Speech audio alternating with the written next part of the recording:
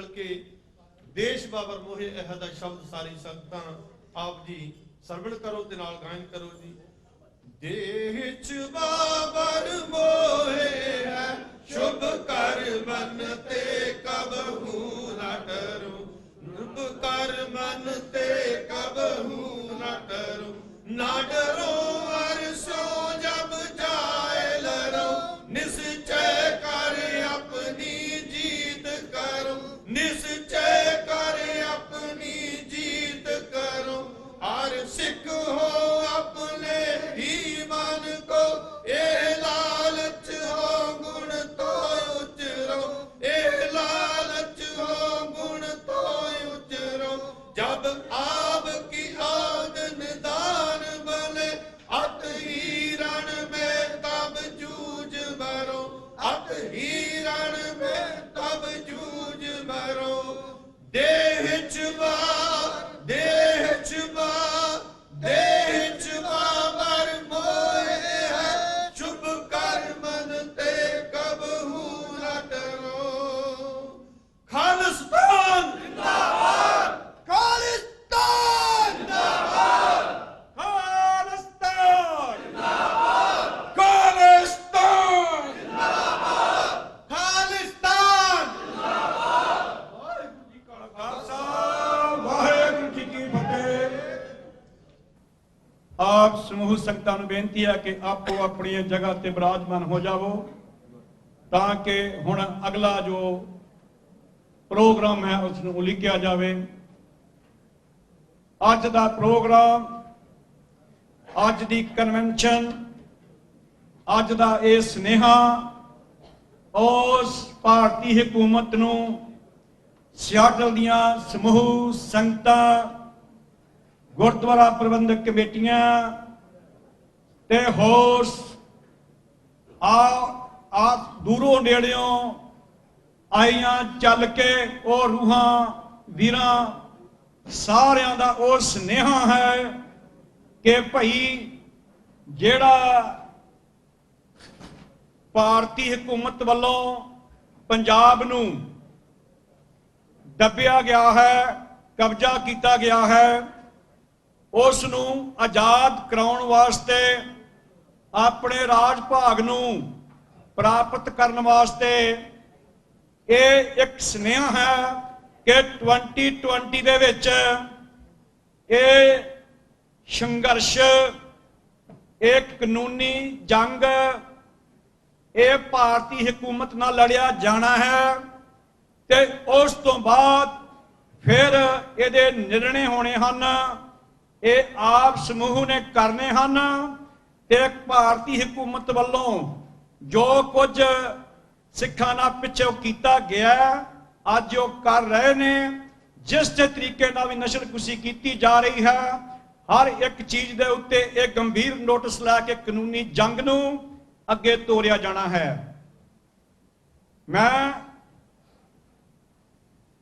मैं आईयां समूह संगतां दा तहे दिलों धन्नवादी हाँ अते जो सोशल मीडिया उपर ये प्रोग्राम नूं वाच कर रहे हैं उन्हां दा भी दिलों धन्नवादी हाँ। ते उन्हां दे नाल सब तो पहला साडे आए सत्कारयोग बाबा कुलबीर सिंह जी, जिन्हां ने अरदास बेनती करके सतगुर दे चरनां विच इस प्रोग्राम आरंभ किया है, ते भाई साहब हरदयाल सिंह जी हुरी जिन्हां ने दहेश बाबर मोहे है शुभ कर्मन ते कबहू ना डरूं, ये शब्द नैशनल एंथम सिखां दे राज दा उन्हां नूं गायन करके ते जंकारियां दी गूंज विच ये शुरुआत की है।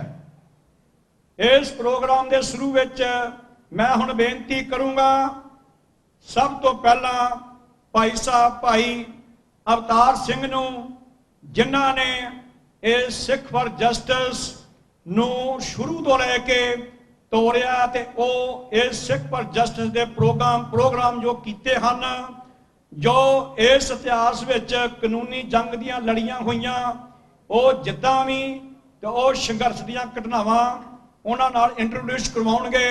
उन्हां नूं बेनती करांगा कि स्टेज ते आन के ये सब तो पहला ये जानकारी दी जाए जी। वाहेगुरु जी का खालसा, वाहेगुरु जी की फतेह।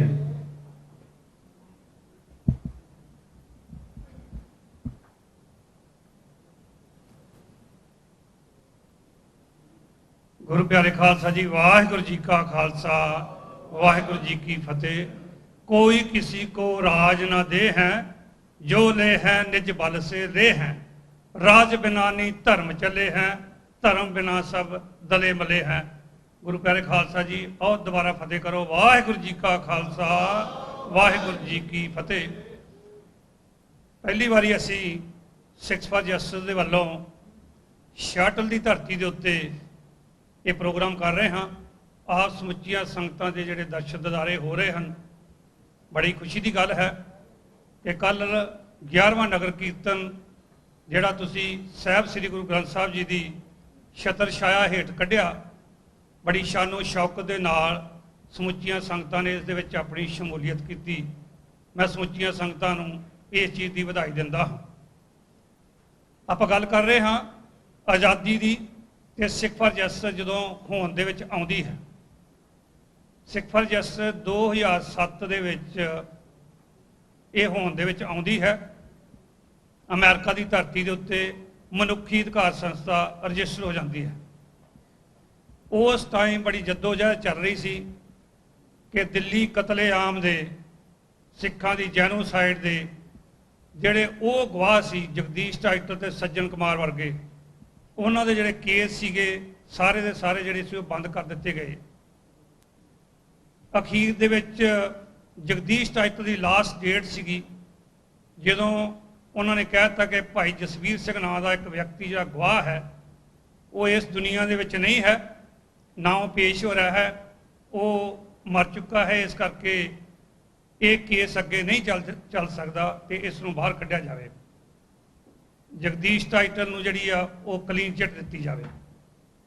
भाई जसवीर सिंह जी कैलीफोर्निया की धरती ते असीं जांदे हाँ तो साडे वकील साहब लीगल एडवाइज़र गुरपतवंत सिंह जी पन्नू नूं, क्योंकि गुरुद्वारा साहब फ्रीमौंट गए, उत्थे जिहड़े केस करते हैं इमीग्रेशन के, कोई रागी सज्जन जिहड़े सी वो उन्हां नूं मिले तो उन्होंने कहा भी असीं दिल्ली दे हाँ, पर केस की शुरुआत जी इन्होंने क्वेश्चन किया कि तुसी दिल्ली दे जे जगदीश टाइटल नूं जिहड़ा वो बरी किया जा रहा, पर तुसी उहदे उत्ते गवाही क्यों नहीं देंदे।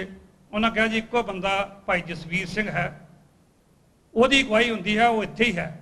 भाई जसवीर सिंह जी इत्थे बैठे ने अज अपने विच, वो भी आप जी दे सन्मुख होणगे। ਇਹਦੀ गवाही देन करके इंडिया की CBI नूं अमेरिका की धरती के उत्ते आउणा पिया। उन्होंने इत्थे आण के 8 घंटे लगातार सन फ्रांसिस्को दे विच साडे लीगल एडवाइज़र भाई गुरपतवंत सिंह जी पन्नू ते नाल जसवीर सिंह जी 10 घंटे लगातार जिहड़ी आ इन्हां दी मतलब बयानबाजी हुई। बयान तो बाद वो जा केस आ खुल जाता है। उस तो बाद तुहानूं आपां सारिआं नूं पता है कि जिहड़ा केस सी उदों इहो चलिया जाता है कि दिल्ली दे विच दंगे होए, पर असीं उहदे उत्ते लीगल कार्रवाई करदिआं उस नूं अकाल तख्त साहब दे विचों 2009 दे उत्तों सिखां दी नस्लकुशी दा जिहड़ा मता जिहड़ा वो पास करवाया गया, रेजोल्यूशन पास कराया गया, हुक्मनामा जारी किया श्री अकाल तख्त साहब ने। वो दुनिया के हर कोने दे विच गया। सिंह साहबान उस टाइम न्यूयॉर्क की धरती से आते हैं, 4 सिंह साहब चारे तख्तां दे उत्थे कॉन्फ्रेंस होंदी है तो उन्होंने भी इहो चीज़ उदों बयान करके दी। उस तो बाद अगला जिहड़ा मता है वो कनेडा की धरती से पाया जाता है, सुख धारीवाल 2010 के विच, जिन्हों ने कहा कि 1984 दे विच सिखां दी जैनोसाइड हुई सीगी, पर वो मता पास उदों ना हो सकिया। इस तो बाद कंपेन चलती चलती जिहड़ी 2013 दे विच सिखां दे वल्लों एक कंप्लेंट दर्ज कराई जाती है जनेवा स्विट्जरलैंड दे विच, जिहड़ा कि 1 मिलियन सिग्नेचर सिख कौम ने कीते।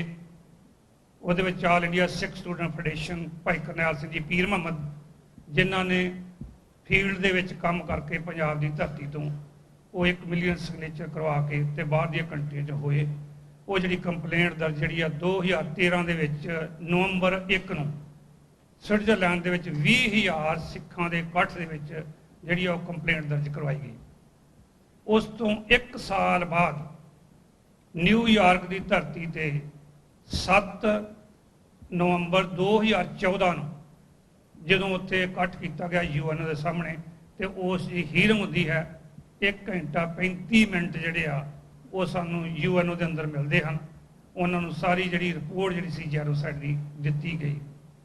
ਦਸੰਬਰ ਮਹੀਨੇ ਦੇ ਵਿੱਚ 2014 ਦੇ ਵਿੱਚ ਇੰਡੀਆ ਦਾ ਗ੍ਰਹਿ ਮੰਤਰੀ ਰਾਜਨਾਥ ਸਿੰਘ ਜਿਹੜਾ ਉਹ ਬਿਆਨ ਦਿੰਦਾ ਹੈ, ਸੰਬੋਧਨ ਕਰਦਾ ਹੈ ਉੱਥੋਂ ਦੀ ਸਾਰੀ ਲੋਕਾਂ ਨੂੰ ਕਿ 1984 ਦੇ ਵਿੱਚ ਸਿੱਖਾਂ ਦਾ ਜੈਨੋਸਾਈਡ ਹੋਇਆ ਸੀ। ਤੇ ਉਸ ਤੋਂ ਬਾਅਦ ਅਗਲਾ ਸਟੈਪ ਜਿਹੜਾ ਅਸੀਂ ਲੈ ਕੇ ਤੁਰੇ ਸੀ ਸਿੱਖਾਂ ਦਾ ਜੈਨੋਸਾਈਡ, ਉਹ ਦੰਗੇ ਨਹੀਂ, ਉਹ ਜੈਨੋਸਾਈਡ ਦੇ ਵਿੱਚ ਪਰਿਵਰਤਨ ਹੋ ਗਿਆ ਉੱਥੇ। ਉਸ ਤੋਂ ਬਾਅਦ ਅਗਲਾ ਜਿਹੜਾ ਸਟੈਪ ਆਪਣਾ ਤੁਰ ਪੈਂਦਾ ਹੈ ਉਹ ਆ ਜਾਂਦਾ ਹੈ, ਅਸੀਂ ਵਾਈਟ ਹਾਊਸ ਨੂੰ 4 ਪਟੀਸ਼ਨਾਂ ਪਾਈਆਂ, ਜਿਹਦੇ ਵਿੱਚ ਇੱਕ ਕੇਸਾਧਾਰੀ ਹਿੰਦੂ ਸਾਨੂੰ ਧਾਰਾ 25B ਦੇ ਵਿੱਚ ਕਿਹਾ ਜਾਂਦਾ ਹੈ। 1,25,000 ਸਿੱਖ ਕੌਮ ਨੇ ਜਿਹੜੇ ਆ ਉਹਦੇ ਉੱਤੇ ਸਾਈਨ ਕੀਤੇ, ਤੇ ਸਾਡਾ ਪ੍ਰੈਜ਼ੀਡੈਂਟ ਓਬਾਮਾ ਉਹ ਇੰਡੀਆ ਦੀ ਧਰਤੀ ਤੇ ਜਾਂਦੇ ਹਨ ਤੇ ਉੱਥੇ ਜਾ ਕੇ ਵਰਡ ਦੁਹਰਾਏ ਜਾਂਦੇ ਹਨ ਕਿ ਜੇਕਰ ਤੁਸੀਂ ਇੰਡੀਆ ਦੇ ਵਿੱਚ ਸਾਰੇ ਧਰਮਾਂ ਨੂੰ ਉਹਨਾਂ ਨੂੰ ਰੈਕਗਨਾਈਜ਼ ਨਾ ਕੀਤਾ ਤੇ ਇਸ ਦੇਸ਼ ਦੇ ਟੁਕੜੇ ਹੋ ਜਾਣਗੇ। ਉਹ ਆਪਾਂ ਸਾਰਿਆਂ ਨੂੰ ਸੁਣਿਆ ਹੈ, ਸਾਰਿਆਂ ਨੂੰ ਈਮੇਲ ਵੀ ਆਈਆਂ ਸੀ। ਗੁਰੂ ਮਹਾਰਾਜ ਨੇ ਬਖਸ਼ਿਸ਼ ਕਰਦਿਆਂ ਅੱਜ ਜਿਹੜੀ ਕੰਪੇਨ ਹੈ ਉਹ ਹੈ ਆਜ਼ਾਦੀ ਦੀ, ਰੈਫਰੈਂਡਮ ਦੀ ਕੰਪੇਨ, ਜਿਹੜੀ 2014 ਦੇ ਵਿੱਚ ਇਹ ਫਿਰ ਸ਼ੁਰੂ ਹੁੰਦੀ ਹੈ ਕਿ ਜਦੋਂ ਵੀ ਕੋਈ ਦੇਸ਼ ਬਣਦਾ ਹੈ ਉਸ ਨੂੰ ਰੈਫਰੈਂਡਮ ਦੇ ਜ਼ਰੀਏ ਹੀ ਬਣਾਇਆ ਜਾਂਦਾ ਹੈ। ਸਿੱਖ ਕੌਮ ਨੇ ਵੱਖਰੇ ਵੱਖਰੇ ਟਾਈਮ ਦੇ ਉੱਤੇ ਵੱਖਰੀਆਂ ਜਥੇਬੰਦੀਆਂ ਨੇ ਬਹੁਤ ਕੰਮ ਕੀਤਾ ਆਪਣੇ ਦੇਸ਼ ਖਾਲਿਸਤਾਨ ਨੂੰ ਆਜ਼ਾਦ ਕਰਾਉਣ ਦੇ ਵਾਸਤੇ, ਪਰ ਤਰੀਕਾ ਹਰ ਜਥੇਬੰਦੀ ਨੇ ਆਪੋ ਆਪਣਾ ਲਿਆ, ਸਿੱਖ ਕੌਮ ਨੇ ਲਿਆ। ਪਰ ਸਿੱਖ ਪਰਜਸਟਰ ਨੇ ਇੱਕ ਕਾਨੂੰਨੀ ਲੜਾਈ ਲੜਦਿਆਂ ਜਿਹੜੀ ਅੱਜ ਲੜਾਈ ਹੈ ਉਹ ਕਲਮ ਦੀ ਹੈ। ਉਸ ਕਲਮ ਦੀ ਲੜਾਈ ਦੇ ਨਾਲ ਅਸੀਂ ਲੀਗਲ ਤਰੀਕੇ ਦੇ ਨਾਲ ਸਿੱਖ ਪਰਜਸਟਰ ਜਿਹੜੀ ਆ ਉਹ UN ਦੇ ਅੰਦਰ ਜਿਹੜੀ ਆ ਉਹ ਐਂਟਰ ਕੀਤੀ। ਆਪਾਂ ਨੂੰ ਪਤਾ ਹੈ ਕਿ ਨਾ ਤੇ ਸਾਨੂੰ ਇੰਡੀਆ ਵਾਲੇ ਸਿੱਖ ਮੰਨਦੇ ਹਨ, ਨਾ ਹੀ ਸਾਡਾ ਕੋਈ ਦੇਸ਼ ਹੈ, ਪਰ ਅੱਜ ਜਿਹੜਾ ਸਿੱਖ ਕੌਮ ਦੀ ਲੜਾਈ ਹੈ ਉਹ ਇੰਡੀਆ ਦੀਆਂ ਅੱਖਾਂ ਦੇ ਵਿੱਚ ਰੜਕ ਰਹੀ ਹੈ, ਕਿਉਂਕਿ ਸਿੱਖ ਕੌਮ ਜਿਹੜੀ ਆ ਬਾਹਰਲੇ ਕੰਟਰੀਆਂ ਦੇ ਵਿੱਚ, ਕੈਨੇਡਾ ਲਾ ਲਓ, ਆਸਟ੍ਰੇਲੀਆ ਲਾ ਲਓ, ਇੰਗਲੈਂਡ ਲਾ ਲਓ, ਅਮਰੀਕਾ ਲਾ ਲਓ, ਬੜੇ ਉੱਚ ਅਹੁਦਿਆਂ ਦੇ ਉੱਤੇ ਸਿੱਖ ਕੌਮ ਜਿਹੜੀ ਆ ਉਹ ਇਸ ਵੇਲੇ ਬੈਠੀ ਆ, ਉਹ ਇੰਡੀਆ ਵਾਲਿਆਂ ਨੂੰ ਚੁੱਭਦੀ ਹੈ। ਅਸੀਂ ਜੋ ਵੀ ਕੰਮ ਕਰਦੇ ਹਾਂ ਤੁਹਾਡੇ ਸਾਰਿਆਂ ਦੇ ਸਹਿਯੋਗ ਦੇ ਨਾਲ ਕਰਦੇ ਹਾਂ। ਜਿੰਨੀਆਂ ਵੀ ਜਥੇਬੰਦੀਆਂ ਜਿੱਥੇ ਵੀ ਕੰਮ ਕਰਦੀਆਂ ਹਨ ਅਸੀਂ ਉਹਨਾਂ ਦਾ ਸਤਿਕਾਰ ਕਰਦੇ ਹਾਂ, ਆਲਵੇਜ਼ ਕਰਦੇ ਰਹਾਂਗੇ, ਕਿਉਂਕਿ ਲੜਾਈ ਸਾਰੇ ਸਿੱਖਾਂ ਦੀ ਹੈ, ਕਿਸੇ ਇੱਕ ਜਥੇਬੰਦੀ ਦੀ ਨਹੀਂ। ਸਿੱਖ ਪਰਜਸਟਰ ਤੁਹਾਡੀ ਆਪਣੀ ਸਾਰਿਆਂ ਦੀ ਇੱਕ ਜਥੇਬੰਦੀ ਹੈ, ਕੰਪੇਨ ਹੈ, ਜਿਹੜੀ ਕੰਪੇਨ ਅੱਜ ਦੁਨੀਆ ਦੇ ਹਰ ਕੋਨੇ ਦੇ ਵਿੱਚ ਚੱਲ ਰਹੀ ਹੈ। ਇਸ ਦੇ ਨਾਲ ਨਾਲ ਮੈਂ ਆਪ ਜੀ ਦੇ ਨਾਲ ਹੋਰ ਸਾਂਝ ਕਰਾਂ ਕਿ ਜਿਹੜਾ ਰੈਫਰੈਂਡਮ 2020 ਦਾ ਜਿਹੜਾ ਆਗਾਜ਼ ਹੋਇਆ ਪਿਆ ਹੈ, ਉਸ ਦੀ ਜਿਹੜੀ ਸ਼ੁਰੂਆਤ ਹੈ 6 ਜੂਨ ਨੂੰ, ਉਸ ਦਾ ਅਹਿਮ ਐਲਾਨ ਜਿਹੜਾ ਵਾ ਉਹ ਤੁਹਾਡੇ ਸਾਰਿਆਂ ਦੇ ਸਨਮੁਖ ਜਿਹੜਾ ਉਹ ਕੀਤਾ ਜਾਵੇਗਾ। ਉਹ ਦੱਸਿਆ ਜਾਵੇਗਾ ਕਿ 2020 ਰੈਫਰੈਂਡਮ ਜਿਹੜਾ ਵਾ ਉਹ ਕਿਸ ਤਰ੍ਹਾਂ ਹੋਣ ਜਾ ਰਿਹਾ ਹੈ। ਇਸ ਦੇ ਨਾਲ ਮੈਂ ਜਿੱਥੇ ਜਿੰਨੇ ਵੀ ਭੈਣ ਭਰਾ, ਸਾਡੀਆਂ ਭੈਣਾਂ, ਬਜ਼ੁਰਗ, ਬੱਚੇ ਜਿਹੜੇ ਇਸ ਦੇ ਵਿੱਚ ਆਪਣਾ ਯੋਗਦਾਨ ਪਾਉਂਦੇ ਹਨ ਕਿਸੇ ਵੀ ਤਰੀਕੇ ਨਾਲ, ਅਸੀਂ ਉਹਨਾਂ ਦਾ ਸਾਰਿਆਂ ਦਾ ਧੰਨਵਾਦ ਕਰਦੇ ਹਾਂ। ਅੱਜ ਜੇ ਆਪਾਂ ਲੜਾਈ ਦੇਖੀਏ ਪੰਜਾਬ ਦੇ ਵਿੱਚ, ਤੇ ਪੰਜਾਬ ਦੇ ਵਿੱਚ ਤੁਹਾਡੇ ਪਾਣੀ ਉਹਨਾਂ ਖੋਲੇ। ਅਸੀਂ ਇੱਕ ਪਟੀਸ਼ਨ ਜਿਹੜੀ ਦਾਇਰ ਉਹ ਵੀ ਕਰਵਾਈ, ਜਿਹੜੀ ਕਿ 1.3 ਮਿਲੀਅਨ ਜਿਹੜੇ ਉਹ ਸਿੱਖਾਂ ਨੇ ਸਾਈਨ ਕੀਤੇ। 1 ਮਹੀਨੇ ਦੇ ਵਿੱਚ ਰੈਫਰੈਂਡਮ ਕਰਵਾਇਆ ਗਿਆ ਪਾਣੀ ਦੇ ਮਸਲੇ ਦੇ ਉੱਤੇ। ਉਸ ਦਾ ਕੇਸ ਵੀ ਹੇਗ ਦੇ ਵਿੱਚ ਜਾਣਾ ਹੈ, ਹਾਲੈਂਡ ਦੇ ਵਿੱਚ, ਪਰ ਜਿੰਨਾ ਚਿਰ ਤੱਕ ਪੰਜਾਬ ਇੰਡੀਆ ਦੇ ਵਿੱਚੋਂ ਉੱਥੋਂ ਦਾ ਹਾਈ ਕੋਰਟ ਜਿਹੜੀ ਸੁਪਰੀਮ ਕੋਰਟ ਆ ਉਹ ਫੈਸਲਾ ਨਹੀਂ ਦਿੰਦੀ ਕੋਈ, ਤੇ ਤੁਸੀਂ ਕੇਸ ਜਿਹੜਾ ਵਾ ਉਹਦੀ ਜਿਹੜੀ ਕੰਪਲੇਂਟ ਆ ਉਹ ਹੇਗ ਦੇ ਵਿੱਚ ਜਿਹੜੀ ਆ ਉਹ ਨਹੀਂ ਕੀਤੀ ਜਾ ਸਕਦੀ। ਇਸ ਕਰਕੇ ਉਸ ਦੀ ਵੀ ਵੇਟ ਕੀਤੀ ਜਾ ਰਹੀ ਹੈ। ਜਦੋਂ ਅਗਲਾ ਕੋਈ ਵੀ ਪ੍ਰੋਗਰਾਮ ਜਦੋਂ ਵੀ ਚੱਲਦਾ ਹੋਇਆ ਉਹ ਆਪ ਜੀ ਦੇ ਸਨਮੁਖ ਜ਼ਰੂਰ ਰੱਖਿਆ ਜਾਵੇਗਾ। ਮੈਂ ਇੰਨਾ ਹੀ ਆਪ ਜੀ ਦੇ ਸਾਹਮਣੇ ਸਨਮੁਖ ਹੋ ਕੇ ਜੋ ਗੱਲਾਂ ਆਪ ਜੀ ਦੇ ਨਾਲ ਸਾਂਝੀਆਂ ਕੀਤੀਆਂ ਹਨ, ਮੈਂ ਉਹ ਲੀਗਲ ਤਰੀਕੇ ਨਾਲ ਜਿੰਨੀ ਵੀ ਕਾਰਵਾਈ ਹੋਈ ਉਹ ਮੈਂ ਤੁਹਾਨੂੰ ਦੱਸ ਸਕਿਆ ਹਾਂ। ਹੋ ਸਕਦਾ ਮੇਰੇ ਕੋਲ ਕਾਫੀ ਜਿਹੜੀਆਂ ਚੀਜ਼ਾਂ ਰਹਿ ਗਈਆਂ ਹੋਣ, ਕਿਉਂਕਿ ਟਾਈਮ ਬੜਾ ਘੱਟ ਹੈ, ਇਸ ਕਰਕੇ ਸਾਡੇ ਕੋਲ ਕਾਫੀ ਬੁਲਾਰੇ ਵੀ ਹਨ। ਮੈਂ ਸਾਰਿਆਂ ਦਾ ਧੰਨਵਾਦ ਕਰਦਾ ਹਾਂ। ਵਾਹਿਗੁਰੂ ਜੀ ਕਾ ਖਾਲਸਾ, ਵਾਹਿਗੁਰੂ ਜੀ ਕੀ ਫਤਿਹ।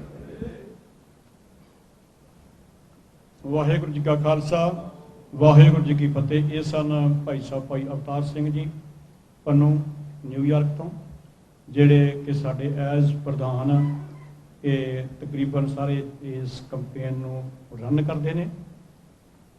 ਸਾਡੇ ਕੋਲ ਇੱਥੇ ਗੁਰਪਤਵੰਤ ਸਿੰਘ ਜੀ ਪੰਨੂ ਵੀ ਆਏ ਹੋਏ ਨੇ, ਡਾਕਟਰ ਅਮਰਜੀਤ ਸਿੰਘ ਜੀ ਵੀ ਆਏ ਹੋਏ ਨੇ, ਭਾਈ ਸਾਬੀ ਸਿੰਘ ਕੈਲੀਫੋਰਨੀਆ ਤੋਂ ਵੀ ਆਏ ਹੋਏ ਨੇ, ਰਾਣਾ ਸਿੰਘ ਵਿਕਰਮਜੀਤ ਸਿੰਘ ਜੀ ਨਿਊਯਾਰਕ ਤੇ ਆਪਣੇ ਮਿਡਵੈਸਟ ਇੰਡੀਆਨਾ ਤੋਂ ਵੀ ਆਏ ਹੋਏ ਨੇ। ਉਹਨਾਂ ਤੋਂ ਵੀ ਤੁਹਾਡੇ ਨਾਲ ਵਿਚਾਰਾਂ ਦੀ ਸਾਂਝ ਪਾਵਾਂਗੇ।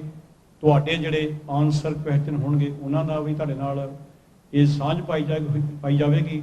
ਕਿਸੇ ਦੇ ਵੀਰ ਭੈਣ ਦੇ ਮਨ ਵਿੱਚ ਕੋਈ ਵੀ ਸਵਾਲ ਹੋਵੇ ਮਤਲਬ ਰੈਫਰੈਂਡਮ, ਉਹਨਾਂ ਦਾ ਸਹੀ ਤਰੀਕੇ ਨਾਲ ਜਵਾਬ ਦਿੱਤਾ ਜਾਵੇਗਾ, ਸੈਟਿਸਫੈਕਸ਼ਨ ਦਵਾਈ ਜਾਵੇਗੀ ਕਿ ਇਹ ਲੀਗਲ ਲੜਾਈ ਜਿਹੜੀ ਹੈ ਇਹ ਕੀ ਹੈ। ਤੇ ਨਾਲ ਨਾਲ ਹੁਣ ਅਗਲਾ ਪ੍ਰੋਗਰਾਮ ਸਾਡਾ ਇਹ ਹੈ ਕਿ ਅਸੀਂ ਜਿਹੜੀ ਕਿ ਅਵਤਾਰ ਸਿੰਘ ਪੰਨੂ ਜੀ ਹੁਣੀ ਦੱਸ ਕੇ ਗਏ ਨੇ, ਇਹ 2007 ਤੋਂ ਹੁਣ ਤੱਕ ਦੀ ਲੜਾਈ ਕੀ ਚੱਲੀ ਹੈ। ਇਹਦੇ ਨਾਲ ਨਾਲ ਜਿਹੜੇ ਡਾਕੂਮੈਂਟ ਬਣਾਏ ਸੀਗੇ ਉਹ ਅਸੀਂ ਉਹ ਜਿੱਥੇ ਵੀ ਜਾਂਦੇ ਆ ਤੇ ਉਹ ਪੂਰੀ ਸਮੂਹ ਸੰਗਤਾਂ ਨਾਲ ਸਾਂਝ ਪਾਉਂਦੇ ਆ। ਉਹਦੀ ਡਾਕੂਮੈਂਟਰੀ ਜਿਹੜੀ ਸਿੱਖ ਕੌਮ ਦੇ ਨਾਲ 17 ਸਟੇਟਾਂ ਵਿੱਚ, ਦਿੱਲੀ ਵਿੱਚ ਪੂਰੇ ਇੱਕ ਹੀ ਤਰੀਕੇ ਨਾਲ ਜੋ ਉਹ ਕਹਿਰ ਕੀਤਾ ਹੈ, ਪਾਪ ਦੀ ਜੰਜਲਾ ਕਾਬਲ ਨੂੰ ਧਾਇਆ, ਉਹ ਕਾਬਲ ਤੋਂ ਕੋਈ ਆਇਆ ਸੀ। ਅੱਜ ਉਹ ਦਿੱਲੀ ਦੇ ਵਿੱਚ ਸ਼ਰੇਆਮ ਜੋ ਕੀਤਾ ਗਿਆ ਉਹਦੀ ਡਾਕੂਮੈਂਟਰੀ ਉਹ ਆਪ ਜੀ ਨੂੰ ਵਿਖਾਉਣ ਜਾ ਰਹੇ ਹਾਂ। ਸਾਰੇ ਥੋੜ੍ਹੇ ਧਿਆਨ ਨਾਲ ਇਹ ਤਕਰੀਬਨ ਆਪਣੀ ਜਿਹੜੀ ਹੈ ਇਹ ਸਾਰਾ ਧਿਆਨ ਦੇਵੋ ਤੇ ਉਹ ਡਾਕੂਮੈਂਟਰੀ ਸਟਾਰਟ ਕਰਨ ਜਾ ਰਹੇ ਹਾਂ ਜੀ। ਵਾਹਿਗੁਰੂ ਜੀ ਕਾ ਖਾਲਸਾ, ਵਾਹਿਗੁਰੂ ਜੀ ਕੀ ਫਤਿਹ। कोई किसी को राज ना दे है, जो ले है निज बल से ले है। आओ सब तो पहला दसम पातशाह की बख्शी हुई फतेह की सांझ बुलाइए।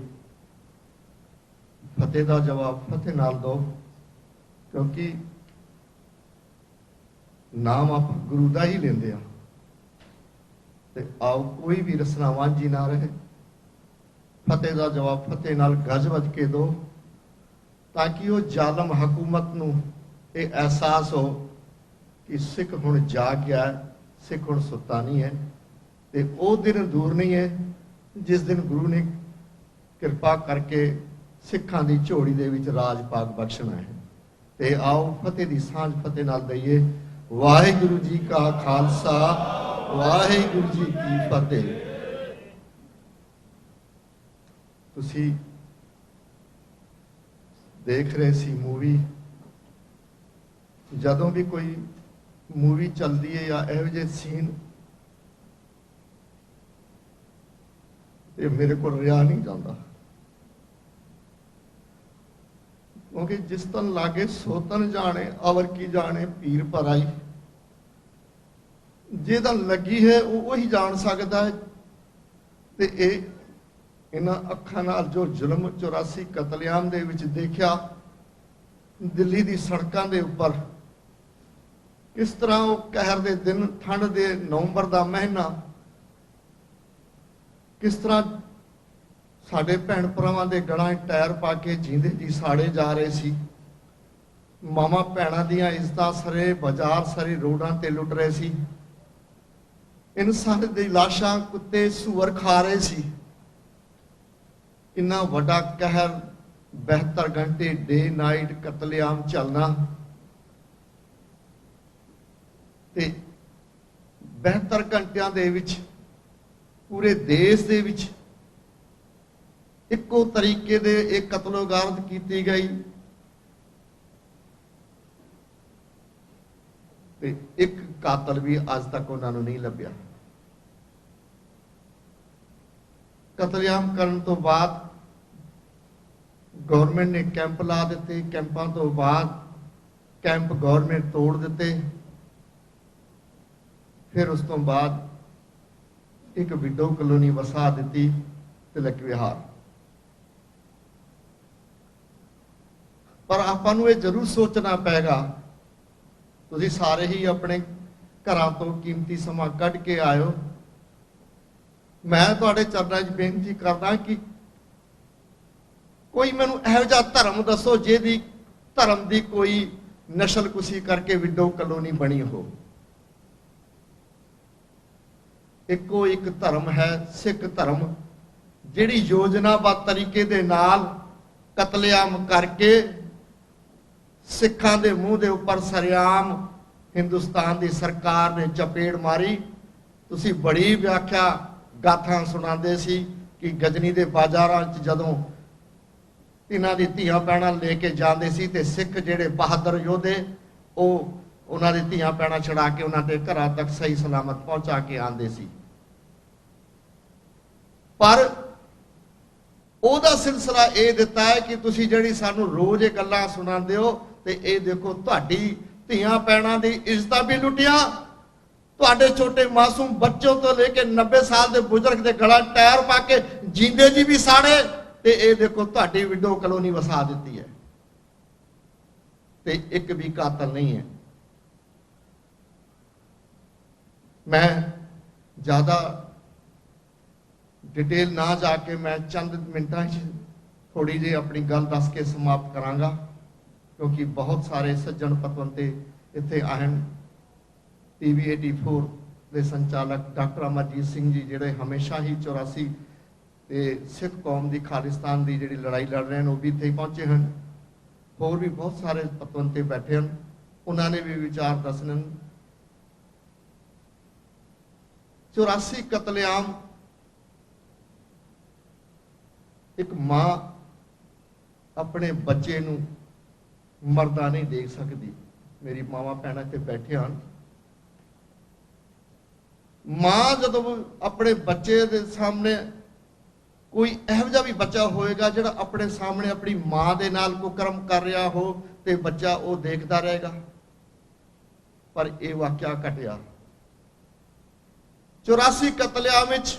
ਜਿਸ ਤਰ੍ਹਾਂ ਤੁਸੀਂ ਦੇਖਿਆ, ਮੇਰੀ ਮਾਤਾ ਮੇਰੀ ਸੱਸ ਗੁਰਦੀਪ ਕੌਰ ਛੋਟੇ ਬੇਟੇ ਪ੍ਰੀਤਮ ਸਿੰਘ ਨੂੰ ਜਦੋਂ ਮਾਰਨ ਲੱਗੇ ਤੇ ਮਾਂ ਨੇ ਬਾਹਾਂ ਉੱਪਰ ਕੀਤੀਆਂ, ਮਾਂ ਦੇ ਬਾਜੂ 'ਚ ਫ੍ਰੈਕਚਰ ਆ ਗਿਆ ਤੇ ਉਹਦੇ ਸਾਹਮਣੇ ਜਵਾਨ ਬੇਟੇ ਦੇ ਸਾਹਮਣੇ 10 ਬੰਦਿਆਂ ਨੇ ਤਰਲੋਕਪੁਰੀ 'ਚ ਰੇਪ ਕੀਤਾ। ਰੇਪ ਕਰਨ ਤੋਂ ਬਾਅਦ ਬੱਚਾ ਤੜਫਦਾ ਸੀ, चिल्लाता सी कि तुसी जालमो की कर रहे हो। ते उधर जालमा ने प्रीतम सिंह नूं फड़िया, वो कहंदा मां मैनू पानी पिला, ते कहंदा मां मैनू पानी पिला, ते मां कित्थों पानी पिलाए। मां तो जालमा दा शिकार हो रही है, वो जालम मां दी इज्जत नाल खिलवाड़ कर रहे हैं। जदों इज्जत लुटण तो बाद कहंदा तेरा मां तेरा प्यो तेरा जिहड़ा पुत्र है पानी मंगदा है, मूँह च पेट्रोल पाया तो अग का फुआरा देता।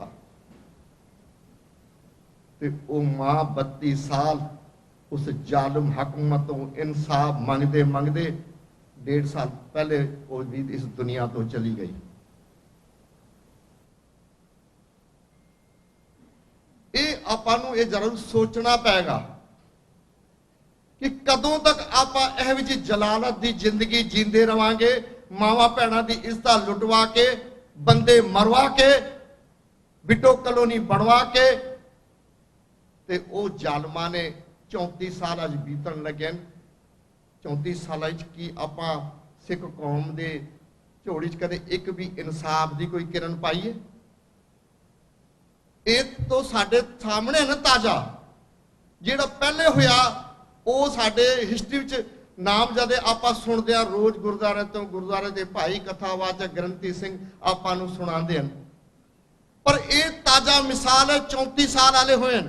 34 साल विच 30,000 तो वध बंदे जिंदे जी साड़ते जाण। ते की सिखां वास्ते इंसाफ दूजी तरह दा है? सिख अगर है ओनू कोई जिंदे जी साड़ते ओदी धी भैन दी इज्जत लुट ले, ओदे वास्ते कोई कानून नहीं लागू होएगा।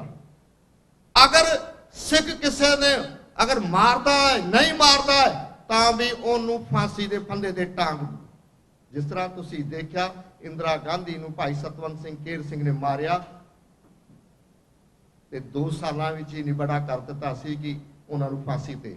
ਜਿੰਦੇ ਸੁਖੇ ਦਾ ਵੀ ਦੇਖ ਲਓ। ਪਰ ਆਪਾਂ ਨੂੰ ਕਿਉਂ ਮਨ ਇਨਸਾਫ ਨਹੀਂ ਦਿੰਦਾ ਕਿ ਉਸ ਦੇਸ਼ ਦੇ ਤੁਸੀਂ ਵਾਸਿੰਦੇ ਨਹੀਂ ਹੋ? ਜੇ ਉਸ ਦੇਸ਼ ਦੇ ਵਾਸਿੰਦੇ ਸੀ ਤੇ ਆਪਾਂ ਨਾਲ ਕਿਉਂ ਸਰਕਾਰਾਂ ਨੇ ਕੋਤਾਹੀ ਵਰਤੀ? ਕਿਉਂ ਸਾਨੂੰ ਇਨਸਾਫ ਨਹੀਂ? ਇਹ ਤੁਹਾਨੂੰ ਸਾਰਿਆਂ ਨੂੰ ਸੋਚਣਾ ਪਏਗਾ।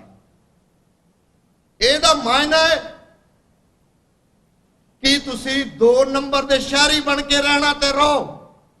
ਤੁਹਾਡੀ ਧੀਆਂ ਭੈਣਾਂ ਦੀ ਇੱਜ਼ਤਾਂ ਵੀ ਲੁੱਟਾਂਗੇ, ਤੁਹਾਨੂੰ ਜਿੰਦੇ ਜੀ ਸਾੜਾਂਗੇ ਵੀ, ਪਰ ਤੁਹਾਡੇ ਇੱਕ ਕਿਸੇ ਕਾਤਲ ਨੂੰ ਕੋਈ ਸਜ਼ਾ ਵੀ ਨਹੀਂ ਦੇਵਾਂਗੇ। ਪਰ ਮੈਂ ਬੈਠਾ ਬੈਠਾ ਸੋਚ ਰਿਹਾ ਸੀ ਕਿ ਇਹ ਤਾਂ ਤਾਜ਼ਾ ਮਿਸਾਲਾਂ ਹਨ, ਪਰ ਉਸ ਤੋਂ ਮੈਂ ਥੋੜਾ ਜਿਹਾ ਹਟ ਕੇ ਤੁਹਾਡੇ ਚਰਨਾਂ 'ਚ ਬੇਨਤੀ ਕਰਨ ਜਾ ਰਿਹਾ ਕਿ ਓਨਲੀ ਕਿਉਂ ਗੁਰੂ ਗ੍ਰੰਥ ਸਾਹਿਬ ਮਹਾਰਾਜ ਨੂੰ ਇਹ ਜ਼ਾਲਮ ਲੋਕ ਅਗਨ ਭੇਟ ਕਰਦੇ ਹਨ। 84 ਕਤਲੇਆਮ ਦੇ ਵਿੱਚ ਦਿੱਲੀ ਦੇ ਗੁਰਦੁਆਰੇ ਘੱਟੋ ਘੱਟ 300 ਗੁਰਦੁਆਰੇ ਅਗਨ ਭੇਟ ਹੋਏ। 84 ਕਤਲੇਆਮ ਦੇ ਵਿੱਚ 300 ਗੁਰਦੁਆਰੇ ਦੇ ਲਾਓ, ਇੱਕ ਗੁਰੂ ਘਰ ਦੇ ਵਿੱਚ ਘੱਟੋ ਘੱਟ 3 ਜਾਂ 4 ਮਹਾਰਾਜ ਦੇ ਸਰੂਪ ਅਗਨ ਭੇਟ ਹਨ। ਤੇ ਤੁਸੀਂ ਗਿਣਤੀ ਲਾਓ ਕਿ 300 ਗੁਰਦੁਆਰੇ 'ਚ ਕਿੰਨੇ ਮਹਾਰਾਜਾਂ ਦਾ ਨਿਰਾਦਰ ਕੀਤਾ ਹੈ। ਪਰ ਅੱਜ ਹੁਣ ਸਾਡੇ ਸਾਹਮਣੇ ਕਿ ਪੰਜਾਬ ਦੇ ਵਿੱਚ ਕਿਸ ਤਰ੍ਹਾਂ ਗੁਰੂ ਗ੍ਰੰਥ ਸਾਹਿਬ ਮਹਾਰਾਜ ਦੇ ਸਰੂਪਾਂ ਨੂੰ ਚੋਰੀ ਕਰਕੇ ਫਿਰ ਉਹ ਪੱਤਰੇ ਪਾੜ ਕੇ ਗਲੀਆਂ ਬਾਜ਼ਾਰਾਂ ਵਿੱਚ ਇਹ ਕੀ ਦਰਸਾਉਂਦੇ ਹਨ?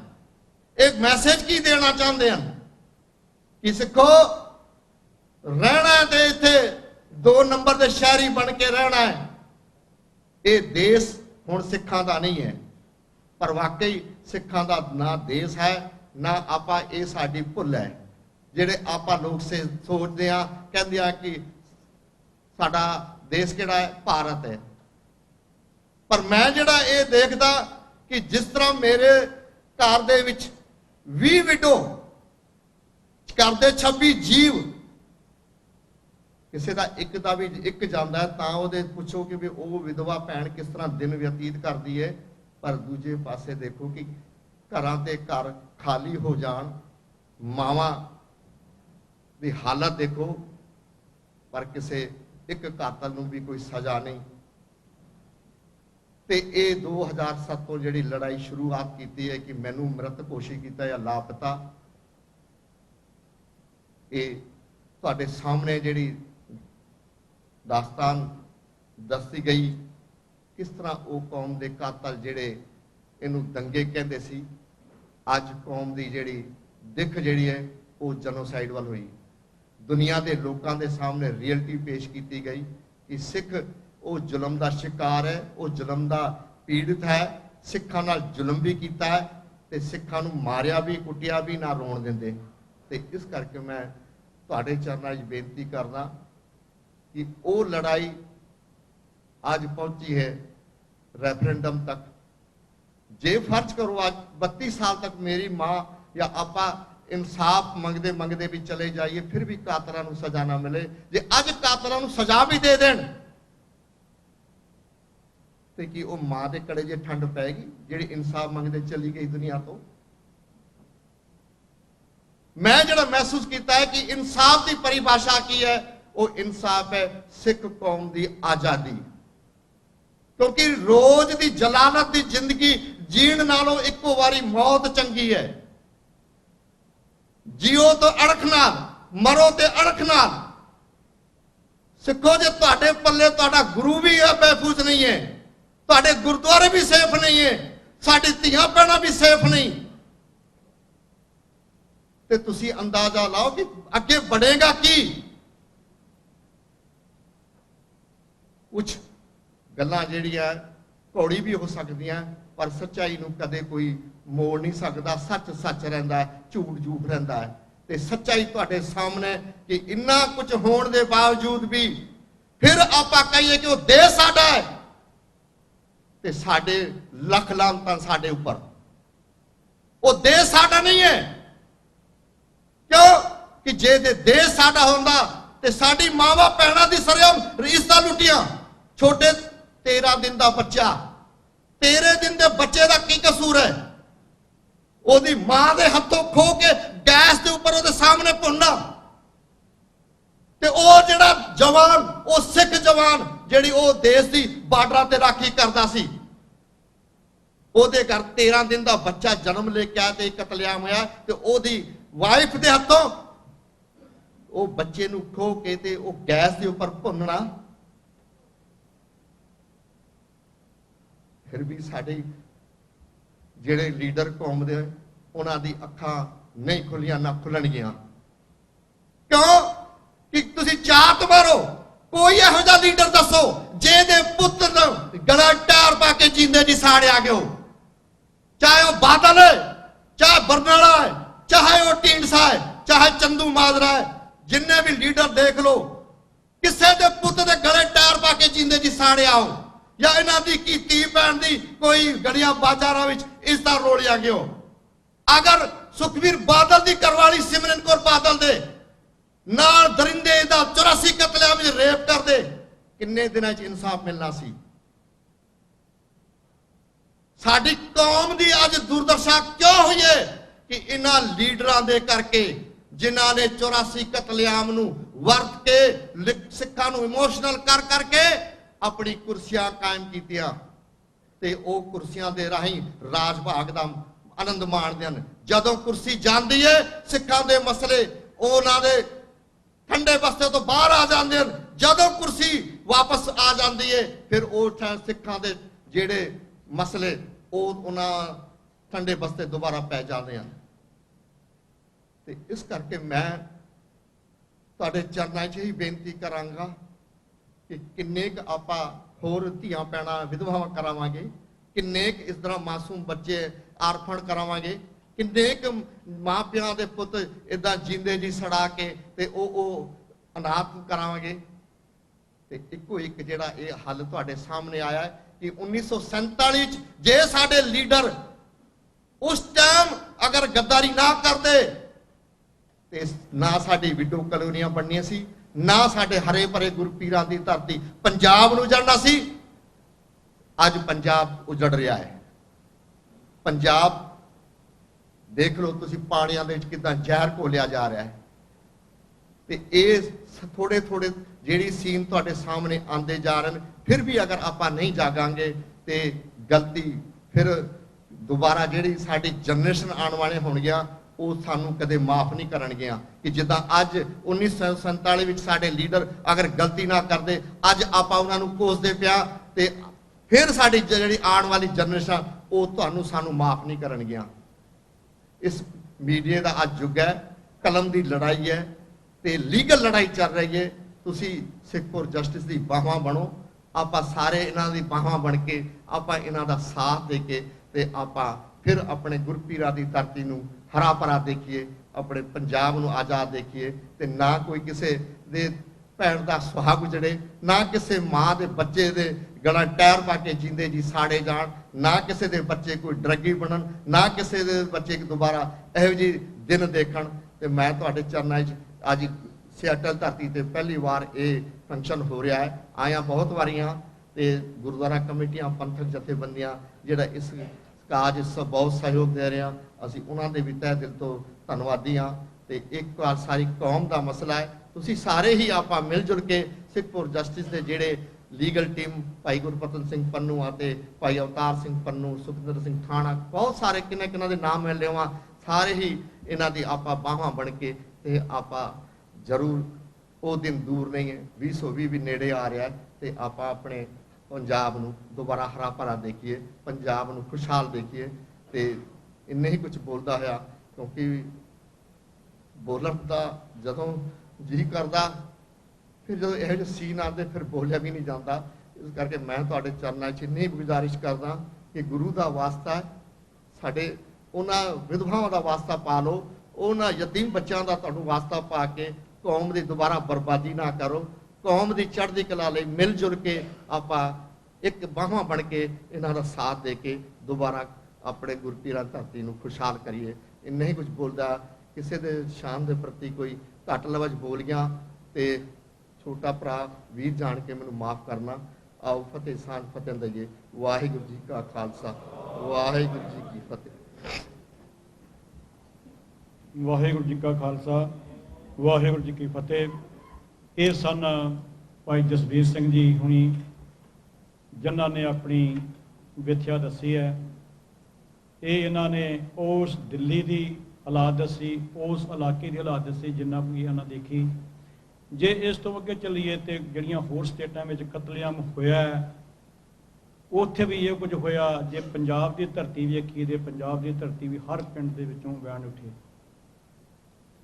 ਤੇ ਸਾਡਾ ਉਹ 1.5 ਲੱਖ ਵੀਰ ਜਿਹੜਾ ਕੋਈ ਸ਼ਹੀਦ ਕੀਤਾ ਹੈ, 1.5 ਲੱਖ ਹੋਵੇ ਵੱਧ ਘੱਟ ਹੋਵੇ, ਤਕਰੀਬਨ 1.5 ਲੱਖ, ਉਹ ਬਿਲਕੁਲ ਅਮਨ ਸ਼ਾਂਤੀ ਤੇ ਪ੍ਰਚਾਰਕਾਂ ਦਾ ਰੂਪ ਸੰਤ ਬਾਬਾ ਜਰਨੈਲ ਸਿੰਘ ਵਰਗੇ, ਜਿਨ੍ਹਾਂ ਦੇ ਅੱਜ ਵੀ ਅਗੇਂਸਟ ਕੋਈ ਕੇਸ ਕਿਸੇ ਅਦਾਲਤ ਵਿੱਚ ਹਾਜ਼ਰ ਨਹੀਂ, ਉਹਨਾਂ ਦਾ ਨਾਮ ਵਰਤ ਕੇ ਦਰਬਾਰ ਸਾਹਿਬ ਦੀ ਬੇਅਦਬੀ ਕੀਤੀ ਗਈ।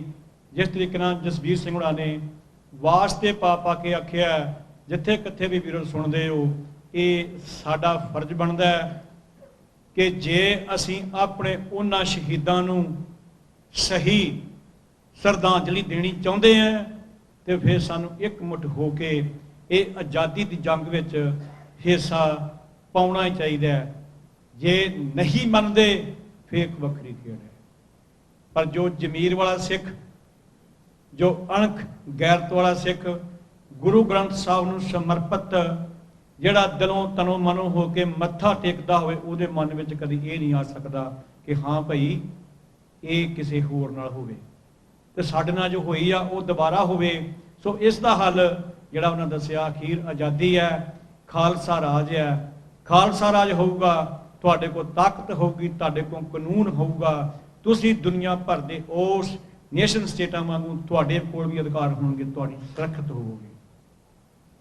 ਮੈਂ ਹੁਣ ਬੇਨਤੀ ਕਰੂੰਗਾ ਆਪ ਸਮੂਹ ਆਈਆਂ ਸੰਗਤਾਂ ਨੂੰ, ਇੱਕ ਦੇ ਵਿੱਚੋਂ ਇੱਕ ਮੈਂ ਮਿੰਟ ਲੈਣਾ ਹੈ ਕਿ ਇਹ ਜੋ ਲੜਾਈ ਹੈ, ਇਹ ਜੋ ਜੰਗ ਆ, ਉਹ ਕੱਲਾ ਗੁਰਪਤਵੰਤ ਸਿੰਘ ਪੰਨੂ ਜਾਂ ਜਸਬੀਰ ਸਿੰਘ ਹੁਣੀ ਜਾਂ media through doctor Amarjeet Singh ਹੁਣੀ ਜਾਂ ਹੋਰ ਜਥੇਬੰਦੀਆਂ ਵੀ ਇਕੱਲੇ ਨਹੀਂ ਲੜ ਸਕਦੀਆਂ। ਆਜ਼ਾਦੀ ਮਿਲਣੀ ਹੈ ਤਾਂ ਮਿਲਣੀ ਹੈ ਜੇ ਹੰਬਲਾ ਮਾਰ ਕੇ ਇਕੱਠੇ ਹੋ ਕੇ ਸੱਚੇ ਦਿਲੋਂ ਤਰਾਂਗੇ ਤੇ ਸਿੱਖ ਫॉर ਜਸਟਿਸ ਵੱਲੋਂ ਵੀ ਜਿਹੜੀ ਇਹ ਕਾਨੂੰਨੀ ਲੜਾਈ ਤੋਰੀ ਆ, ਉਹਦੇ ਵਿੱਚ ਵੀ ਮਦਦ ਹਰ ਕਿਸਮ ਦੀ ਚਾਹੀਦੀ ਆ, ਮਨੋਂ ਵੀ ਚਾਹੀਦੀ ਆ, ਤਨੋਂ ਵੀ ਚਾਹੀਦੀ ਹੈ। ਸਾਨੂੰ ਸਰੀਰ ਵੀ ਚਾਹੀਦੇ ਨੇ ਜਿਹੜੇ ਕੰਮ ਵਲੰਟੀਅਰ ਬਣ ਕੇ ਅੱਗੇ ਕਾਰਵਾਈ ਕਰਨ। ਤੁਹਾਡੀਆਂ ਅਰਦਾਸਾਂ ਬੇਨਤੀਆਂ ਵੀ ਚਾਹੀਦੀਆਂ ਨੇ। ਨਾਲ ਨਾਲ ਸਾਨੂੰ ਜੋ ਅੱਜ ਕੱਲ ਦੇ ਸਮੇਂ ਵਿੱਚ ਇਹ ਲੜਾਈ ਆ, ਮਾਇਆ ਦੀ ਵੀ ਜ਼ਰੂਰਤ ਪੈਂਦੀ ਹੈ, ਜਿਹੜਾ ਧਨ ਦੀ ਜ਼ਰੂਰਤ ਆ, ਉਹ ਵੀ ਆਪ ਜੀ ਨੂੰ ਬੇਨਤੀ ਹੈ ਕਿ ਜ਼ਰੂਰ ਕੋਈ 10, 15, 20, 50, 100 ਡਾਲਰ ਕੋਈ ਸਾਡੇ ਨਾਲ ਮੈਂਬਰ ਬਣ ਕੇ ਕਰ ਦਵੇ। ਹਰ ਮਹੀਨੇ ਕਰਿਆ ਕਰੋ। ਇੱਕ ਆ ਫਾਰਮ ਹੈ ਜਿਹੜਾ ਅਸੀਂ ਇਹ ਛਾਪਿਆ ਹੋਇਆ, ਬਾਹਰ ਵੀਰ ਜਿਹੜੇ ਖੜੇ ਨੇ ਸਾਡੇ ਆ ਗੇਟ ਦੇ ਉੱਪਰ, ਉਹਨਾਂ ਦੇ ਕੋਲ ਆ, ਤੁਹਾਡੇ ਕੋਲ ਵੀ ਪਹੁੰਚਾ ਦਿੰਦੇ ਆ। ਜਿੰਨਾ ਤੁਸੀਂ ਕੋਈ ਆਪਣੇ ਸੌਖੇ ਜਿਹੇ ਤਰੀਕੇ ਨਾਲ 1 ਮਹੀਨੇ ਦਾ ਇੱਕ ਪਿਜ਼ਾ ਜਾਂ ਮੇਰੇ ਭਰਾ ਜਿਹੜੇ ਹੋਰ ਕੁਝ ਖਾਂਦੇ ਪੀਂਦੇ ਉਹਨਾਂ ਦਾ 1 ਦਿਨ ਦਾ ਖਰਚਾ ਉਹ ਹੀ ਕੱਢ ਕੇ ਜੇ ਦੇ ਦਿਆ ਕਰੋ ਤੇ ਆਪ ਸਮਾਜ ਦਾ ਸਭਨਾਂ ਦਾ ਧੰਨਵਾਦ ਹੋਊਗਾ, ਆਪ ਸਾਰਿਆਂ ਦਾ ਸਾਥ ਹੋਊਗਾ, ਆਜ਼ਾਦੀ ਤੁਹਾਡੇ ਪੈਰਾਂ ਵਿੱਚ ਹੋਊਗੀ। ਤੇ ਜੇ ਆਪ ਸਾਰਿਆਂ ਦਾ ਸਾਥ ਨਾ ਹੋਇਆ, ਆਜ਼ਾਦੀ ਨੂੰ ਲੜਨ ਵਾਸਤੇ ਹੋਰ ਵੀ ਗਾਂ ਲੜਨਾ ਪਊਗਾ। ਅੱਜ ਜਨਰੇਸ਼ਨ ਸਾਡੀ, ਅਸੀਂ ਆਪ ਬਜ਼ੁਰਗ ਹੋ ਚੁੱਕੇ ਹਾਂ ਤੇ ਆਉਣ ਵਾਲੀਆਂ ਜਨਰੇਸ਼ਨਾਂ ਵੀ ਸਾਨੂੰ ਇਹੋ ਹੀ ਪੁੱਛਿਆ ਕਰਨਗੀਆਂ ਜਿਹੜੀਆਂ ਅਸੀਂ ਅੱਜ ਆਪਣੇ ਬਜ਼ੁਰਗਾਂ ਨੂੰ ਕਹਿੰਦੇ, ਜਿਵੇਂ ਕਿ 47 ਦੀ ਗੱਲ ਭਾਈ ਜਸਬੀਰ ਸਿੰਘ ਕਰਕੇ ਗਿਆ।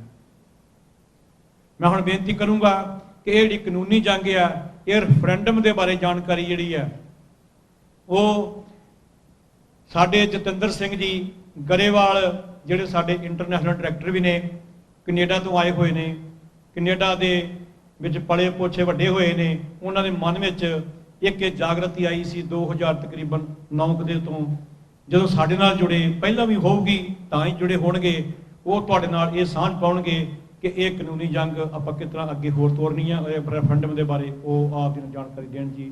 ਜਤਿੰਦਰ ਸਿੰਘ ਜੀ ਗਰੇਵਾਲ। ਵਾਹਿਗੁਰੂ ਜੀ ਕਾ ਖਾਲਸਾ, ਵਾਹਿਗੁਰੂ ਜੀ ਕੀ ਫਤਿਹ।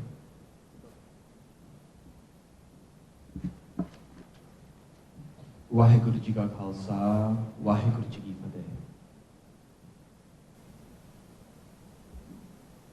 2009 ਦੇ ਵਿੱਚ ਮੈਂ ਸਿਕਸ ਫॉर ਜਸਟਿਸ ਨਾਲ ਜੁੜਿਆ ਸੀ ਵਾਲੰਟੀਅਰ ਦੇ ਰੂਪ 'ਚ, ਤੇ ਮੈਂ ਕੈਨੇਡਾ 'ਚ ਜੰਮਿਆ। ਮੈਂ ਕਦੀ ਪੰਜਾਬ ਪੁਲਿਸ ਦਾ ਧੱਕਾ ਨਹੀਂ ਅੱਖੀ ਦੇਖਿਆ। ਮੈਨੂੰ ਖਾਲਿਸਤਾਨ ਦਾ ਥੋੜਾ ਜਿਹਾ ਪਤਾ ਸੀ ਕਿ ਕੀ ਹੋ ਰਿਹਾ, ਪਰ ਬਾਲਾ ਨਹੀਂ। ਮੋਸਟਲੀ ਮੇਰੇ ਫਰੈਂਡਸ ਬਾਹਰ ਜਾਂਦੇ ਸੀਗੇ ਤੇ ਇਹ ਇਨਫੋਰਮੇਸ਼ਨ ਸਾਨੂੰ ਆਉਂਦੀ ਨਹੀਂ ਸੀ। ਪਰ ਜਦੋਂ ਮੈਂ ਜਸਵੀਰ ਸਿੰਘ ਦੀ ਸਟੋਰੀ ਸੁਣੀ ਸੀ, ਮੇਰੇ ਮਨ ਦੇ ਵਿੱਚ ਇੱਕ ਕੁਐਸਚਨ ਆਇਆ ਕਿ ਜੇ ਮੇਰੀ ਮਾਂ ਨਾਲ ਇਹ ਕੁਝ ਹੋਇਆ ਹੋਵੇ, ਮੈਂ ਕੀ ਕਰਨਾ ਚਾਹੂੰਗਾ? ਮੈਂ ਕੀ ਕਰੂੰ? ਜਿਨ੍ਹਾਂ ਨੇ ਇਹ ਮੇਰੀ ਮਾਂ ਨਾਲ ਕੀਤਾ ਹੋਵੇ, ਮੈਂ ਸਾਰਾ ਕੁਝ ਦੁਨੀਆ ਦੇ ਵਿੱਚ ਕਰ ਸਕਦਾ ਇਨਸਾਫ ਲੈਣ ਵਾਸਤੇ। ਤੇ ਜੇ ਮੈਂ ਪੂਰਾ ਹੋਵਾਂ ਪਰ ਮੇਰੀ ਮਾਂ ਜਿਉਂਦੀ ਰਹਿ ਜਾਏ, ਮੈਂ ਕੀ ਚਾਹੂੰਗਾ ਵੀ ਸਿੱਖ ਕੌਮ ਕਰੇ? ਕਿਉਂਕਿ ਮੇਰੀ ਮਾਂ ਨੇ ਕੁਝ ਗਲਤ ਨਹੀਂ ਕੀਤਾ। ਉਹਦੀ ਗਲਤੀ ਇਹ ਸੀ, ਉਹ ਸਿੱਖਾਂ ਦੇ ਘਰ ਜੰਮੀ। ਸੋ ਇਹ ਜ਼ਿੰਮੇਵਾਰੀ ਜਿਹੜੀ ਸਿੱਖ ਕੌਮ ਦੇ ਉੱਪਰ ਹੁੰਦੀ ਹੈ ਵੀ ਮੈਂ ਕੀ ਚਾਹੂੰ ਸਿੱਖ ਕੌਮ ਕਰੇ। ਮੈਂ ਚਾਹੁੰਦੀ ਹਾਂ ਸਿੱਖ ਕੌਮ ਜਿਹੜਾ ਕੁਝ ਕਰ ਸਕਣ ਉਹ ਪੂਰਾ ਕਰਨ ਤੇ ਆਦਾ ਫਰਜ਼ ਨਿਭਾਉਣ, ਕਿਉਂਕਿ ਮੇਰਾ ਕੋਈ ਗਲਤੀ ਨਹੀਂ ਸੀ ਤੇ ਮੇਰੀ ਮੰਮੀ ਦੀ ਕੋਈ ਗਲਤੀ ਨਹੀਂ ਸੀ। ਤੇ ਜੇ ਮੈਂ ਇਹ ਚਾਹੂੰਗਾ ਵੀ ਜੇ ਮੇਰੀ ਮੰਮੀ ਹੋਵੇ, ਦੂਸਰੇ ਸਿੱਖ ਜਿਹੜੇ ਜਿਉਂਦੇ ਹੋਣ ਉਹ ਇਨਸਾਫ ਲੈਣ, ਫਿਰ ਮੇਰੀ ਜ਼ਿੰਮੇਵਾਰੀ ਕੀ ਆ? ਕਿਉਂਕਿ ਮੈਂ ਜਿਉਂਦਾ ਤੇ ਲੱਖਾਂ ਚ ਸਿੰਘ ਨਹੀਂ ਜਿਉਂਦੇ, ਪਰ ਉਹਨਾਂ ਦੀਆਂ ਮਾਵਾਂ, ਉਹਨਾਂ ਦਾ ਪਰਿਵਾਰ ਤੇ ਉਹ ਜ਼ਾਲਮ ਅਜੇ ਜਿਉਂਦੇ ਨੇ। ਇਸ ਕਾਰਨ ਕਰਕੇ ਕੈਨੇਡਾ ਚ ਜੰਮ ਕੇ, ਜਿਹਨੇ ਕਦੀ ਧੱਕਾ ਨਹੀਂ ਦੇਖਿਆ, ਕਦੀ ਸੋਚਿਆ ਵੀ ਨਹੀਂ ਸੀ, ਇਸ ਕਾਰਨ ਕਰਕੇ ਮੈਂ ਇਸ ਲਾਈਨ ਦੇ ਵਿੱਚ ਜੁੜਿਆ। ਤੇ ਮੈਂ ਜਸਵੀਰ ਸਿੰਘ ਨੂੰ ਵਾਅਦਾ ਕਰਦਾ, ਉਸ ਦੇਸ਼ ਨੂੰ ਜਿਨ੍ਹਾਂ ਨੇ ਸਾਡੀ ਕੌਮ ਦੀ ਨਸ਼ਲਕੁਸ਼ੀ ਕੀਤੀ ਹੈ, ਅਸੀਂ ਉਹਨਾਂ ਨੂੰ ਨਕਸ਼ੇ ਦੇ ਉੱਪਰ ਮਿਟਾਵਾਂਗੇ।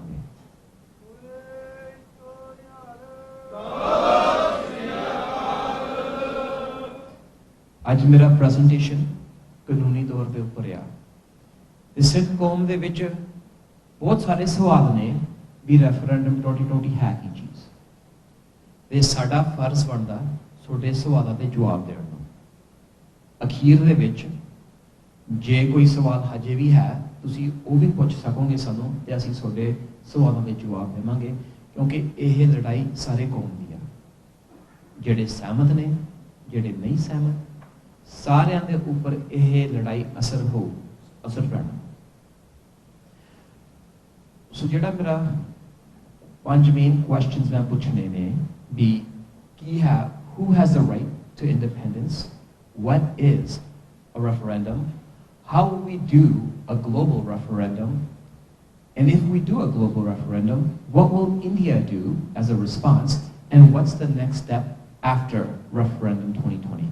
क्योंकि 2020 होना 2 साल और 1 साल बेसिकली रह गया। So who has the right to self-determination? किन्ना कोले हक है आज़ादी लैण नूं? क्योंकि इंडिया ने सोडे मन च पाया भी तुसी इंडिया नूं पाड़ देना, भी तुसी इंडिया नूं तोड़ देना। ये पंजाब थोड़ी धरती आ, पंजाब दे ऊपर तुसी ते सोडे परिवार सी ਜਦੋਂ ਇੰਡੀਆ ਕੋਈ ਨਕਸ਼ੇ ਉੱਪਰ ਨਹੀਂ ਸੀ। ਪੰਜਾਬ ਦੀ ਧਰਤੀ ਉੱਪਰ ਤੁਹਾਡੇ ਪਰਿਵਾਰ ਸੀਗੇ ਤੇ ਆਉਣ ਵਾਲੇ ਸਮੇਂ 'ਚ ਵੀ ਰਹਿਣਗੇ ਜਦੋਂ ਕੋਈ ਇੰਡੀਆ ਨਹੀਂ ਹੋਊ ਨਕਸ਼ੇ ਉੱਪਰ। ਯੂ ਆਰ ਦੀ ਇੰਡੀਜਨਸ ਲੋਕ ਆ ਪੰਜਾਬ। ਕੋਈ ਹੈਦਰਾਬਾਦ ਕੋਲੇ ਹੱਕ ਨਹੀਂ ਪੰਜਾਬ ਉੱਪਰ, ਤੇ ਪੰਜਾਬੀਆਂ ਕੋਲੇ ਹੈਦਰਾਬਾਦ ਉੱਪਰ ਹੱਕ ਨਹੀਂ। ਹੈਦਰਾਬਾਦੀਆਂ ਦਾ ਆਪ ਦਾ ਹੱਕ ਆ, ਟੈਮਲਾਂ ਦਾ ਆਪ ਦਾ, ਪਰ ਪੰਜਾਬ ਦੀ ਧਰਤੀ ਤੁਹਾਡੀ ਆ। ਸੋ ਜਿਹੜੀ ਸਭ ਤੋਂ ਪਹਿਲੀ ਗੱਲ ਮਨ ਚ ਆਉਂਦੀ ਹੈ ਵੀ ਅਸੀਂ ਇੰਡੀਆ ਨੂੰ ਤੋੜਦੇ ਆ, ਨਹੀਂ। ਅਸੀਂ ਸਾਡੀ ਧਰਤੀ ਦਾ ਫਿਊਚਰ ਦੇਖ ਰਹੇ ਹਾਂ, ਸਾਡਾ ਘਰ ਵਾ ਤੇ ਅਸੀਂ ਜਿਵੇਂ ਘਰ ਚਲਾਉਣਾ ਅਸੀਂ ਉਹ ਕਰਾਂਗੇ। ਪਰ ਇੰਟਰਨੈਸ਼ਨਲ ਲਾਅ ਦੇ ਵਿੱਚ ਉਹਨਾਂ ਨੇ ਕਿਹਾ ਵੀ 5 ਅਰਥ ਨੇ ਜਿਨ੍ਹਾਂ ਕੋਲੇ, ਜਿਹੜੇ ਲੋਕ ਕੋਲੇ ਹੱਕ ਹੋਵੇ ਰਾਜ ਕਰਨ ਨੂੰ। 1 is that you're distinct, ਵੀ ਤੁਹਾਡੇ ਕੋਲੇ ਵੱਖਰੀ ਬੋਲੀ ਹੋਵੇ, ਵੱਖਰਾ ਧਰਮ ਹੋਵੇ, ਕੋਈ ਡਿਸਟਿੰਕਸ਼ਨ ਹੋਵੇ। ਹੁਣ ਇਸ ਕਾਰਨ ਨੂੰ ਸਾਨੂੰ ਸਮਝਣਾ ਪੈਣਾ ਵੀ ਇੰਡੀਆ ਨੇ ਕਿਉਂ ਕੋਸ਼ਿਸ਼ ਕੀਤੀ ਸੀ ਕਹਿਣ ਨੂੰ ਪੰਜਾਬੀ ਵੱਖਰੀ ਬੋਲੀ ਨਹੀਂ ਹਿੰਦੀ ਨਾਲੋਂ, ਈਵਨ ਦੋ ਮੈਨੂੰ ਕੋਈ ਸਮਝ ਗੱਲ ਨਹੀਂ ਆਉਂਦੀ ਹਿੰਦੀ ਦੇ ਵਿੱਚ, ਪੰਜਾਬੀ ਮੈਂ ਸਮਝ ਲੈਣਾ ਪਰ ਹਿੰਦੀ ਨਹੀਂ ਆਉਂਦੀ, ਪਰ ਉਹ ਕਹਿੰਦੇ ਤਾਂ ਵੀ ਉਹ ਸੇਮ ਲੈਂਗੁਏਜ ਆ। ਤੇ ਕਿਉਂ ਆਰਟੀਕਲ 25 ਚ ਕਿਹਾ ਗਿਆ ਵਾ ਵੀ ਤੁਹਾਡਾ ਧਰਮ ਵੱਖਰਾ ਨਹੀਂ, ਕਿਉਂਕਿ ਇੰਡੀਆ ਨੂੰ ਪਤਾ ਸੀ ਵੀ ਜੇ ਤੁਸੀਂ ਸਮਝੋ ਵੀ ਸਾਡੀ ਆਈਡੈਂਟੀਟੀ ਡਿਸਟਿੰਕਟ ਆ, ਅਸੀਂ ਇਸ ਕੈਟਾਗਰੀ ਦੇ ਵਿੱਚ ਫਾਲ ਹੋਵਾਂਗੇ। ਦੂਸਰਾ ਹੁੰਦਾ ਵੀ ਤੁਸੀਂ ਰਾਜ ਉਸ ਧਰਤੀ ਉੱਪਰ ਕੀਤਾ, do you have a history of governing that territory? ਹੁਣ ਇਸ ਗਰੁੱਪ ਦੇ ਵਿੱਚ ਮੈਨੂੰ ਐਕਸਪਲੇਨ ਨਹੀਂ ਕਰਨਾ ਪੈਣਾ ਵੀ ਸਾਰਿਆਂ ਨੂੰ ਪਤਾ ਮਹਾਰਾਜਾ ਰਣਜੀਤ ਸਿੰਘ ਦਾ ਰਾਜ ਸਿੱਖਾਂ ਉੱਪਰ ਸੀ ਤੇ ਇੰਟਰਨੈਸ਼ਨਲ ਟ੍ਰੀਟੀਜ਼ ਵੀ ਬਣੇ ਗਏ ਵੀ ਸਿੱਖ ਐਮਪਾਇਰ ਨਾਲ। ਫਿਰ ਕੁਐਸਚਨ ਆਉਂਦਾ ਵੀ do you have a defined territory that you wish to govern? ਵੀ ਜਿੱਥੇ ਤੁਸੀਂ ਰਾਜ ਕਰਨਾ ਤੁਸੀਂ ਦਿਖਾ ਸਕਦੇ ਹੋ ਨਕਸ਼ੇ ਉੱਪਰ। ਤੇ ਅਗੇਨ ਬਹੁਤ ਸਾਰੇ ਵਿਚਾਰ ਨੇ ਕੌਮ ਦੇ ਵਿੱਚ ਵੀ ਖਾਲਿਸਤਾਨ ਦਾ ਨਕਸ਼ਾ ਇਹ ਜਿਹਾ ਹੋਣਾ ਚਾਹੀਦਾ, ਤੇ ਅਸੀਂ ਇਹ ਗੱਲ ਕਹਿਣਾ ਚਾਹੁੰਦੇ ਹਾਂ ਵੀ ਜਿਹੇ ਜਿਹਾ ਪੰਜਾਬ ਆ ਹੁਣ ਅਸੀਂ ਉਹੋ ਜਿਹਾ ਲਵਾਂਗੇ ਤੇ ਬਾਅਦ ਦੇ ਵਿੱਚ ਅਸੀਂ ਪੀਸਫੁਲੀ ਇੰਡੀਆ ਨਾਲ ਜਿਹੜੇ ਸਾਡੇ ਗ੍ਰੇਟਰ ਪੰਜਾਬ ਦੇ ਇਲਾਕੇ ਨੇ ਉਹ ਵਾਪਸ ਲਾ ਲਾਂਗੇ ਉਹਨਾਂ ਨਾਲ ਪੀਸਫੁਲੀ। ਪਰ ਸਾਨੂੰ ਪਹਿਲਾਂ ਖੜਨ ਦੀ ਜਗ੍ਹਾ ਮਿਲਣਾ ਤੇ ਅਸੀਂ ਸਾਰਾ ਕੁਝ ਆਪ ਕਰ ਦਾਂਗੇ। So the current state of Punjab, that is the state you asked for, and we will negotiate for the remaining territories that need to be reintegrated into Punjab. The ਫਿਰ ਗੱਲ ਆਉਂਦੀ ਹੈ capacity and will. Capacity ਹੈਗੇ ਵੀ ਕਈ ਜਗ੍ਹਾ ਦੇ ਵਿੱਚ ਲੋਕੀ ਹੁਣ ਚਲਾ ਨਹੀਂ ਸਕਦੇ ਦੇਸ਼। Small islands that are really isolated, they can't be governed effectively in a modern state. So ਉਹਨਾਂ ਕੋਲੇ capacity ਨਹੀਂ ਹੋ ਸਕਦੀ ਦੇਸ਼ ਚਲਾਉਣ ਨੂੰ, ਪਰ ਪੰਜਾਬ ਕੋਲੇ ਸਾਰੇ resources ਨੇ, so we meet that criteria. ਤੇ ਫਿਰ ਉਹਦਾ will ਵੀ ਤੁਸੀਂ ਚਾਹੁੰਦੇ ਹੋ ਆਜ਼ਾਦੀ, ਹਾਂ ਜਾਂ ਨਾ। ਐਂਡ ਇਹ ਜਿਹੜਾ ਸਵਾਲ ਆ ਇੰਡੀਆ ਵਾਰ-ਵਾਰ ਦੁਨੀਆ ਨੂੰ ਦੱਸਦਾ ਵਾ ਵੀ ਸਿੱਖ ਚਾਹੁੰਦੇ ਨਹੀਂ ਆਜ਼ਾਦੀ, ਸਿੱਖ ਸਾਡੇ ਨਾਲ ਖੁਸ਼ ਨੇ ਤੇ ਅਸੀਂ ਉਹਨਾਂ ਨੂੰ ਪੁੱਛਣਾ ਚਾਹੁੰਦੇ ਹਾਂ ਕਿ ਤੁਸੀਂ ਕਿਹਨੂੰ ਪੁੱਛਿਆ, ਕਿਉਂਕਿ ਸਾਨੂੰ ਤਾਂ ਪੁੱਛਿਆ ਨਹੀਂ ਵੀ ਜੇ ਪੰਜਾਬ ਇੰਡੀਆ 'ਚ ਰਹਿਣਾ ਚਾਹੀਦਾ ਜਾਂ ਨਹੀਂ। ਸੋ ਇਸ ਗੱਲ ਕਰਕੇ ਅਸੀਂ ਰੈਫਰੈਂਡਮ 2020 ਸਿੱਖ ਕੌਮ ਤੇ ਸਾਰੇ ਪੰਜਾਬੀਆਂ ਨੂੰ ਪੁੱਛਾਂਗੇ ਵੀ ਤੁਸੀਂ ਕੀ ਚਾਹੁੰਦੇ ਹੋ, ਇੰਡੀਆ 'ਚ ਰਹਿਣਾ, ਇਹ ਜਿਹੇ ਹਾਲਾਤ ਜਿਹੜੇ ਜਸਵੀਰ ਸਿੰਘ ਨੇ ਐਕਸਪਲੇਨ ਕੀਤੇ ਸੀ ਉਹ ਜੇ ਐਕਸੈਪਟ ਕਰਨੇ, ਜਾਂ ਤੁਸੀਂ ਆਪਦਾ ਆਪ ਘਰ ਆਪ ਰਾਜ ਕਰਨਾ। Next slide. ਸੋ ਇੱਕ ਗੱਲ ਮੈਂ ਹੋਰ ਕਹਿਣੀ ਚਾਹੁੰਦਾ ਵੀ ਕਈ ਵਾਰੀ ਆਪਣੇ ਮਨ ਦੇ ਵਿੱਚ ਲੱਗਣ ਲੱਗ ਜਾਂਦਾ ਵੀ ਇਹ ਲੜਾਈ ਇੱਕ ਧਰਮ ਦੇ ਵਿਰੁੱਧ ਆ, ਵੀ ਜਦੋਂ ਅਸੀਂ ਮੁਗਲਾਂ ਦੇ ਵਿਰੁੱਧ ਲੜਦੇ ਸੀ ਅਸੀਂ ਮੁਸਲਮਾਨ ਦੇ ਵਿਰੁੱਧ ਲੜਦੇ ਸੀ, ਜਦੋਂ ਅਸੀਂ ਇੰਡੀਆ ਦੇ ਵਿਰੁੱਧ ਲੜਦੇ ਹਾਂ ਅਸੀਂ ਹਿੰਦੂ ਦੇ ਵਿਰੁੱਧ ਲੜਦੇ ਹਾਂ। ਇਹ ਲੜਾਈ ਧਾਰਮਿਕ ਨਹੀਂ, ਅਸੀਂ ਕੋਈ ਧਰਮ ਦੇ ਵਿਰੁੱਧ ਨਹੀਂ, ਅਸੀਂ ਲੜਦੇ ਹਾਂ ਇੰਡੀਅਨ ਗਵਰਨਮੈਂਟ ਨਾਲ। ਜਿਹੜਾ ਇੰਡੀਆ ਗਵਰਨਮੈਂਟ ਦਾ ਪਿਆਰਾ ਵਾ ਉਹ ਪਿਆਰ ਰਵੇ, ਉਹ ਸਾਡੇ ਨਾਲ ਸਹਿਮਤ ਨਹੀਂ ਤੇ ਅਸੀਂ ਉਹਦੇ ਨਾਲ ਸਹਿਮਤ ਨਹੀਂ, ਜੇ ਹੋਵੇ ਸਿੱਖ, ਹੋਵੇ ਮੁਸਲਮਾਨ, ਹੋਵੇ ਕ੍ਰਿਸਚੀਅਨ, ਹੋਵੇ ਹਿੰਦੂ। ਇਹ ਧਾਰਮਿਕ ਲੜਾਈ ਨਹੀਂ, ਇਹ ਇੰਡੀਆ ਸਰਕਾਰ ਨਾਲ ਲੜਾਈ ਆ। ਇੰਟਰਨੈਸ਼ਨਲ ਲਾਅ ਦੇ ਵਿੱਚ ਇਹ ਗੱਲ ਵੀ ਕਹੀ ਜਾਂਦੀ ਆ ਕਿ if it's ਇਹ ਜੀ ਸੋਚ ਵਾਲੀ ਰੇਸਿਜ਼ਮ ਸੋਚ ਵਾਲੀ ਦੇਸ਼ ਬਣਨਗੇ ਉਹ ਅਸੀਂ ਐਕਸੈਪਟ ਨਹੀਂ ਕਰਾਂਗੇ ਕਮਿਊਨਿਟੀ ਦੇ ਵਿੱਚ। ਸੋ in 1965 ਇੱਕ ਬ੍ਰਿਟਿਸ਼ ਕਾਲੋਨੀ ਸੀ, ਉਹਨੇ ਡਿਕਲੇਅਰ ਕੀਤਾ ਸੀਗਾ ਕਿ ਅਸੀਂ ਇੰਡੀਪੈਂਡੈਂਟ ਆ, ਉਹਦਾ ਨਾਮ ਰੱਖਿਆ ਸੀ ਰੋਡੀਸ਼ੀਆ, ਪਰ ਉਹ ਅਫਰੀਕਾ 'ਚ ਕੰਟਰੀ ਸੀ ਤੇ ਗੋਰਿਆਂ ਦਾ ਰਾਜ ਸੀ ਤੇ ਇੰਟਰਨੈਸ਼ਨਲ ਕਮਿਊਨਿਟੀ ਨੇ ਕਿਹਾ ਕਿ ਗੋਰਿਆਂ ਦਾ ਦੇਸ਼ ਆ, ਤੁਸੀਂ ਰਾਜ ਕਰ ਰਹੇ ਹੋ ਰੇਸਿਸਟ ਵਾਲਾ, ਅਸੀਂ ਤੁਹਾਨੂੰ ਐਕਸੈਪਟ ਨਹੀਂ ਕਰਨਾ। ਅਖੀਰ ਦੇ ਵਿੱਚ ਉਹ ਫਿਰ ਜਿਹੜੇ ਅਫਰੀਕਨ ਇੰਡੀਜਨਸ ਲੋਕ ਸੀ ਉਹਨਾਂ ਕੋਲੇ ਪਾਵਰ ਆ ਗਈ ਤੇ ਅੱਜ ਉਹ ਦੇਸ਼ ਨੂੰ ਕਿਹਾ ਜਾਂਦਾ ਜ਼ਿੰਬਾਬਵੇ। ਪਰ ਇਨੀਸ਼ੀਅਲੀ ਉਹ ਕਹਿੰਦੇ ਸੀ ਅਸੀਂ ਹੈਗੇ ਆ ਰੋਡੀਸ਼ੀਆ, ਪਰ ਕਮਿਊਨਿਟੀ ਨੇ ਕਿਹਾ ਰੇਸਿਸਟ ਦੇਸ਼ ਕਦੀ ਵੀ ਨਹੀਂ ਅਸੀਂ ਅਲਾਉ ਕਰਾਂਗੇ। ਸੋ ਹੁਣ ਕੁਐਸਚਨ ਆਉਂਦਾ ਵੀ ਰੈਫਰੈਂਡਮ ਹੈ ਕੀ ਚੀਜ਼, ਰਾਈਟ? ਇੱਕ ਰੈਫਰੈਂਡਮ ਹੈ ਸਿੰਪਲ, ਲੋਕਾਂ ਨੂੰ ਪੁੱਛਿਆ ਜਾਂਦਾ ਕਿ ਤੁਹਾਡੀ ਆਸ ਕੀ ਆ ਇੱਕ ਸਵਾਲ ਉੱਪਰ। Doesn't matter what the question is, it can be on anything. But a referendum is asking the people what their will is, what they want. ਤੇ ਇਹ ਚੀਜ਼ ਸਾਨੂੰ ਹਜੇ ਤੱਕ ਪੁੱਛੀ ਨਹੀਂ ਗਈ ਤੇ ਇਹ ਸਾਡਾ ਹੱਕ ਵਾ ਕਿਉਂਕਿ ਅਸੀਂ ਪੰਜਾਬ ਦੇ ਇੰਡੀਜਨਸ ਲੋਕ ਆ।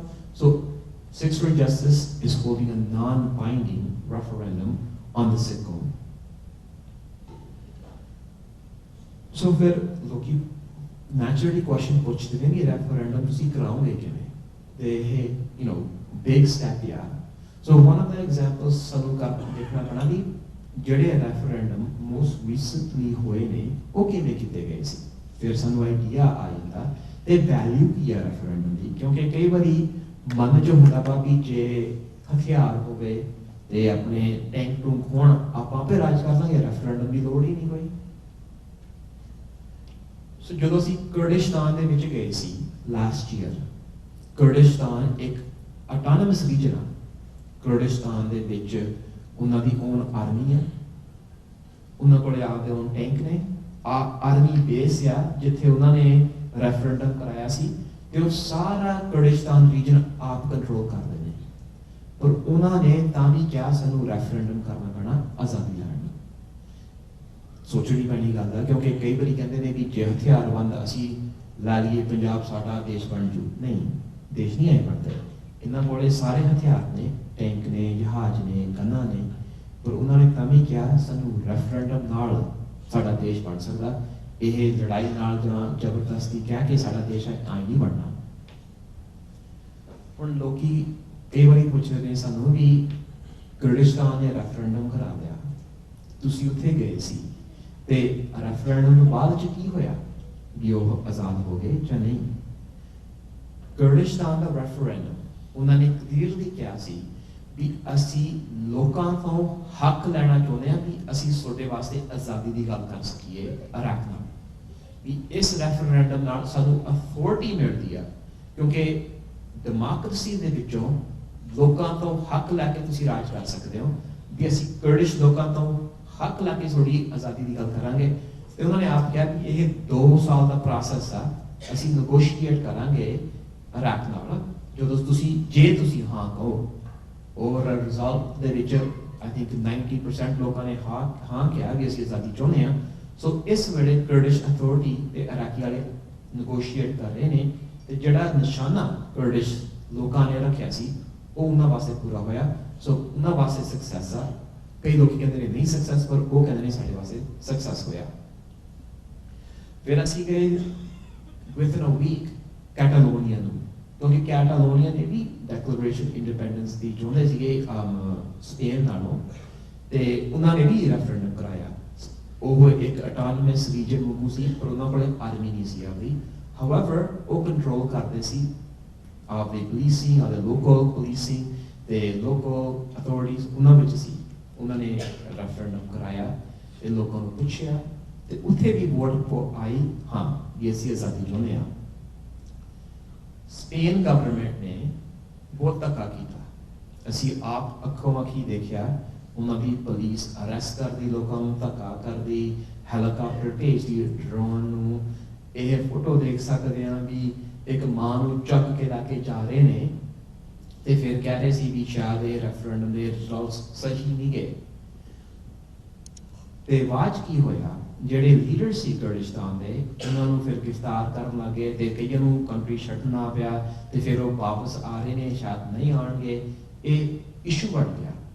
ਉਹਨਾਂ ਨੇ ਗਵਰਨਮੈਂਟ ਜਿਹੜੀ ਕੈਟਾਲੋਨੀਆ ਦੀ ਸੀ ਉਹਨਾਂ ਨੇ ਉਹ ਡਿਸੋਲਵ ਕਰਤੀ ਤੇ ਨਵੀਆਂ ਇਲੈਕਸ਼ਨਸ ਲਿਆਂਦੇ ਤੇ ਉਸ ਇਲੈਕਸ਼ਨਸ ਦੇ ਵਿੱਚ ਸੇਮ ਪਾਰਟੀ ਪਾਵਰ 'ਚ ਫਿਰ ਆ ਗਈ, ਦ ਸੈਪਰੇਟਿਸਟ। ਉਹਨਾਂ ਨੂੰ ਫਿਰ ਪਾਵਰ ਆ ਗਈ ਤੇ ਹੁਣ ਕੁਐਸਚਨ ਕਈ ਲੋਕ ਕਹਿੰਦੇ ਨੇ well ਉਹਨਾਂ ਨੇ ਰੈਫਰੈਂਡਮ ਕਰਾ ਕੇ ਆਜ਼ਾਦ ਨਹੀਂ ਹੋਏ। ਹਾਊਐਵਰ ਇਹ ਜਿਹੜਾ ਇਸ਼ੂ ਆ ਹਜੇ ਬੰਦ ਨਹੀਂ ਹੋਇਆ। ਜਿਹੜੀ ਜਦੋਂ ਆਪਾਂ ਆਪ ਹੀ ਦੇਖ ਲਈਏ, ਮੈਨੂੰ ਕਦੀ ਵੀ ਨਹੀਂ ਪਤਾ ਸੀ ਵੀ ਕੈਟਾਲੋਨੀਆ ਵਾਲੇ ਸਪੇਨ ਵਾਲੇ ਆਜ਼ਾਦੀ ਚਾਹੁੰਦੇ ਨੇ। ਮੈਂ ਕਦੀ ਸੁਣੀ ਨਹੀਂ ਸੀ ਗੱਲ। ਮੈਂ ਤਾਂ ਸੋਚਿਆ ਯੂਰਪ 'ਚ ਸਾਰੇ ਖੁਸ਼ ਹੋਣਗੇ, ਪਰ ਜਦੋਂ ਇਹ ਖਬਰ ਆਈ, ਇਹ ਇੰਟਰਨੈਸ਼ਨਲ ਕਮਿਊਨਿਟੀ ਤੱਕ ਗੱਲ ਪਹੁੰਚੀ, ਇੰਟਰਨੈਸ਼ਨਲ ਲਾਅ ਵਾਸਤੇ ਇਹ ਡਿਬੇਟ ਹੋ ਰਿਹਾ ਵਾ ਤੇ ਇਹ ਇਸ਼ੂ ਮੈਨੂੰ ਪੂਰਾ ਯਕੀਨ ਆ ਆਉਣ ਵਾਲੇ ਸਮੇਂ ਦੇ ਵਿੱਚ ਇਹਨਾਂ ਵਾਸਤੇ ਆਜ਼ਾਦੀ ਮਿਲਣੀ ਹੈ, ਕਿਉਂਕਿ ਹੁਣ ਡੈਮੋਕ੍ਰੈਟਿਕ ਤਰੀਕੇ ਨਾਲ ਇਹਦਾ ਆਨਸਰ ਆ ਰਿਹਾ ਹੈ 2 ਰੈਫਰੈਂਡਮ 'ਚ, ਇੱਕ ਇਲੈਕਸ਼ਨ ਨਾਲ, ਇੱਕ ਨਾਲ। ਤੇ ਅਖੀਰ ਦਾ ਜਿਹੜਾ ਰੈਫਰੈਂਡਮ ਆਪਣੇ ਸਾਲ ਤੋਂ 3 ਸਾਲ ਪਿੱਛੇ ਹੋਇਆ ਸੀ was in Crimea. So Crimea was a part of Ukraine. ਤੇ ਜਦੋਂ ਯੂਕਰੇਨ ਦੀ ਗਵਰਨਮੈਂਟ ਵਾਇਲੈਂਸ ਨਾਲ ਤੇ ਡੈਮੋਨਸਟ੍ਰੇਸ਼ਨ ਨਾਲ ਚੇਂਜ ਹੋ ਗਈ, ਕ੍ਰੀਮੀਆ ਨੇ ਕਿਹਾ ਵੀ ਅਸੀਂ ਯੂਕਰੇਨ ਦਾ ਹਿੱਸਾ ਨਹੀਂ ਲੈਣਾ ਚਾਹੁੰਦੇ। ਉਹਨਾਂ ਨੇ ਅਨਅਫੀਸ਼ੀਅਲ ਰੈਫਰੈਂਡਮ ਕਰਾਇਆ ਉਹਦੇ ਵਿੱਚ ਉਹਨਾਂ ਨੇ ਆਪਣੀ ਆਜ਼ਾਦੀ ਕਹੀ ਤੇ ਅਨਅਫੀਸ਼ੀਅਲ ਰੈਫਰੈਂਡਮ ਉਹਨਾਂ ਨੇ ਫਿਰ ਕਰਾਇਆ ਤੇ ਉਹਨਾਂ ਨੇ ਫਿਰ ਜੁਆਇਨ ਕਰ ਲਿਆ ਰਸ਼ੀਆ ਦੇ ਪਾਰਟ। ਹੁਣ ਲੋਕੀ ਕਹਿੰਦੇ ਨੇ ਵੀ ਸ਼ਾਇਦ ਰਸ਼ੀਆ ਦੀ ਹੈਲਪ ਨਾਲ ਉਹ ਆਜ਼ਾਦ ਹੋ ਗਏ ਤੇ ਬਾਅਦ ਚ ਰਸ਼ੀਆ ਦਾ ਹਿੱਸਾ ਬਣ ਗਏ, ਸੋ ਇਹਦਾ ਸੇਮ ਵੈਲਿਊ ਨਹੀਂ। ਪਰ ਜਿਹੜੇ ਲੋਕ ਨੇ ਅਨਅਫੀਸ਼ੀਅਲੀ ਕੁਐਸਚਨ ਕੀਤਾ ਵੀ ਉਹਦੀ ਵੈਲਿਊ ਕੀ ਆ, ਇਹਨਾਂ ਨੂੰ ਆਪਾਂ ਦੇਖ ਸਕਦੇ ਹਾਂ ਵੀ ਅਨਅਫੀਸ਼ੀਅਲ ਰੈਫਰੈਂਡਮ ਦੇ ਵਿੱਚ ਵੀ ਬਹੁਤ ਸਾਰਾ ਰਿਜ਼ਲਟਸ ਆ ਸਕਦੇ ਨੇ। ਸੋ ਫਿਰ ਕੁਐਸਚਨ ਹੁੰਦਾ ਵੀ ਅਸੀਂ ਦੁਨੀਆ ਦੇ ਵਿੱਚ ਰੈਫਰੈਂਡਮ ਕਿਵੇਂ ਕਰਾਵਾਂਗੇ। ਜਦੋਂ ਮੈਂ ਤੁਹਾਡੇ ਇਲਾਕੇ 'ਚ ਨਹੀਂ ਰਹਿੰਦਾ, ਸੋ ਮੈਂ ਨਹੀਂ ਬਾਲਾ ਐਕਸਪਲੇਨ ਕਰ ਸਕਦਾ ਵੀ ਕਿਵੇਂ ਤੁਹਾਡੀ ਕਮਿਊਨਿਟੀ 'ਚ ਆਪਾਂ ਇਲੈਕਸ਼ਨਾਂ 'ਚ ਹਿੱਸਾ ਪਾਉਂਦੇ ਹਾਂ। ਪਰ ਮੈਨੂੰ ਸਟਰੋਂਗਲੀ ਬਲੀਵ ਆ ਵੀ ਸਿੱਖ ਕੌਮ ਇਲੈਕਸ਼ਨਾਂ ਦੇ ਵਿੱਚ ਆਲਮੋਸਟ ਐਵਰੀ ਲੋਕੇਸ਼ਨ 'ਚ ਪਾਰਟਿਸਿਪੇਟ ਕਰਦੇ ਨੇ, ਐਸਪੈਸ਼ਲੀ ਇਵਨ ਗੁਰੂ ਘਰਾਂ ਦੇ ਇਲੈਕਸ਼ਨ 'ਚ। ਸਾਰਿਆਂ ਨੂੰ ਪਤਾ ਵੀ ਮੈਂਬਰਸ਼ਿਪ ਕਿਵੇਂ ਬਣਾਉਣੇ ਨੇ, ਸਾਰਿਆਂ ਨੂੰ ਪਤਾ ਵੀ VOTING ਬੂਥ ਕਿਵੇਂ ਲਿਆਉਣਾ ਵਾ, ਵੀ ਕਿਸੇ ਨੂੰ ਪਿੱਛੇ ਆ ਕੇ ਵੋਟ ਪਵਾ ਕੇ ਅਖੀਰ ਦੇ ਵਿੱਚ ਕਾਊਂਟ ਕਰਨਾ। ਸਾਡੇ ਅੰਟੇਰੀਓ ਦੇ ਵਿੱਚ ਇਹ ਆਲਮੋਸਟ ਈਅਰਲੀ ਹੁੰਦਾ, ਵੈਨਕੂਵਰ ਦੇ ਵਿੱਚ ਵੀ ਬਹੁਤ ਫ੍ਰੀਕੁਐਂਟ ਹੁੰਦਾ ਤੇ ਜਗ੍ਹਾ ਜਗ੍ਹਾ ਦੇ ਵਿੱਚ ਅਸੀਂ ਪੋਲੀਟੀਕਲ ਪ੍ਰੋਸੈਸ ਦੇ ਵਿੱਚ ਪਾਰਟਿਸਿਪੇਟ ਕਰਦੇ ਹਾਂ। ਸੋ ਜਦੋਂ ਅਸੀਂ ਕਰਾਉਣਾ ਰੈਫਰੈਂਡਮ, ਅਸੀਂ ਸੇਮ ਮੈਥਡੋਲੋਜੀ ਵਰਤਦੇ ਹਾਂ। ਆਪਾਂ ਇੱਕ ਕਿਸਮ ਦਾ ਇਹ ਜਿਹਾ ਹਾਲ ਰੈਂਟ ਕਰ ਸਕਦੇ ਹਾਂ, ਉੱਥੇ ਉਸ ਦਿਨ ਅਸੀਂ ਰਜਿਸਟ੍ਰੇਸ਼ਨ ਕਰਾਵਾਂਗੇ, ਆਈਡੈਂਟੀਫਾਈ ਕਰਾਂਗੇ ਲੋਕ ਜਿਹੜੇ ਪੰਜਾਬੀ ਨੇ, ਉਹਨਾਂ ਨੂੰ ਫਿਰ ਅਸੀਂ ਵੋਟ ਦੇਵਾਂਗੇ, ਉਹਨਾਂ ਨੂੰ ਕਹਾਂਗੇ ਵੀ ਤੁਸੀਂ ਪਿੱਛੇ ਜਾਓ, ਵੋਟ ਪਾਉਣਗੇ। ਆਪਣੇ ਜਿਹੜੇ ਅਬਜ਼ਰਵਰਸ ਹੁੰਦੇ ਨੇ, ਜਦੋਂ ਬਾਕਸਸ ਖੋਲ੍ਹੇ ਜਾਣਗੇ ਅਖੀਰ 'ਚ ਉਦੋਂ ਕਾਊਂਟ ਹੋਣਗੇ ਤੇ ਰਿਜ਼ਲਟਸ ਫਿਰ ਟੈਲੀ ਕਰਕੇ ਦੁਨੀਆ ਨੂੰ ਅਸੀਂ ਦੱਸਾਂਗੇ। ਸੋ ਪ੍ਰੋਸੈਸ ਲੱਗਦਾ ਵਾ ਵੀ ਬਹੁਤ ਵੱਡਾ, ਪਰ ਜਦੋਂ ਇਹ ਸੇਮ ਲੋਕਲ ਲੈਵਲ ਤੇ ਪ੍ਰੋਸੈਸ ਗਲੋਬਲੀ ਤੁਸੀਂ ਇੰਪਲੀਮੈਂਟ ਕਰੋ, ਫੰਕਸ਼ਨਿੰਗ ਇਫੈਕਟਿਵਲੀ ਹੋ, ਤੇ ਇਸ ਕਾਰਨ ਕਰਕੇ ਆਪਣੇ ਸਿਆਟਲ ਤੇ ਸਿੰਘ ਤੁਸੀਂ ਆਪ ਦੀ ਜ਼ਿੰਮੇਵਾਰੀ ਪਛਾਣ ਸਕਦੇ ਹੋ, ਟੋਰਾਂਟੋ ਵਾਲੇ ਆਪ ਵੀ ਕਰ ਸਕਦੇ ਨੇ, ਨਿਊਯਾਰਕ, ਕੈਲੀਫੋਰਨੀਆ, ਜਗ੍ਹਾ ਜਗ੍ਹਾ ਜਿੱਥੇ ਸਿੱਖ ਬੈਠੇ ਨੇ ਉਹ ਇਹ ਕਰ ਸਕਦੇ ਨੇ। ਕੋਈ ਬਿਗ ਟਾਸਕ ਨਹੀਂ ਲੱਗਦਾ ਪਏਗਾ, ਪਰ ਆਪਣੇ ਐਬਿਲਿਟੀ ਹੈ ਕਰਨ ਨੂੰ। ਸੋ ਕਈ ਲੋਕ ਵੀ ਪੁੱਛਦੇ ਵੀ ਜੇ ਕੋਈ ਫਾਲਸ ਪੋਜ਼ਿਟਿਵਸ ਹੋਣ ਵੀ ਲੋਕਾਂ ਨੇ ਸ਼ਾਇਦ 2 ਵਾਰੀ ਵੋਟ ਪਾਤੀ ਜਾਂ ਆਹ ਕੁਛ ਹੋਇਆ ਵੀ ਤੁਸੀਂ ਕਿਵੇਂ ਗਾਰੰਟੀ ਕਰੋਗੇ ਕਿ 100% ਐਕੂਰੇਸੀ ਹੋਵੇ। ਦੇਖੋ ਜਿਹੜੇ ਸਟੈਟਿਸਟਿਕਲ ਏਅਰਸ ਹੁੰਦੇ ਨੇ ਉਹ ਐਨੀ ਇਲੈਕਸ਼ਨ ਦੇ ਵਿੱਚ ਪਾਰਟ ਨੇ, ਪਰ ਜਿਹੜੀ ਆਇਡੈਂਟੀਟੀ ਵੈਰੀਫਿਕੇਸ਼ਨ ਕਰਨ ਨੂੰ ਅਸੀਂ ਪੂਰਾ ਕਰਾਂਗੇ। ਪਰ just because there may be a percentage of error, it doesn't defeat the election। ਹੁਣ ਪੰਜਾਬ ਦੇ ਵਿੱਚ ਸਾਰਿਆਂ ਨੂੰ ਪਤਾ ਵਾ ਵੀ ਕਿੰਨੇ ਵਾਰੀ ਕਈ ਵਾਰੀ ਲੋਕੀ ਵੋਟ ਪਾਉਂਦੇ ਨੇ, ਪਰ ਉਹਦਾ ਮੀਨਿੰਗ ਇਹ ਨਹੀਂ ਵੀ ਦੁਨੀਆ 'ਚ ਫਿਰ ਕਿਹਾ ਜਾਂਦਾ ਵੀ ਪੰਜਾਬ ਦੀ ਇਲੈਕਸ਼ਨਾਂ ਇਨਵੈਲਿਡ ਨੇ। ਇਸ ਵੇਲੇ ਟਰੰਪ ਵੀ ਕਹਿ ਰਿਹਾ ਸੀਗਾ ਵੀ ਇਲੀਗਲਸ ਨੇ ਵੋਟ ਪਾਈ ਹੈ, ਉਹ ਵੈਲਿਡ ਵੋਟ ਨਹੀਂ। ਪਰ ਇਹ ਜਿਹੜਾ ਮਨ 'ਚ ਆਪਣੀ ਕਈ ਵਾਰੀ ਹੁੰਦਾ ਵੀ ਆਪਣਾ ਸਟੈਂਡਰਡ 100% ਹੋਣਾ ਚਾਹੀਦਾ ਜਾਂ 0 ਆ, ਇਹ ਗਲਤ ਆ। ਤੁਸੀਂ 70-80 ਇਹ ਸਟੈਂਡਰਡ ਹੁੰਦਾ ਵਾ, ਇਹ 100% ਦੀ ਲੋੜ ਨਹੀਂ ਵੀ 100% ਪ੍ਰੋਸੈਸ ਗਾਰੰਟੀਡ ਹੋਵੇ।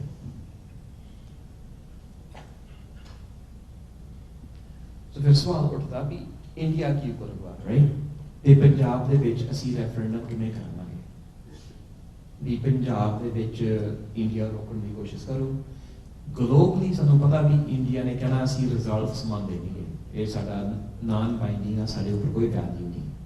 ਪਰ ਮੈਂ ਤੁਹਾਨੂੰ ਇੱਕ ਐਗਜ਼ਾਮਪਲ ਦੇਣਾ ਚਾਹੁੰਦਾ। 1984 ਦੇ ਵਿੱਚ ਹਰਿਮੰਦਰ ਸਾਹਿਬ ਉੱਪਰ ਇਨਵੇਜਨ ਹੁੰਦੀ ਹੈ ਇੰਡੀਅਨ ਆਰਮੀ ਦੀ। ਉਦੋਂ ਬਾਅਦ ਅੰਟੇਰੀਓ ਦੇ ਵਿੱਚ ਕੋਈ ਇੰਡੀਅਨ ਡਿਪਲੋਮੈਟ ਅਲਾਉਡ ਨਹੀਂ ਸੀ ਕੋਈ ਗੁਰੂ ਘਰ 'ਚ। ਇਹ ਰੂਲ ਹਜੇ ਤੱਕ ਹੁੰਦਾ ਵਾ ਵੀ ਕੋਈ ਇੰਡੀਅਨ ਡਿਪਲੋਮੈਟ ਗੁਰੂ ਘਰਾਂ 'ਚ ਪਬਲਿਕਲੀ ਨਹੀਂ ਬੋਲ ਸਕਦਾ। ਕਈ ਵਾਰੀ ਪ੍ਰਾਈਵੇਟ ਫੰਕਸ਼ਨ 'ਚ ਉਹਨਾਂ ਨੂੰ ਸਾਂਝੇ ਹੁੰਦੇ ਨੇ, ਪਰ ਰੌਲਾ ਵੀ ਪੈ ਜਾਂਦਾ। ਹਾਊਐਵਰ ਕੋਈ ਗੁਰਦੁਆਰਾ ਕਮੇਟੀ ਉਹਨਾਂ ਨੂੰ ਇਨਵਾਈਟ ਨਹੀਂ ਕਰਦੀ ਤੇ ਇੰਡੀਅਨ ਕਾਉਂਸਲ ਵਾਲਿਆਂ ਨੂੰ ਸਾਰਿਆਂ ਨੂੰ ਪਤਾ ਵਾ ਵੀ ਇਹ ਹਾਲਾਤ ਨੇ, ਅਸੀਂ ਬੋਲ ਨਹੀਂ ਸਕਦੇ ਇਹਨਾਂ 'ਚ। ਲਾਸਟ ਈਅਰ ਦਸੰਬਰ ਦੇ ਵਿੱਚ ਅੰਟੇਰੀਓ 'ਚ ਉਹਨਾਂ ਨੇ ਡਿਕਲੇਅਰ ਕਰਤਾ ਪਬਲਿਕਲੀ ਵੀ ਅਸੀਂ ਆਫੀਸ਼ੀਅਲੀ ਬੈਨ ਕਰ ਰਹੇ ਹਾਂ ਇੰਡੀਅਨ ਡਿਪਲੋਮੈਟਸ। ਫਿਰ ਅਮਰੀਕਾ 'ਚ, ਫਿਰ ਵੱਖਰੇ ਦੇਸ਼ਾਂ 'ਚ ਜਿਹੜਾ ਇਹ ਸੀ ਗਰਾਊਂਡ ਰਿਐਲਿਟੀ ਵੀ ਇੰਡੀਅਨ ਕਾਉਂਸਲਰ ਨਹੀਂ ਆ ਸਕਦੇ, ਉਹ ਗਰਾਊਂਡ ਰਿਐਲਿਟੀ ਚੇਂਜ 0% ਹੋ ਗਿਆ ਕਿਉਂਕਿ ਉਹ ਤਾਂ ਸੇਮ ਸੀ। ਪਰ ਇੰਡੀਆ ਇੰਨਾ ਕਿਉਂ ਪਿੱਟਿਆ? ਇੰਡੀਆ ਨੇ ਕਿਉਂ ਪ੍ਰੈਸ਼ਰ ਪਾਇਆ ਸਾਰਿਆਂ ਦੇ ਗੁਰੂ ਘਰਾਂ ਉੱਪਰ ਵੀ ਤੁਸੀਂ ਇਹ ਡਿਨਾਈ ਕਰੋ, ਡਿਨਾਊਂਸ ਕਰੋ? ਕਿਉਂਕਿ ਇੰਟਰਨੈਸ਼ਨਲ ਕਮਿਊਨਿਟੀ ਦੇ ਵਿੱਚ ਦੇਸ਼ ਦੇਖ ਰਹੇ ਨੇ ਵੀ ਇੰਡੀਆ ਨੂੰ ਕਿਵੇਂ ਅਸੀਂ ਡਾਊਨ ਕਰ ਸਕਦੇ ਹਾਂ। ਤੇ ਜਦੋਂ ਉਹਨਾਂ ਨੂੰ ਸਮਝ ਆਈ ਵੀ ਸਿੱਖ ਰਲ ਕੇ ਇੰਡੀਆ ਦੇ ਵਿਰੁੱਧ ਨੇ ਤੇ ਪਬਲਿਕਲੀ ਇਨਫੋਰਮੇਸ਼ਨ ਆਈ, ਉਹ ਦੇਸ਼ ਇੰਟਰਸਟਿਡ ਹੋ ਗਏ। ਇਸ ਕਾਰਨ ਕਰਕੇ ਇੰਡੀਆ ਨੇ ਤੁਹਾਡੇ ਸਾਰਿਆਂ ਉੱਪਰ ਪ੍ਰੈਸ਼ਰ ਪਾਇਆ ਕਿ ਤੁਸੀਂ ਇਹਨੂੰ ਰੋਕੋ ਤੇ ਤੁਸੀਂ ਇਹ ਪਬਲਿਕਲੀ ਨਾ ਕਹੋ, ਈਵਨ ਦੋ ਇਹ ਪਾਲਿਸੀ 1984 ਤੋਂ ਆ ਰਹੀ ਹੈ। ਲੜਾਈ ਹੈ ਪਬਲਿਕਲੀ। ਜਿਹੜਾ ਇਹ ਰੈਫਰੈਂਡਮ ਦੇ ਰਿਜ਼ਲਟਸ ਨੇ ਇੰਡੀਆ ਕੋ ਅਸੀਂ ਮੰਨਦੇ ਨਹੀਂ, ਪਰ ਜੇ ਦੁਨੀਆ ਮੂਹਰੇ ਪੇਸ਼ ਹੋਇਆ ਵੀ ਸਿੱਖ ਕੌਮ ਜਾਂ ਪੰਜਾਬੀ ਲੋਕ ਮੈਜੋਰਟੀ ਦੇ ਵਿੱਚ ਆਜ਼ਾਦੀ ਚਾਹੁੰਦੇ ਨੇ, ਜਿਹੜਾ ਇੰਡੀਆ ਦਾ ਝੂਠਾ ਪ੍ਰਚਾਰ ਆ ਵੀ 5-6 ਸਿੱਖ ਨੇ ਜਿਹੜੇ ਆਜ਼ਾਦੀ ਚਾਹੁੰਦੇ ਨੇ, ਮੈਜੋਰਟੀ ਤੱਕ ਖੁਸ਼ ਨੇ, ਉਹ ਇੱਕਦਮ ਲੰਗਾ ਹੋ ਜਾਂਦਾ ਤੇ ਦੁਨੀਆ ਦੇ ਵਿੱਚ ਨੇਸ਼ਨ ਸਟੇਟਸ ਦੇਖਣ ਲੱਗ ਜਾਂਦੇ ਨੇ ਕਿ ਇਹਨਾਂ ਦੀ ਅਸੀਂ ਮਦਦ ਕਿਵੇਂ ਕਰੀਏ। ਸੋ ਇਹਦੀ ਵੈਲਿਊ ਇੰਡੀਆ ਵਾਸਤੇ ਜ਼ੀਰੋ ਹੋ ਗਈ, ਸਿੱਖ ਕੌਮ ਵਾਸਤੇ ਬਹੁਤ ਵੱਡੇ ਪੱਧਰ ਤੇ ਹੋ ਗਈ।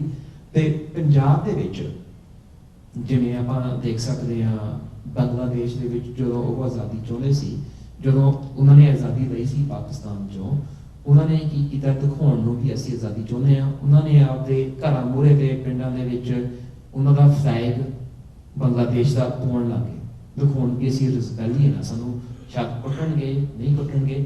ਸੋ ਜਿਹੜੇ ਰੈਫਰੈਂਡਮ ਪੰਜਾਬ 'ਚ ਕਰਨਾ, ਸਾਡੇ ਕੋਲ ਵੱਖਰੇ ਢੰਗ ਨੇ ਕਰਨ ਨੂੰ, ਆਨਲਾਈਨ ਕਰ ਸਕਦੇ ਹਾਂ। ਤੇ ਈਵਨ ਹੋਰ ਵੀ ਸਟ੍ਰੈਟਜੀ ਆ ਵੀ ਅਸੀਂ ਪਬਲਿਕਲੀ ਨਹੀਂ ਡਿਕਲੇਅਰ ਕਰਨਾ ਚਾਹੁੰਦੇ, ਕਿਉਂਕਿ ਇੰਡੀਆ ਵੀ ਧਿਆਨ ਨਾਲ ਦੇਖ ਰਿਹਾ ਵੀ ਕੀ ਕਰਨਗੇ, ਸੋ ਅਸੀਂ ਰੋਕ ਉਹਨਾਂ ਨੂੰ ਕਰੀਏ ਜੇ 2020 ਆਇਆ। ਸੋ ਇਹ ਸਟ੍ਰੈਟਜੀ ਅਸੀਂ ਡਿਵੈਲਪ ਕਰ ਰਹੇ ਹਾਂ, ਡਿਵੈਲਪ ਹੋਈ ਵੀ ਹੋਈ ਆ। ਸੋ ਮੈਨੀ ਮੈਥਡਸ ਨੇ ਇੰਗੇਜ ਕਰਨ ਨੂੰ ਪੰਜਾਬ ਦਾ ਕੰਸੈਂਟ, ਪਰ ਇਹ ਅਸੀਂ ਪਬਲਿਕਲੀ ਮਾੜਾ ਸ਼ੇਅਰ ਨਹੀਂ ਕਰਦੇ ਕਿਉਂਕਿ ਇੰਡੀਆ ਨੂੰ ਵੀ ਫਾਇਦਾ ਹੋ ਤੇ ਆਪਣਾ ਨੁਕਸਾਨ ਹੋ। ਸੋ ਹੁਣ ਜਿਵੇਂ ਮੈਂ ਗੱਲ ਕਹੀ ਸੀ ਵੀ ਇੰਡੀਆ ਅਨਾਉਂਸ ਕਰੂਗਾ ਵੀ ਅਸੀਂ ਰਿਜ਼ਲਟਸ ਨਹੀਂ ਚਾਹੁੰਦੇ, ਪਰ ਇੰਡੀਆ ਹੋਰ ਵੀ ਕਦਮ ਚੁੱਕੂ। ਜਦੋਂ ਆਹ ਸਾਲ ਜਸਟਿਨ ਟਰੂਡੋ ਜਿਹੜਾ ਕੈਨੇਡਾ ਦਾ ਪ੍ਰਾਈਮ ਮਿਨਿਸਟਰ ਆ, ਉਹ ਗਿਆ ਸੀ ਇੰਡੀਆ, ਉਹਨਾਂ ਨੇ ਸੋਚ ਸਮਝ ਕੇ ਉਹਦੇ ਉੱਪਰ ਇੱਕ ਕਿਸਮ ਦੀ ਲਾਈਕ ਬਲੇਮ ਕੀਤਾ, ਬੇਇੱਜ਼ਤੀ ਕੀਤੀ ਤੇ ਉਹਨੇ ਆਪਦੇ ਓਨ ਰਿਲੇਸ਼ਨਸ਼ਿਪਸ ਵੈਰੀ ਡਾਊਨ ਕੀਤੇ। ਇਹ ਫਾਇਦਾ ਸਿੱਖ ਕੌਮ ਨੂੰ। ਜਦੋਂ ਇੰਡੀਆ ਸ਼ੱਕ ਹੁੰਦਾ ਵੀ ਹਰਜੀਤ ਸੱਜਣ ਖਾਲਿਸਤਾਨੀ ਆ, ਡਿਫੈਂਸ ਮਿਨਿਸਟਰ ਆਫ ਕੈਨੇਡਾ, ਉਹਦੇ ਮਿਨਿਸਟਰੀ ਦੇ ਵਿੱਚ ਸਾਰੇ ਸਿੱਖ ਖਾਲਿਸਤਾਨੀ ਨੇ। ਇੱਕ ਸਮਾਂ ਸੀ ਵੀ ਜੇ ਤੁਸੀਂ ਪੰਜਾਬ ਚੋਂ ਤੁਹਾਡੇ ਕੋਲੇ ਦਸਤਾਰ ਹੋਵੇ, ਤੁਸੀਂ ਸ਼ਾਇਦ ਖਾਲਿਸਤਾਨੀ ਹੋ। ਇਸ ਸਮੇਂ ਇੰਡੀਆ ਨੂੰ ਜਿਹੜਾ ਵੀ ਬਾਹਰ ਸਿੱਖ ਦਿਸਦਾ, ਮੋਨਾ ਦਸਤਾਰ ਵਾਲਾ, ਪੋਲੀਟੀਕਲੀ ਐਕਟਿਵ ਨਹੀਂ ਪੋਲੀਟੀਕਲੀ ਐਕਟਿਵ, ਸਾਰੇ ਨੂੰ ਖਾਲਿਸਤਾਨੀ ਦਿਸਣ ਲੱਗੇ। ਤੇ ਇਸ ਕਾਰਨ ਕਰਕੇ ਇਹ ਆਪਦੇ ਓਨ ਇੰਟਰਨੈਸ਼ਨਲ ਰਿਲੇਸ਼ਨਸ਼ਿਪ ਤੋੜਦਾ ਤੇ ਆਪਾਂ ਨੂੰ ਇਹ ਫਾਇਦਾ ਹੋਊਗਾ। ਸੋ ਕੁਐਸਚਨ ਹੁੰਦਾ ਕਿ ਜੇ 2020 ਚ ਇਲੈਕਸ਼ਨ ਰੈਫਰੈਂਡਮ ਹੋਵੇ ਤੇ ਹਾਂ ਚ ਵੋਟ ਪਾਵੇ, ਪਾਉਣਗੇ ਸਾਨੂੰ, ਕਿ ਅਸੀਂ ਕਰਾਂਗੇ ਕੀ ਉਹ ਤੋਂ ਬਾਅਦ, ਨੈਕਸਟ ਸਟੈਪ ਕੀ ਹੈ, ਡੈਕਲੇਰੇਸ਼ਨ ਇੰਡੀਪੈਂਡੈਂਸ ਦੀ ਹੋਣੀ ਹੈ ਜਾਂ ਨਹੀਂ। ਦੇਖੋ ਇਹ ਅਨਅਫੀਸ਼ੀਅਲ ਰੈਫਰੈਂਡਮ ਆ। ਅਨਅਫੀਸ਼ੀਅਲ ਰੈਫਰੈਂਡਮ ਦਾ ਮੀਨਿੰਗ ਇਹ ਹੈ it's non binding, it's not legally binding on India to respect. However ਜਿਹੜਾ ਰਿਜ਼ਲਟਸ ਆਊਗਾ, ਜਿਵੇਂ ਮੈਂ ਤੁਹਾਨੂੰ ਪਹਿਲਾਂ ਦੱਸਿਆ ਸੀ ਵੀ ਜਦੋਂ ਉਹਨਾਂ ਨੇ ਬੈਨ ਕੀਤੇ ਇੰਡੀਅਨ ਅਫੀਸ਼ੀਅਲਸ, ਕੁਝ ਚੇਂਜ ਨਹੀਂ ਹੋਇਆ ਗਰਾਊਂਡ ਰਿਐਲਿਟੀ 'ਚ, ਪਰ ਨੇਸ਼ਨ ਸਟੇਟਸ ਜਿਹੜੇ ਦੇਖ ਰਹੇ ਨੇ, ਇੰਟੈਲੀਜੈਂਸ ਏਜੰਸੀਜ਼ ਜਿਹੜੇ ਦੇਖ ਰਹੇ ਨੇ, ਉਹਨਾਂ ਨੂੰ ਇੱਕ ਬਲੀਪ ਆ ਗਈ ਉਹਨਾਂ ਦੇ ਰੇਡਾਰ 'ਚ ਵੀ ਸਿੱਖ ਹਜੇ ਵੀ ਗੁੱਸੇ ਨੇ ਤੇ ਸਿੱਖਾਂ ਕੋਲੇ ਸ਼ਾਇਦ ਕੁਝ ਹੋਵੇ। ਇਹ ਜਿਹੜੀ ਰਿਐਲਿਟੀ ਅਸੀਂ ਕ੍ਰੀਏਟ ਕਰ ਰਹੇ ਹਾਂ ਨੇਸ਼ਨ ਸਟੇਟਾਂ ਨਾਲ, ਉਹਨਾਂ 'ਚ ਹੋਰ ਪ੍ਰੂਫ ਆਊਗਾ ਵੀ ਅਸੀਂ ਚਾਹੁੰਦੇ ਹਾਂ ਤੇ ਯੂਨਾਈਟਿਡ ਨੇਸ਼ਨਸ ਕੋਲੇ ਅਸੀਂ ਜਾਵਾਂਗੇ ਤੇ ਕਹਾਂਗੇ ਦੇਖੋ ਜਿਹੜੇ ਤੁਹਾਡੇ ਪ੍ਰਿੰਸੀਪਲਸ ਨੇ of the right to self determination under article 1 of your charter, ਵੀ ਇਹ ਪ੍ਰਿੰਸੀਪਲ ਨਾਲ ਅਸੀਂ ਅਨਅਫੀਸ਼ੀਅਲ ਰੈਫਰੈਂਡਮ ਕਰਾ ਰਹੇ ਹਾਂ ਤੇ ਤੁਹਾਡੀ ਜ਼ਿੰਮੇਵਾਰੀ ਬਣਦੀ ਹੈ ਇਹ ਅਫੀਸ਼ੀਅਲ ਕਰਾਉਣ ਨੂੰ। ਤੁਸੀਂ ਇੰਡੀਆ ਉੱਪਰ ਪ੍ਰੈਸ਼ਰ ਪਾਓ, ਤੁਸੀਂ ਦੁਨੀਆ ਨੂੰ ਕਹੋ ਕਿ ਇਹ ਸਾਡੇ ਰਾਈਟਸ ਨੇ, ਇੰਟਰਨੈਸ਼ਨਲ ਲੈਵਲ ਤੇ ਵਾਇਲੇਟ ਹੋ ਰਹੇ ਨੇ। ਤੇ ਜਿਹੜੇ ਝੂਠਾ ਪ੍ਰਚਾਰ ਆ ਇੰਡੀਆ ਦਾ ਵੀ ਦੋ ਸਿੱਖ ਨੇ ਜਿਹੜੇ ਚਾਹੁੰਦੇ ਨੇ ਆਜ਼ਾਦੀ ਵਾਸਤੇ, ਉਹ ਦੂਰ ਹੋ ਤੇ ਵੱਖਰੇ ਦੇਸ਼ ਜਿਹੜੇ ਮੂਹਰੇ ਨਹੀਂ ਹੋਣਾ ਚਾਹੁੰਦੇ ਪਰ ਚਾਹੁੰਦੇ ਨੇ ਵੀ ਇੰਡੀਆ ਡਾਊਨ ਹੋਵੇ, ਉਹ ਵੀ ਸਾਡੇ ਨਾਲ ਖੜਨਗੇ ਕਿਉਂਕਿ ਉਹਨਾਂ ਦੇ ਮਨ 'ਚ ਹੋ ਵੀ ਸਿੱਖ ਇਕੱਠੇ ਹੋ ਰਹੇ ਨੇ ਤੇ ਇਹ ਰਾਜਵਲੀ ਤੁਰ ਨੂੰ ਤਿਆਰ। ਸੋ ਇਹ ਮੇਨ ਜਿਹੜੇ 5 ਕੁਐਸਚਨਸ ਮੈਨੂੰ ਆਮ ਲੋਕ ਪੁੱਛਦੇ ਨੇ, ਉਹਨਾਂ ਨੂੰ ਮੈਂ ਆਨਸਰ ਕਰਨ ਦੀ ਕੋਸ਼ਿਸ਼ ਕੀਤੀ ਸੀ ਤੁਹਾਨੂੰ। ਜੇ ਤੁਹਾਡੇ ਕੋਲੇ ਕੋਈ ਹੋਰ ਸਵਾਲ ਹੋਏ ਅਖੀਰ ਦੇ ਵਿੱਚ ਤੁਸੀਂ ਇਹ ਵੀ ਪੁੱਛ ਸਕੋਗੇ ਸਾਨੂੰ ਤੇ ਅਸੀਂ ਪੂਰਾ ਤੁਹਾਨੂੰ ਜਵਾਬ ਦੇਵਾਂਗੇ। ਵਾਹਿਗੁਰੂ ਜੀ ਕਾ ਖਾਲਸਾ, ਵਾਹਿਗੁਰੂ ਜੀ ਕੀ ਫਤਿਹ। ਇਹ ਸਨ ਭਾਈ ਸਾਹਿਬ ਭਾਈ ਛੋਟੇ ਵੀਰ ਜਤਿੰਦਰ ਸਿੰਘ ਜੀ ਗਰੇਵਾਲ, ਜਿਨ੍ਹਾਂ ਨੇ ਆਪ ਜੀ ਦੇ ਨਾਲ ਆਪਣੇ ਕਾਨੂੰਨੀ ਤਰੀਕੇ ਦੇ ਨਾਲ ਸਾਰਾ ਕੁਝ ਦੱਸਿਆ, ਰੈਫਰੈਂਡਮ ਦੀ ਜਾਣਕਾਰੀ ਦਿੱਤੀ ਹੈ ਤੇ ਆਉਣ ਵਾਲੇ ਸਮੇਂ ਵਿੱਚ ਵੀ ਜੋ ਇਹ ਘਟਨਾਵਾਂ ਰੈਫਰੈਂਡਮ ਪ੍ਰਤੀ ਦੇਸ਼ ਦੀ ਆਜ਼ਾਦੀ ਵਾਸਤੇ ਕੋਈ ਵੀ ਇਨਸੀਡੈਂਟ ਸਾਹਮਣੇ ਆਉਗੀ ਤੇ ਉਹਨਾਂ ਬਾਰੇ ਦੱਸਿਆ ਕਿ ਅਸੀਂ ਆਪਣੀਆਂ ਪਲਾਨਾਂ ਅਜੇ ਕੁਝ ਜ਼ਾਹਰ ਨਹੀਂ ਕਰਦੇ, ਪਬਲਿਕਲੀ ਨਹੀਂ ਕਰਦੇ, ਕਿਉਂਕਿ ਆਉਣ ਵਾਲੇ ਸਮੇਂ 'ਚ ਦੁਸ਼ਮਣ ਨੂੰ ਵੀ ਇਸ ਗੱਲ ਦਾ ਪਤਾ ਲੱਗੂਗਾ। ਮੈਂ ਹੁਣ ਬੇਨਤੀ ਕਰੂੰਗਾ, ਸੰਗਤਾਂ ਨੂੰ ਬੇਨਤੀ ਕਰੂੰਗਾ ਕਿ ਜਿਹੜੇ ਥੋੜੇ ਟਾਈਟ ਹੋਏ ਸੀ, ਜੇ ਉਹ ਬਾਥਰੂਮ ਵਗੈਰਾ ਜਾ ਰਹੇ ਨੇ, ਛੇਤੀ ਵਾਪਸ ਆ ਜਾਓ ਕਿ ਸਾਡੇ ਕੋਲ ਬਹੁਤ ਹੀ ਸਤਿਕਾਰਯੋਗ ਸ਼ਖਸੀਅਤ ਬੈਠੇ ਹੋਏ ਨੇ, ਡਾਕਟਰ ਅਮਰਜੀਤ ਸਿੰਘ ਜੀ, ਜਿਨ੍ਹਾਂ ਨੇ ਆਪਣੀ ਪੂਰੀ ਜ਼ਿੰਦਗੀ ਖਾਲਿਸਤਾਨ ਦੇ ਸੰਘਰਸ਼ ਉੱਤੇ ਲਾਈ ਹੈ। ਮੈਂ ਉਹਨਾਂ ਨੂੰ ਬੇਨਤੀ ਕਰੂੰਗਾ ਕਿ ਸਟੇਜ ਤੇ ਆਣ ਕੇ ਆਪਣੇ ਉਹ ਮੁਖਾਰਬਿੰਦ ਤੋਂ ਸੰਗਤਾਂ ਨਾਲ ਆਜ਼ਾਦੀ ਦੀ ਤੇ ਉਹ ਦੇਸ਼ ਆਜ਼ਾਦ ਕਰਾਉਣ ਦੇ ਤਰੀਕੇ ਨੂੰ ਹੋਰ ਵੀ ਸੌਖੇ ਜਿਹੇ ਤਰੀਕੇ ਨਾਲ ਆਪ ਜੀ ਨਾਲ ਸਾਂਝ ਪਾਉਣ। ਵਾਹਿਗੁਰੂ ਜੀ ਕਾ ਖਾਲਸਾ, ਵਾਹਿਗੁਰੂ ਜੀ ਕੀ ਫਤਿਹ।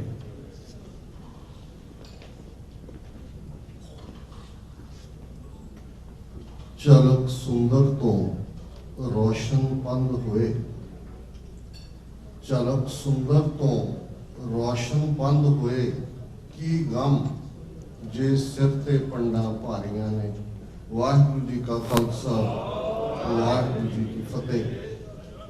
ਸਿਐਟਲ ਦੇ ਅੱਜ ਦੇ ਇਸ ਇਕੱਠ ਚੋਂ ਇੱਕ ਸੁਨੇਹਾ ਸਪਸ਼ਟ ਮਿਲਦੇ ਕਿ ਜਦੋਂ ਨੌਜਵਾਨ ਤਈਆ ਕਰ ਲੈਣ ਕਿ ਉਹਨਾਂ ਨੇ ਕਾਮਯਾਬੀ ਹਾਸਲ ਕਰਨੀ ਹੈ, ਕੁਝ ਕਰਕੇ ਵਿਖਾਉਣੇ, ਤੇ ਫਿਰ ਸਕਾਈ ਇਜ਼ ਦਾ ਲਿਮਿਟ, ਜਿਵੇਂ ਅਮਰੀਕਨ ਕਹਿੰਦੇ ਨੇ।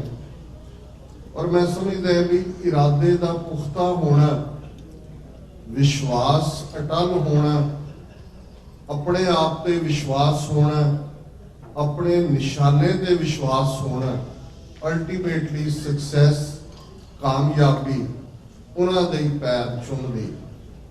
ਫੋਕਲੋਰ ਦੇ ਵਿੱਚ ਸ਼ੀਰੀਂ ਫਰਿਆਦ ਦੀ ਕਹਾਣੀ ਹੈ ਤੇ ਉਸ ਦੇ ਸਾਹਮਣੇ ਫਰਿਆਦ ਦੇ ਸ਼ਰਤ ਰੱਖੀ ਜਾਂਦੀ ਹੈ ਕਿ ਇਹ ਤੈਨੂੰ ਪਹਾੜ ਪੁੱਟਣਾ ਪਏਗਾ।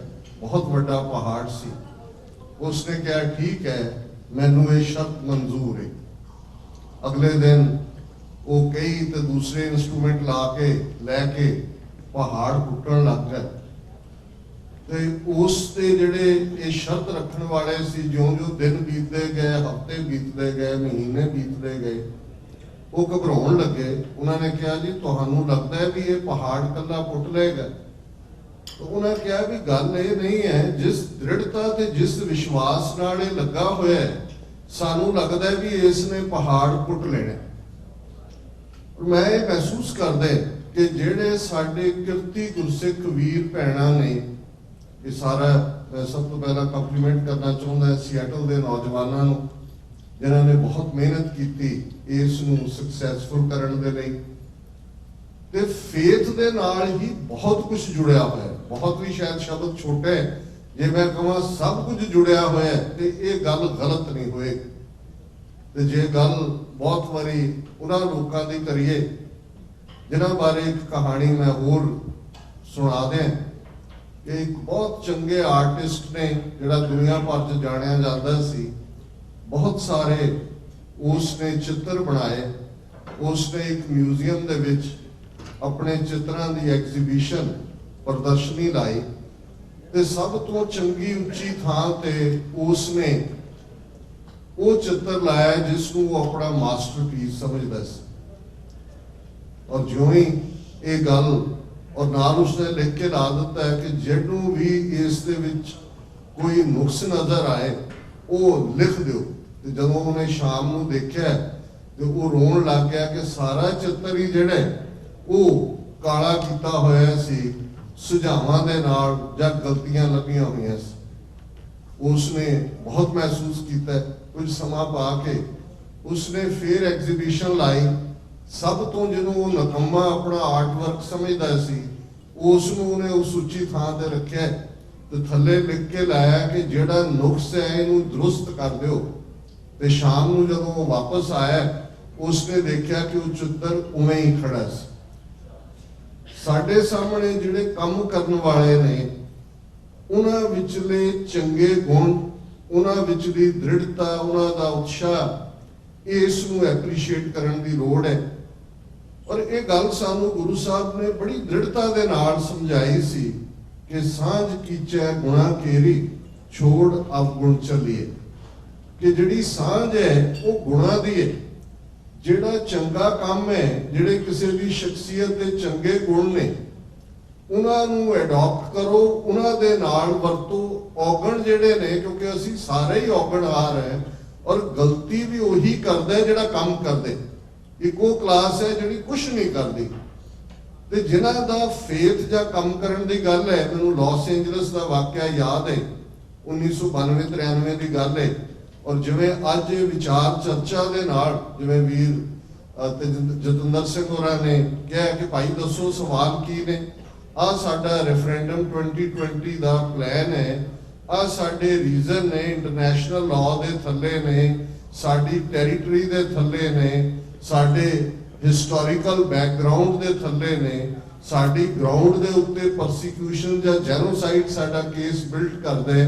ਦੁਨੀਆ ਦੇ ਵਿੱਚ ਅਸੀਂ as a nation, as a people ਹੈ, ਔਰ ਕਿਉਂ ਨਹੀਂ, ਸਾਡੇ ਕੋਲ ਕਿਉਂ ਹੱਕ ਨਹੀਂ ਹੈ ਕੋਈ? ਔਰ ਇਹ ਹੱਕ UN ਚਾਰਟਰ ਦਿੰਦਾ ਹੈ, ਰਾਈਟ ਆਫ ਸੈਲਫ ਡਿਟਰਮੀਨੇਸ਼ਨ ਦਾ। ਔਰ ਇਹਦੇ ਲਈ ਦੱਸੋ ਸਵਾਲ ਕੀ ਨੇ, ਕਿਸੇ ਨੂੰ ਕੀ ਇਹਦੇ ਤੇ ਇਤਰਾਜ਼ ਹੈ? ਪਰ ਇੱਕ ਤਬਕਾ ਜਿਸ ਦੇ ਲਈ ਤੁਸੀਂ, ਮੈਂ ਕਈ ਵਾਰੀ ਮਹਿਸੂਸ ਕਰਦਾ ਕਿ ਉਹਨਾਂ ਨੂੰ ਤੁਸੀਂ ਸਮਝਾ ਨਹੀਂ ਸਕਦੇ। ਔਰ ਮੇਰਾ ਵੀ ਇਹ 1991-92 ਜਦੋਂ ਪੰਥਕ ਸੇਵਾ ਦੇ ਪਿੰਡ 'ਚ ਮੈਂ ਸ਼ੁਰੂਆਤ ਕੀਤੀ, ਮੈਨੂੰ ਲੱਗਿਆ ਕਿ ਵੀ ਸਾਡੇ ਚੋਂ ਬਹੁਤ ਸਾਰੇ ਡਿਬੇਟ ਚੋਂ ਭੱਜਦੇ ਨੇ। ਅਸੀਂ ਵਿਚਾਰ ਵਟਾਂਦਰਾ ਕਰਨ ਦਾ ਪਤਾ ਨਹੀਂ ਕਿਉਂ, ਮੈਨੂੰ ਇਸ ਗੱਲ ਦੀ ਕਈ ਵਾਰੀ ਹੈਰਾਨੀ ਵੀ ਹੁੰਦੀ ਹੈ ਕਿ ਜਿੱਥੇ ਗੁਰੂ ਸਾਹਿਬਾਨ ਨੇ ਸੰਗਤ ਦੀ ਇੰਸਟੀਟਿਊਸ਼ਨ ਇੰਨੀ ਐਮਪਾਵਰ ਕੀਤੀ ਕਿ ਕੋਈ ਵੀ ਫੈਸਲਾ, ਗੁਰੂ ਅਰਜਨ ਸਾਹਿਬ ਦੀ ਸ਼ਹਾਦਤ ਦੀ ਅਸੀਂ ਗੱਲ, ਗੁਰੂ ਤੇਗ ਬਹਾਦਰ ਸਾਹਿਬ ਨਾਲ ਜਾਣ ਵਾਲੇ 5 ਸਿੱਖ, ਚੰਦੂ ਦੇ ਰਿਸ਼ਤੇ ਦੀ ਗੱਲ, ਸਾਡੀ ਇਤਿਹਾਸ ਦੀ ਹਰ ਪਰੰਪਰਾ 'ਚ ਅਲਟੀਮੇਟਲੀ ਜਦੋਂ ਸੰਗਤ ਦੇ ਨਾਲ ਵਿਚਾਰ ਦੀ ਗੱਲ ਹੈ ਤੇ ਇਹ ਵਿਚਾਰ ਨੂੰ ਜਿਹੜਾ ਹੈ ਉਹ ਡੋਮੀਨੇਟ ਕਰਵਾਉਂਦੀ ਹੈ ਬਾਕੀ ਗੱਲਾਂ ਦੇ ਨਾਲੋਂ।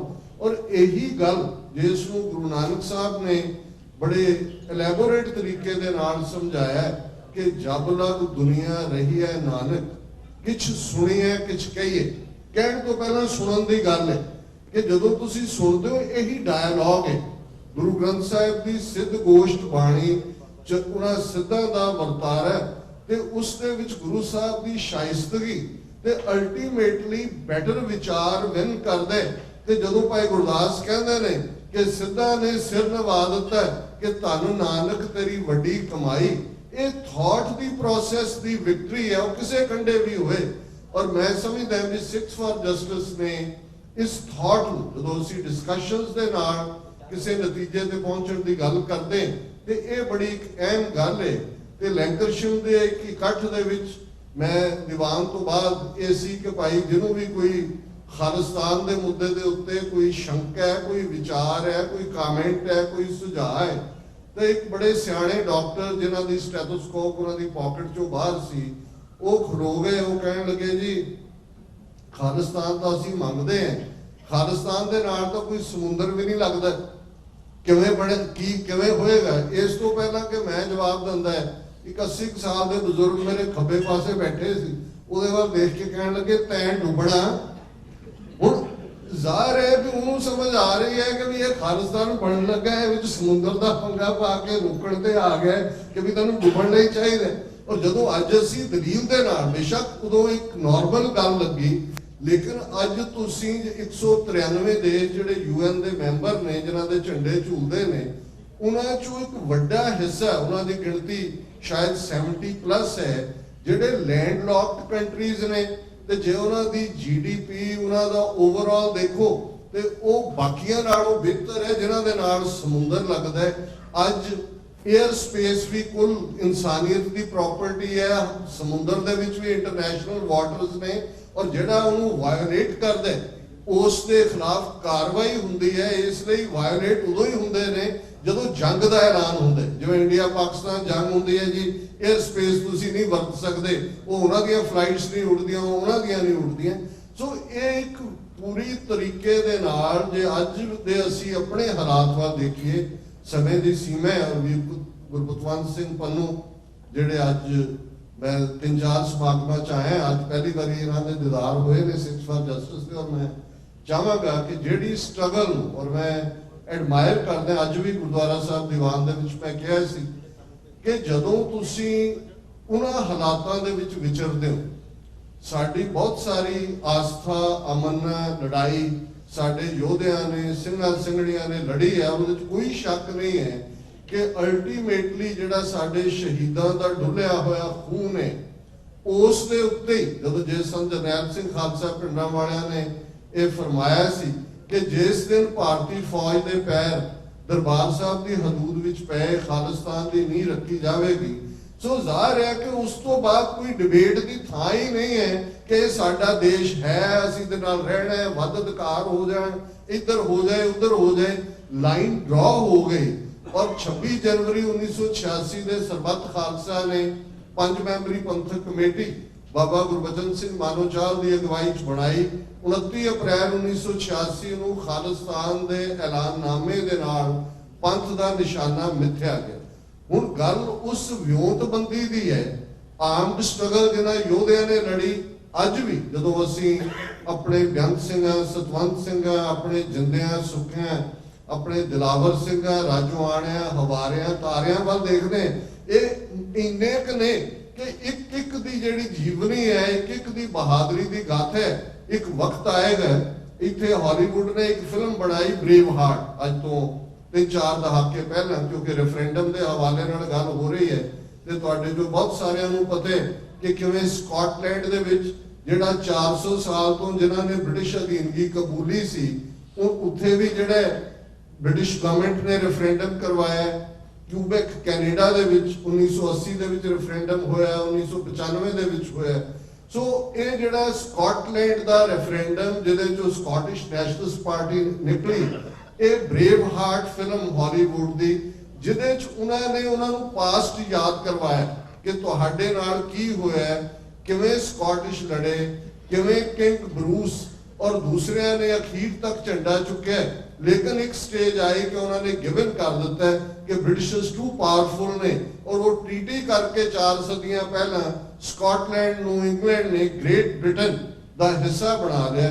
ਤੇ ਇੱਕ ਫਿਲਮ ਨੇ, ਕਿਉਂਕਿ ਬਹੁਤ ਵਾਰ ਉਹ ਅਹਿਸਾਸ ਸੁੱਤੇ ਪਏ ਹੁੰਦੇ ਨੇ, ਇੱਕ ਸਟੇਜ ਆਉਂਦੀ ਹੈ ਤੁਸੀਂ ਗੁਲਾਮੀ ਕਬੂਲ ਕਰ ਲੈਂਦੇ ਹੋ, ਔਰ ਫਿਰ ਕੁਝ ਜਿਹੜੇ ਗੁਲਾਮੀ ਕਬੂਲ ਕਰਨ ਵਾਲੇ ਨੇ, ਮੈਲਕਮ ਐਕਸ ਬਹੁਤ ਵੱਡਾ ਥਿੰਕਰ ਹੋਇਆ ਅਮਰੀਕਾ ਦਾ। ਬੇਸ਼ੱਕ ਜਿਵੇਂ ਸਾਡੇ ਉੱਥੇ ਹਕੂਮਤ ਲੋਂਗੋਵਾਰਡ ਨੂੰ ਪ੍ਰੋਜੈਕਟ ਕਰਦੀ ਰਹੀ ਕਿਉਂਕਿ ਉਹਨਾਂ ਨੂੰ ਸੂਟ ਕਰਦੇ ਸੀ ਤੇ ਪਿੰਡਾਂ ਵਾਲਿਆਂ ਦੇ ਉੱਤੇ ਲੇਬਲ ਟੈਗ ਲਾਉਂਦੇ ਰਹੇ, ਇਵੇਂ ਇੱਥੇ ਮਾਰਟਨ ਲੂਥਰ ਕਿੰਗ ਨੂੰ ਬਹੁਤ ਪ੍ਰਮੋਟ ਕੀਤਾ, ਕਾਲਿਆਂ ਦਾ ਲੀਡਰ ਬਣਾ ਕੇ ਆਈ ਹੈਵ ਅ ਡ੍ਰੀਮ ਦੇ ਥੱਲੇ। ਔਰ ਮੈਲਕਮ ਐਕਸ ਜਿਹੜਾ ਕਾਲਿਆਂ ਦਾ ਅਸਲੀ ਪਿੰਡਾਂ ਵਾਲਾ ਸੀ ਅਮਰੀਕਾ 'ਚ, ਔਰ ਉਸ ਦੇ ਥਾਟ ਬੜੇ ਕਲੀਅਰ ਨੇ। ਉਹਨੇ ਆਪਣੇ ਲੋਕਾਂ ਬਾਰੇ ਕਿਹਾ ਜਿਨ੍ਹਾਂ ਨੂੰ ਉਦੋਂ ਨਿਗਰ ਕਿਹਾ ਜਾਂਦਾ ਸੀ, ਅੱਜ ਤਾਂ ਇੱਕ ਅਫੈਂਡਿੰਗ ਵਰਡ ਹੈ। ਉਹਨੇ ਕਿਹਾ ਜੀ ਇਹ ਸਾਡੇ ਲੋਕ 2 ਕੈਟਾਗਰੀ ਦੇ, ਇੱਕ ਹਾਊਸ ਨਿਗਰ ਨੇ, ਇੱਕ ਫੀਲਡ ਨਿਗਰ। ਜਿਹੜੇ ਹਾਊਸ ਨਿਗਰ ਸੀ, ਜਿਹੜਾ ਘਰ ਦੇ ਵਿੱਚ ਨੌਕਰ ਹੈ, ਉਸ ਗੋਰੇ ਨੇ ਉਹਨੂੰ ਆਪਣਾ ਗੁਲਾਮ ਬਣਾਇਆ ਹੋਇਆ, ਉਹ ਗੋਰੇ ਸਾਹਿਬ ਦਾ ਸੂਟ ਵੀ ਪਾਉਂਦਾ ਹੈ, ਉਹ ਪੂਰਾ ਉਹ ਬਣ ਠਣ ਕੇ ਟਾਈ ਵੀ ਲਾ ਕੇ ਰਹਿੰਦਾ ਹੈ। ਤੇ ਉਹਦੀ ਜ਼ਹਿਨੀਅਤ ਇਹ ਹੈ ਕਿ ਜੇ ਮਾਲਕ ਬਿਮਾਰ ਹੈ ਤਾਂ ਸਵੇਰੇ ਉੱਠ ਕੇ ਉਹਨੂੰ ਇਹ ਨਹੀਂ ਪੁੱਛੇਗਾ ਕਿ ਆਰ ਯੂ ਸਿਕ ਟੁਡੇ, ਉਹ ਕਹੇਗਾ ਆਰ ਵੀ ਸਿਕ ਟੁਡੇ, ਉਹਦੇ ਨਾਲ ਹੀ ਗੁਲਾਮ ਬਣ ਜਾਂਦਾ। ਪਰ ਉਹ ਆਪਣੇ ਆਪ ਨੂੰ ਸਮਝਦਾ ਵੀ ਮੈਂ ਬੈਟਰ ਹੈ। ਇੱਕ ਜਿਹੜਾ ਫੀਲਡ ਨਿਗਰ ਹੈ, ਜਿਹੜਾ ਖੇਤਾਂ ਦੇ ਵਿੱਚ ਬਲਦ ਦੀ ਥਾਂ ਤੇ ਵੀ ਜੋਤਿਆ ਹੋਇਆ ਹੈ, ਜਿਹੜਾ ਸਾਰਾ ਦਿਨ ਛਾਂਟੇ ਖਾਂਦਾ, ਹੰਟਰ ਖਾਂਦਾ ਹੈ ਗੋਰੇ ਸਾਹਿਬ ਦੇ। ਲੇਕਿਨ ਜਿਹੜਾ ਘਰ ਬੈਠਾ ਨਿਗਰ ਹੈ ਉਹ ਬਿਲਕੁਲ ਬੇਪਰਵਾਹ ਹੈ, ਉਹ ਸਮਝਦਾ ਵੀ ਨਹੀਂ ਮੈਂ ਉਹਦੇ ਨਾਲ ਉਹ ਵੱਖਰਾ ਹੈ, ਮੇਰੀ ਕੈਟਾਗਰੀ ਵੱਖਰੀ। ਸੋ ਇਹ ਜਿਹੜਾ ਵਕਤ ਪਾ ਕੇ ਇੱਕ ਮਰਸਨਰੀ ਕਲਾਸ ਅੰਗਰੇਜ਼ਾਂ ਨੇ ਪੈਦਾ ਕੀਤੀ ਸਾਡੇ 'ਚ। ਅੱਜ ਜਿੰਨੇ ਰਾਏ ਬਹਾਦਰ, ਸਰਦਾਰ ਬਹਾਦਰ, ਸਰ ਜਿਹੜੇ ਖਿਤਾਬ ਕੱਢੇ, ਅੱਜ ਜਿੰਨੇ ਅੱਜ ਰਾਜ ਕਰਦੇ ਨੇ, ਆ ਮਜੀਠੀਆ ਟੱਬਰ ਲੈ ਲਓ, ਦੂਜਾ ਰਣਜੀਤ ਸਿੰਘ ਦੇ ਦਰਬਾਰ ਦੇ 2 ਟੱਬਰਾਂ ਨੂੰ ਛੱਡ ਕੇ ਹਰੀ ਸਿੰਘ ਨਲੂਆ ਤੇ ਹਰਬੰਸ ਸਿੰਘ ਜਿਹੜੇ ਅਟਾਰੀ ਸਰ ਸ਼ਾਮ ਸਿੰਘ ਅਟਾਰੀ ਵਾਲੇ, ਜਿਨ੍ਹਾਂ ਦੇ ਅੱਗੋਂ ਹਰਬੰਸ ਸਿੰਘ ਅਟਾਰੀ ਸਿੰਘ ਸਭਾ ਲਹਿਰ ਨਾਲ ਵੀ ਜੁੜੇ ਨੇ, ਸਾਰਿਆਂ ਨੇ ਸਰੈਂਡਰ ਕੀਤਾ। ਸਾਰਿਆਂ ਨੂੰ ਅੰਗਰੇਜ਼ਾਂ ਨੇ ਜ਼ਗੀਰਾਂ ਦੇ ਕੇ ਨਵਾਜਿਆ। ਸਭ ਯੂਪੀ ਦੇ ਵਿੱਚ ਇਹਨਾਂ ਦੀਆਂ ਸ਼ੂਗਰ ਮਿਲਸ ਲਵਾਈਆਂ। ਉਦੋਂ ਅੰਗਰੇਜ਼ਾਂ ਦੇ ਕੁੱਤੇ ਸੀ, ਉਹਨਾਂ ਦੇ ਮਰਸਨਰੀ ਬਣੇ ਹੋਏ ਸੀ। ਅੱਜ ਹਿੰਦੂ ਤਵੀਆਂ ਦੇ ਕੁੱਤੇ ਨੇ। ਸੋ ਇਹਨਾਂ ਦੀ ਕੈਟਾਗਰੀ ਹੀ ਬਿਲਕੁਲ ਡਿਫਰੈਂਟ ਹੈ। ਲੇਕਿਨ ਇੱਕ ਕਲਾਸ ਉਹ ਹੈ ਜਿਹੜੇ ਉੱਥੇ ਜਿਨ੍ਹਾਂ 'ਚ ਵੱਡਾ ਹਿੱਸਾ ਸਾਡੇ ਫੌਜੀ ਅਫਸਰਾਂ ਦਾ ਵੀ ਹੁੰਦਾ। ਮੈਂ ਬਹੁਤ ਵਾਰ ਦੇਖਦਾ ਉਹਨਾਂ ਨੇ ਕਿਉਂਕਿ ਰੈਂਕ ਦੇ ਨਾਲ ਆਪਣੀ ਫਰੀडम ਜੋੜੀ ਹੋਈ ਹੈ ਕਿ ਜੀ ਮੈਂ ਬ੍ਰਿਗੇਡੀਅਰ, ਮੇਰੇ 2 ਪੁੱਤਰ, ਇੱਕ ਕਰਨਲ, ਇੱਕ ਮੇਜਰ, ਉਹ ਫਖਰ ਨਾਲ ਕਹਿਣਗੇ ਜੀ 6 ਪੀੜ੍ਹੀਆਂ ਸਾਡੀਆਂ ਫੌਜ 'ਚ ਹੀ ਰਹੀਆਂ ਨੇ। ਹੁਣ ਇਸ ਕਿਸਮ ਦੀ ਜ਼ਹਿਨੀਅਤ ਨੂੰ ਤੁਸੀਂ ਨਹੀਂ ਬਦਲ ਸਕਦੇ। ਪਰ ਇੱਕ ਗੱਲ ਜ਼ਾਹਰ ਹੈ, ਡਾਇਸਪੋਰਾ ਸਿੱਖ 5 ਮਿਲੀਅਨ ਖਲੋਤਾ ਹੈ ਔਰ ਇਹ ਜਿਹੜੀ ਅਵੇਅਰਨੈਸ ਦੇ ਨਾਲ ਦੁਨੀਆ ਦੇ ਵਿੱਚ ਸਿੱਖ ਫॉर ਜਸਟਿਸ ਨੇ ਪਿਛਲੇ ਇੱਕ ਦਹਾਕੇ ਦੇ ਵਿੱਚ ਇਹ ਸਾਨੂੰ ਅਮਨਾ ਕਰਵਾਈ ਕਿ ਸਾਡੇ ਕੋਲ ਰਾਈਟ ਆਫ ਸੈਲਫ ਡਿਟਰਮੀਨੇਸ਼ਨ ਹੈ ਔਰ ਉਹ UN ਚਾਰਟਰ ਸਾਨੂੰ ਦਿੰਦਾ ਹੈ। ਅਸੀਂ ਕੁਆਲੀਫਾਈ ਕਰਦੇ ਹਾਂ। ਬੇਸ਼ੱਕ ਗੱਲ ਅੱਜ ਇੰਡੀਅਨ ਆਕੂਪਾਈਡ ਪੰਜਾਬ ਦੇ ਹਵਾਲੇ ਨਾਲ ਹੋ ਰਹੀ ਹੈ, ਪਰ ਮੈਂ ਬਹੁਤ ਵਾਰ ਦੇਖਦਾ ਕਿ ਟੈਰੀਟਰੀ ਤਾਂ ਕਦੇ ਕਿਸੇ ਨਕਸ਼ੇ 'ਚ ਬੰਨੇ ਨਹੀਂ ਜਾਂਦੇ। ਹੁਣ ਅੱਜ ਪੰਜਾਬ ਸ਼ਬਦ ਬਹੁਤ ਇਸਤੇਮਾਲ ਹੁੰਦਾ ਹੈ, ਦੂਸਰੇ ਪਾਸੇ ਵੀ ਹੁੰਦਾ ਹੈ, ਪਰ ਤੁਸੀਂ ਸਾਰੀ ਹਿਸਟਰੀ ਖੋਲ ਲਓ। ਸਭ ਤੋਂ ਪਹਿਲਾਂ ਪੰਜਾਬ ਵਰਡ ਅਕਬਰਨਾਮੇ ਦੇ ਵਿੱਚ 17ਵੀਂ ਸਦੀ ਦੇ ਵਿੱਚ ਇਸਤੇਮਾਲ ਹੋਇਆ। 17ਵੀਂ ਸਦੀ 'ਚ ਅਕਬਰਨਾਮੇ 'ਚ, ਔਰ ਉਹ ਵੀ ਇਸ ਕੰਟੈਕਸਟ ਕਿ ਲਾਹੌਰ ਦਰਬਾਰ, ਲਾਹੌਰ ਸੂਬਾ ਜਿਹੜਾ ਸੀ ਇਹਦੇ ਨਾਲ 5 ਦੁਆਬੇ ਸਨ।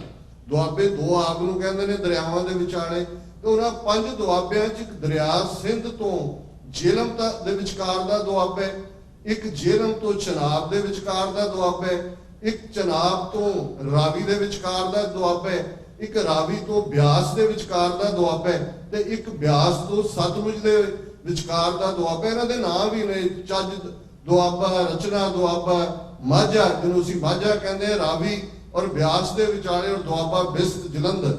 ਸੋ ਇਹ 5 ਦੁਆਬਿਆਂ ਵਾਲਾ ਜਿਹੜਾ ਪ੍ਰੋਵਿੰਸ ਜਿਹੜਾ ਲਾਹੌਰ ਤੋਂ ਕੰਟਰੋਲ ਹੁੰਦਾ ਸੀ, ਕਿਉਂਕਿ 5 ਦੁਆਬੇ ਸਨ ਤੇ 5 ਆਬ ਇਸ ਸੈਂਸ ਦੇ ਵਿੱਚ ਆਇਆ। ਤੇ ਜਦੋਂ ਅਸੀਂ ਸਰਕਾਰੇ ਖਾਲਸਾ ਜੀ ਉਹ ਕਹਿੰਦੇ ਜਿਹੜਾ 1.5 ਲੱਖ ਮੁਰੱਬਾ ਮੀਲ ਦਾ ਇਹ 5 ਦੁਆਬੇ ਹੀ ਫਿਰ ਪੰਜਾਬ ਨਹੀਂ ਰਿਹਾ।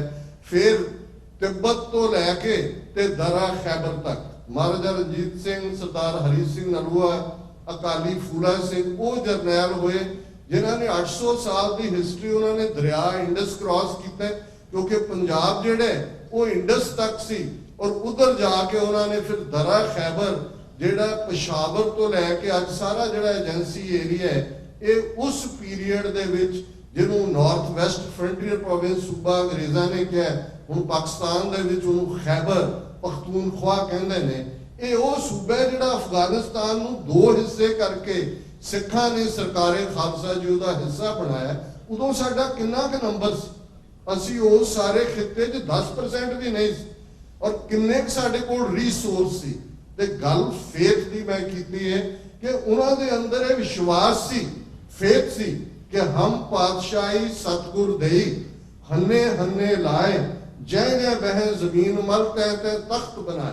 ਕਿ ਅਸੀਂ ਤਾਂ ਪਾਤਸ਼ਾਹੀ ਘੋੜੇ ਦੇ ਹੰਨੇ ਨਾਲ ਬੰਨੀ ਹੋਈ ਹੈ, ਜਿੱਥੇ ਕੱਲਾ ਸਿੱਖ ਵੀ ਬੈਠਾ ਉਹਨੇ ਤਖਤ ਲਾਇਆ। ਔਰ ਉਹਨਾਂ 'ਚ ਯਕੀਨ ਸੀ ਕਿ ਅਸੀਂ ਪੰਜਾਬ ਦੌਲਤ ਯਾਹੀ ਤੇ ਸਿੱਖ ਖਾਏ ਦੱਖਣੀ ਪੱਛਮੀ ਕਿਮ ਲੈ ਜਾਏ, ਕਿ ਪੰਜਾਬ ਦੀ ਦੌਲਤ ਇਹ ਰਿਸੋਰਸ ਪੰਜਾਬ ਦੇ ਲੋਕਾਂ ਲਈ ਹੈ। ਇਹ ਦੱਖਣ ਚੋਂ ਆਉਣ ਵਾਲੇ ਮਰਾਠੇ, ਪੰਜਾਬੀਆਂ ਪੰਜਾਬ ਦੇ ਵਿੱਚ ਲੋਕ ਬੋਲੀ ਹੈ, ਅਜੇ ਆਏ ਮਰਾਠੇ ਜਿਨ੍ਹਾਂ ਵਸਦਿਆਂ ਵੀ ਪੱਟੇ। ਇਹ 2 ਸਾਲ ਮਰਾਠੇ ਵੀ ਲਾਹੌਰ ਦੇ ਉੱਤੇ ਆ ਕੇ ਕਾਬਜ਼ ਰਹੇ ਨੇ, ਔਰ ਸਿੱਖਾਂ ਨੇ ਹੀ ਫਿਰ ਉਹ ਸਰਕਮਸਟੈਂਸਸ ਪੈਦਾ ਕੀਤੇ ਕਿ ਇਹਨਾਂ ਨੂੰ ਭੱਜਣਾ ਪਿਆ। ਪੱਛਮ ਜ਼ਾਹਰ ਹੈ ਦਰਾ ਖੈਬਰ ਦੇ ਪਾਰ ਦੀ ਗੱਲ ਹੈ। ਜਿਹੜੀ ਵਿਲ ਹੈ, ਔਰ ਮੈਂ ਸਮਝਦਾ ਹਾਂ ਕਿ ਡਾਇਸਪੋਰਾ ਸਿੱਖਾਂ 'ਚ ਅੱਜ ਵਿਲ ਹੈ। ਭਾਰਤ ਦੀ ਹਕੂਮਤ 70-71 ਸਾਲ 'ਚ ਟੋਟਲੀ ਅੱਜ ਹਿੰਦੂਤਵਾ ਦੀਆਂ ਤਾਕਤਾਂ ਚਿੱਟੇ ਨੰਗੇ ਧੜ ਜਿਹਨੂੰ ਕਹਿੰਦੇ ਨੇ ਉਹ ਸਿੱਖਾਂ ਦੇ ਖਿਲਾਫ, ਸਿੱਖੀ ਦੇ ਖਿਲਾਫ। ਜਦੋਂ 2 ਦਿਨ ਪਹਿਲਾਂ ਇਹ ਵਾਕਿਆ ਆਇਆ ਕਿ ਕਿਵੇਂ ਇੱਕ ਸਬ ਇੰਸਪੈਕਟਰ ਗਗਨਦੀਪ ਸਿੰਘ ਨੇ ਉੱਤਰਾਖੰਡ ਦੇ ਨੈਨੀਤਾਲ ਸ਼ਹਿਰ 'ਚ ਮੰਦਿਰ ਦੇ ਬਾਹਰ ਜਿੱਥੇ ਉਹਦੀ ਡਿਊਟੀ ਸੀ, ਹਿੰਦੂ ਤਵੀ ਭੀੜ ਤੋਂ ਇੱਕ ਮੁਸਲਮਾਨ ਨੂੰ ਬਚਾ ਕੇ ਆਪਣੇ ਚੌੜੇ ਸੀਨੇ ਦੇ ਨਾਲ, ਜਿਹਨੂੰ ਰਵੀਸ਼ ਕੁਮਾਰ ਨੇ ਕਿਹਾ ਇਹ ਵੱਡੀਆਂ ਵੱਡੀ ਚੌੜੀ ਛਾਤੀਆਂ ਦੀ ਗੱਲ ਕਰਨ ਵਾਲਾ ਮੋਦੀ ਨਹੀਂ, ਇਹ ਦੇਖੋ ਵਾਹਿਗੁਰੂ ਦਾ ਬੰਦਾ ਕਿ ਉਹਨੇ ਕਿਵੇਂ ਉਹਨਾਂ ਨੂੰ ਕੀਤਾ। ਕਿ ਮੈਂ ਅਮਰਵੀਰ ਸਿੰਘ ਸਾਡੇ TV 84 ਦੇ ਐਂਕਰ ਨੇ ਔਰ ਅੱਜ ਦਾ ਸਾਰਾ ਪ੍ਰੋਗਰਾਮ ਵੀ ਇਹ ਕਵਰ ਕੀਤਾ ਜਾ ਰਿਹਾ, ਮੈਂ ਇਹਨਾਂ ਨੂੰ ਕਿਹਾ ਕਿ ਹੁਣ ਸਿੱਖਾਂ ਦੀ ਸ਼ਾਮਤ ਆਏਗੀ। ਔਰ ਅੱਜ ਸਵੇਰੇ ਉੱਠਦਿਆਂ ਖਬਰ ਸੀ ਕਿ ਕਿਵੇਂ ਯੂਪੀ ਦੇ ਇੱਕ ਇਲਾਕੇ ਦੇ ਵਿੱਚ ਇੱਕ ਸਿੱਖ ਨੂੰ, ਜਿਸ ਨੂੰ ਬੜੇ ਭੱਦੇ ਮਜ਼ਾਕ ਕੀਤੇ ਗਏ, ਉਸ ਨੂੰ ਤੋਹੀਨ ਕੀਤੀ ਗਈ, ਉਹਨੇ ਗੋਲੀ ਚਲਾ ਕੇ 2 ਮਾਰ ਦਿੱਤੇ, ਕਿ ਕਿਵੇਂ ਉਹਦੇ ਕੇਸ ਖੁੱਲੇ ਨੇ, ਕਿਵੇਂ ਉਹ ਭੀੜ ਜਿਹੜੀ ਹੈ ਉਹਦੇ ਪਿੱਛੇ ਪਈ ਹੋਈ ਹੈ।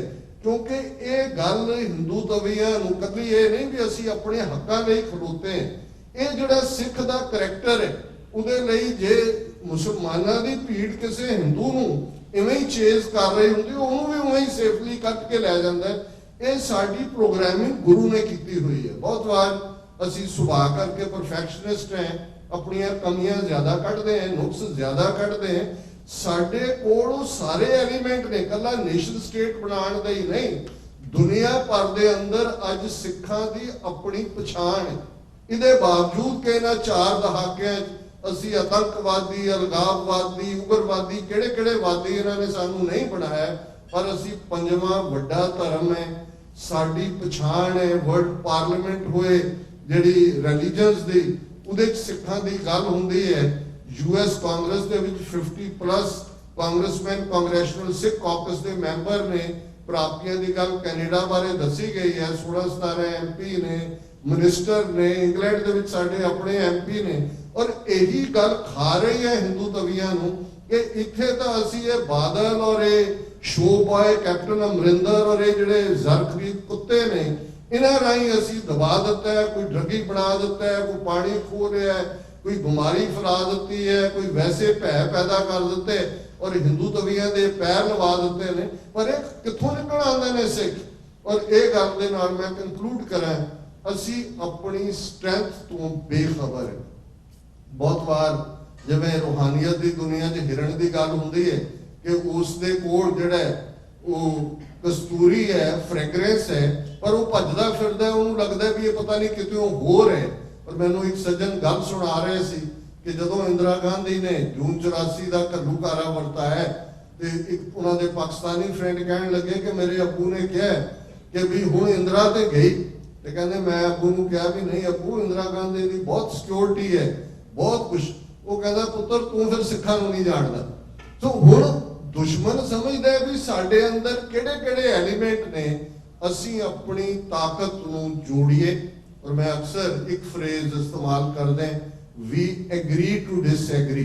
ਕੋਈ ਜ਼ਰੂਰੀ ਨਹੀਂ ਹੈ ਕਿ ਹਰ ਇੱਕ ਦੀ ਹਰ ਗੱਲ ਨਾਲ ਅਸੀਂ ਸਹਿਮਤ ਹੋਈਏ, ਪਰ ਜਿਹੜੇ ਪੰਥਕ ਪਿੜ ਦੇ ਵਿੱਚ ਕਿਸੇ ਪਾਸੇ ਵੀ ਕੰਮ ਕਰ ਰਹੇ ਨੇ, ਕੋਈ ਬੱਚਿਆਂ ਨੂੰ ਪੰਜਾਬੀ ਸਿਖਾ ਰਿਹਾ ਹੈ, ਕੋਈ ਗੁਰਮਤਿ ਸੰਗੀਤ ਸਿਖਾ ਰਿਹਾ ਹੈ, ਕੋਈ ਪ੍ਰਚਾਰ ਕਰ ਰਿਹਾ ਹੈ, ਕੋਈ ਹਿਊਮਨ ਰਾਈਟਸ ਦਾ ਕੰਮ ਕਰ ਰਿਹਾ ਹੈ, ਕੋਈ ਆਈ ਕੈਂਪ ਲਾ, ਇਹ ਸਾਰੇ ਚੰਗੇ ਨੇ। ਪਰ ਇੱਕ ਗੱਲ ਦਾ ਧਿਆਨ ਰਹੇ ਕਿ ਅਲਟੀਮੇਟਲੀ ਜਿੰਨੇ ਵੀ ਅਸੀਂ ਨੈਗੇਟਿਵਿਟੀਜ਼ ਦੁਸ਼ਮਣ ਦੀਆਂ ਗਿਣਦੇ, ਉਸ ਦਾ ਕਾਰਨ ਗੁਲਾਮੀ ਹੈ। ਔਰ ਜਦੋਂ ਤੱਕ ਇਹ ਗੁਲਾਮੀ ਦੇ ਸੰਗਲ ਨਹੀਂ ਕੱਟੇ ਜਾਣਗੇ, ਉਦੋਂ ਤੱਕ ਇੱਕ ਜਾਂ ਦੂਸਰੇ ਤਰੀਕੇ ਨਾਲ ਉੱਥੇ ਲੇਬਲ ਬਦਲੇਗਾ। ਹੁਣ ਬਹੁਤਿਆਂ ਨੂੰ ਲੱਗਦਾ ਜੀ 2019 ਚ ਮੋਦੀ ਆਏਗਾ ਦੁਬਾਰਾ। ਮੈਂ ਕਿਹਾ ਜੇ ਆ ਗਿਆ ਤਾਂ ਵੀ ਕੀ ਫਰਕ ਪੈਂਦਾ, ਨਾ ਆਇਆ ਤਾਂ ਵੀ ਕੀ ਫਰਕ ਪੈਂਦਾ। ਅੱਜ ਕਾਂਗਰਸ ਔਰ BJP ਦੋਨੋਂ ਹੀ ਹਿੰਦੂਤਵਾ ਦੀਆਂ A ਤੇ B ਟੀਮਾਂ ਨੇ। ਹੁਣ ਹਿੰਦੁਸਤਾਨ 'ਚ 200 ਮਿਲੀਅਨ ਮੁਸਲਮਾਨ ਹੈ, ਉਹਦਾ ਕੀ ਹਾਲ ਕਰ ਦਿੱਤਾ। ਅਸੀਂ ਤਾਂ ਕਿੰਨਾ ਛੋਟਾ ਨੰਬਰ ਹੈ। ਹੁਣ ਜੇ ਰਾਹੁਲ ਗਾਂਧੀ ਕਰਨਾਟਕਾ ਦੇ ਚੋਣ ਦੌਰੇ ਤੇ ਗਿਆ, ਦੂਸਰੀਆਂ ਥਾਵਾਂ ਤੇ ਗਿਆ, ਉਹ ਜਿੱਥੇ 14% ਮੁਸਲਮਾਨਾਂ ਦੀ ਆਬਾਦੀ ਹੈ, ਉਹ ਕਿਸੇ ਮਸਜਿਦ, ਗਿਰਜੇ, ਗੁਰਦੁਆਰੇ 'ਚ ਨਹੀਂ ਜਾਂਦਾ। ਉਹਨੇ ਮੱਥੇ ਤੇ ਵੀ ਵੱਡਾ ਟਿੱਕਾ ਲਾਇਆ, ਜਨੇਊ ਵੀ ਪਾਇਆ। ਉਹਦਾ ਸਪੋਕਸਮੈਨ ਕਹਿੰਦਾ ਜੀ ਇਹ ਸ਼ਿਵਜੀ ਦਾ ਭਗਤ ਹੈ। ਸੋ ਕੁੱਲ ਮਿਲਾ ਕੇ ਜਿਹੜੀ ਅੱਜ ਮੈਜੋਰਿਟੀ ਦੀ ਜ਼ਹਿਨੀਅਤ ਹੈ, ਉੱਥੇ ਅਸੀਂ ਜਿਵੇਂ ਕਿਹਾ ਗਿਆ ਵੀ ਅਸੀਂ ਕਿਸੇ ਧਰਮ ਦੇ ਖਿਲਾਫ ਨਹੀਂ, ਪਰ ਹਕੀਕਤ ਸਾਨੂੰ ਸਮਝਣੀ ਪਏਗੀ ਕਿ ਅੱਜ ਸਾਡੀ ਸਰਵਾਈਵਲ ਦੀ ਲੜਾਈ ਕਿ ਕੀ ਅਸੀਂ ਪੰਜ ਕਕਾਰੀ ਰੂਪ ਚ ਆਜ਼ਾਦ ਭਾਵਨਾ ਦੇ ਨਾਲ, ਆ ਦਿੱਲੀ ਬੈਠੇ ਮਨਜੀਤ ਜੀ ਕੇ ਸਿਰਸਾ, ਇਹ ਵੀ ਪੰਜ ਕਕਾਰੀ ਵਾਲੇ ਨੇ, ਇਹ ਉਹੀ ਨੇ ਜਿਨ੍ਹਾਂ ਨੇ ਗੁਲਾਮੀ ਕਬੂਲੀ ਹੋਈ ਹੈ। ਕੋਈ ਫੀਲਡ ਨਿਗਰ ਹੈ ਤੇ ਕੋਈ ਹਾਊਸ ਨਿਗਰ ਹੈ, ਇਹਨਾਂ 'ਚ ਫਰਕ ਨਹੀਂ ਹੈ। ਸਿੱਖ ਆਜ਼ਾਦ ਹੈ। ਭਾਈ ਰਤਨ ਸਿੰਘ ਪੰਗੂ ਯਾਦ ਕਰਵਾਉਂਦੇ ਨੇ, ਖਾਲਸਾ ਬਾਦਸ਼ਾਹ ਜਾਂ ਬਾਗੀ, ਜਾਂ ਅਸੀਂ ਸੋਵਰਨ ਹੈ, ਆਪਣੀ ਕਿਸਮਤ ਕੜਨ ਦਾ ਆਪ ਹੱਕ ਰੱਖਦੇ ਜਾਂ ਉਸ ਲਈ ਲੜ ਰਹੇ। ਗੁਲਾਮੀ ਸਟੇਟ ਆਫ ਮਾਈਂਡ ਹੈ। ਗੁਲਾਮ ਉਹ ਬਣਦਾ ਜੋ ਗੁਲਾਮ ਰਹਿਣਾ ਚਾਹੁੰਦਾ। ਜੋ ਗੁਲਾਮ ਨਹੀਂ ਰਹਿਣਾ ਚਾਹੁੰਦਾ ਉਹਨੂੰ ਕੋਈ ਗੁਲਾਮ ਨਹੀਂ ਬਣਾ ਸਕਦਾ। ਜਗਤਾਰ ਸਿੰਘ ਤਾਰਕ ਕਾਗਜ਼ ਵਗਾ ਕੇ ਮਾਰਦੇ ਕਿ ਅਸੀਂ ਤੁਹਾਡੇ ਬਿਲਕੁਲ ਅਦਾਲਤੀ ਸਿਸਟਮ ਨੂੰ ਨਹੀਂ ਮੰਨਦੇ। ਅਸੀਂ ਸ਼ਹੀਦ ਭਗਤ ਸਿੰਘ ਨੂੰ ਸੈਲੀਬ੍ਰੇਟ ਕਰਦੇ ਹਾਂ, ਰਾਈਟਲੀ ਸੋ, ਕਿ ਉਹਨੇ ਵੰਗਾਰ ਕੇ ਕਿਹਾ ਸੀ ਜੱਜ ਨੂੰ ਕਿ ਜਿੱਥੇ ਕੋਈ ਸਰਕਾਰ ਅੱਖਾਂ ਤੋਂ ਅੰਨੀ, ਕੰਨਾਂ ਤੋਂ ਬੋੜੀ, ਮੂੰਹ ਤੋਂ ਗੂੰਗੀ ਹੋਏ, ਉਹਨੂੰ ਸੁਣਾਉਣ ਲਈ ਧਮਾਕੇ ਕਰਨੇ ਪੈਂਦੇ ਨੇ। ਅਸੀਂ ਸੈਲੀਬ੍ਰੇਟ ਕਰਦੇ ਹਾਂ, ਪਰ ਸਾਨੂੰ ਜਗਤਾਰ ਸਿੰਘ ਧਾਰਾ ਕਿਉਂ ਨਹੀਂ ਨਜ਼ਰ ਆਉਂਦਾ? ਜਿਹੜੇ ਕੌਨਸ਼ੀਅਸ ਦੇ ਅੰਦਰ ਫਿਰ ਕੋਈ ਜਿਹੜਾ ਉਸ ਦੇ ਉੱਤੇ ਮੈਲ ਨਹੀਂ ਹੁੰਦੀ, ਉਹ ਫਿਰ ਹਕੂਮਤਾਂ ਨੂੰ ਟਕਰਾਦੀਆਂ ਹੀ ਨਹੀਂ, ਉਹਨਾਂ ਨੂੰ ਮਲੀਆ ਮੇਟ ਕਰਕੇ ਰੱਖ ਦਿੰਦੀਆਂ ਨੇ। ਸਰਹੰਦ ਸ਼ਹਿਰ ਗਵਾਹੀ ਦਿੰਦਾ ਹੈ, ਦਿੱਲੀ ਜਿਹੜੀ 17 ਵਾਰ ਸਿੱਖਾਂ ਨੇ ਪੈਰਾਂ ਥੱਲੇ ਰੋਲੀ।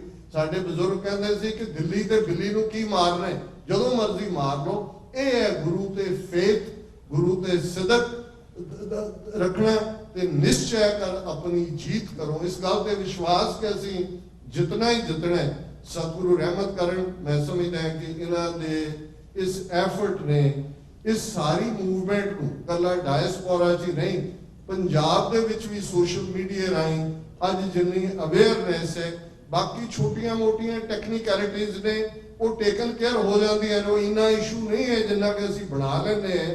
ਇਸ ਵੇਲੇ ਵਿਲ ਦੇ ਨਾਲ ਕੌਮੀ ਖਾਲਿਸਤਾਨ ਦੀ ਪ੍ਰਾਪਤੀ ਦੇ ਲਈ ਅੱਗੇ ਤੁਰਨਾ, ਔਰ ਇਸ ਐਫਰਟ ਨੂੰ ਜਿਹੜਾ ਰੈਫਰੈਂਡਮ 2020 ਰਾਹੀਂ ਹੈ, ਜਿਹੜਾ ਦੁਸ਼ਟਾਂ ਨੂੰ ਬਿਹਾਈਂਡ ਦਾ ਬਾਜ਼ ਲਿਆਉਣ ਲਈ ਕਮਲਨਾਥ ਹੋਏ, ਉਹ ਸੋਨੀਆ ਗਾਂਧੀ ਹੋਏ, ਟਾਈਟਲਰ ਹੋਏ, ਆ ਨਹੀਂ ਤਾਂ ਤੁਹਾਡੇ ਗੁਰਦੁਆਰਿਆਂ ਜਿਨ੍ਹਾਂ ਨੇ ਜੀਣ ਨਹੀਂ ਸੀ ਦੇਣਾ, ਬਾਦਲ ਕਿਹਾ ਤੇ ਦੂਜਿਆਂ ਨੇ, ਜੇ ਮੁਕੱਦਮਿਆਂ ਵਾਲਾ ਸਿਲਸਿਲਾ ਸ਼ੁਰੂ ਹੁੰਦਾ, ਹਰ ਇੱਕ ਨੂੰ ਪਤਾ ਵੀ ਮੇਰਾ ਪਰੰਦਾ ਤਿਆਰ ਕੀਤਾ। ਜਦੋਂ ਹੀ ਆਉਂਦੇ ਨੇ ਚੋਰੀ ਛਿਪੇ ਪ੍ਰਾਈਵੇਟ ਉਹ ਆਉਂਦੇ ਵੀ ਰਹਿਣ, ਔਰ ਉਹਨਾਂ ਨੂੰ ਇਸ ਪਲੇਟਫਾਰਮ ਤੋਂ ਬਾਹਰ ਕਰਨਾ, ਇਹ ਵੀ ਸਿੱਖ ਫਾਰ ਜਸਟਿਸ ਦੀ ਬਦੌਲਤ ਹੈ। ਸਤਿਗੁਰੂ ਰਹਿਮਤ ਕਰਨ, ਇਹ ਕੇਸਰੀ ਕਾਫਲਾ ਆਪਣੀ ਮੰਜ਼ਿਲੇ ਮਕਸੂਦ ਖਾਲਿਸਤਾਨ ਦੀ ਪ੍ਰਾਪਤੀ ਤੱਕ ਇਵੇਂ ਹੀ ਚੜ੍ਹਦੀ ਕਲਾ ਨਾਲ ਸਤਿਗੁਰੂ ਦੇ ਵਿਸ਼ਵਾਸ, ਸਤਿਗੁਰੂ ਤੇ ਭਰੋਸੇ ਔਰ ਸਤਿਗੁਰੂ ਦੀ ਬਖਸ਼ਿਸ਼ ਦੇ ਨਾਲ ਆਪਣੀ ਮੰਜ਼ਿਲੇ ਮਕਸੂਦ ਖਾਲਿਸਤਾਨ ਨੂੰ ਜ਼ਰੂਰ ਹਾਸਲ ਕਰੇਗਾ। ਕਿਸੇ ਵੀ ਭੁੱਲ ਚੁੱਕ ਲਈ ਮਾਫੀ। ਵਾਹਿਗੁਰੂ ਜੀ ਕਾ ਖਾਲਸਾ, ਵਾਹਿਗੁਰੂ ਜੀ ਕੀ ਫਤਿਹ।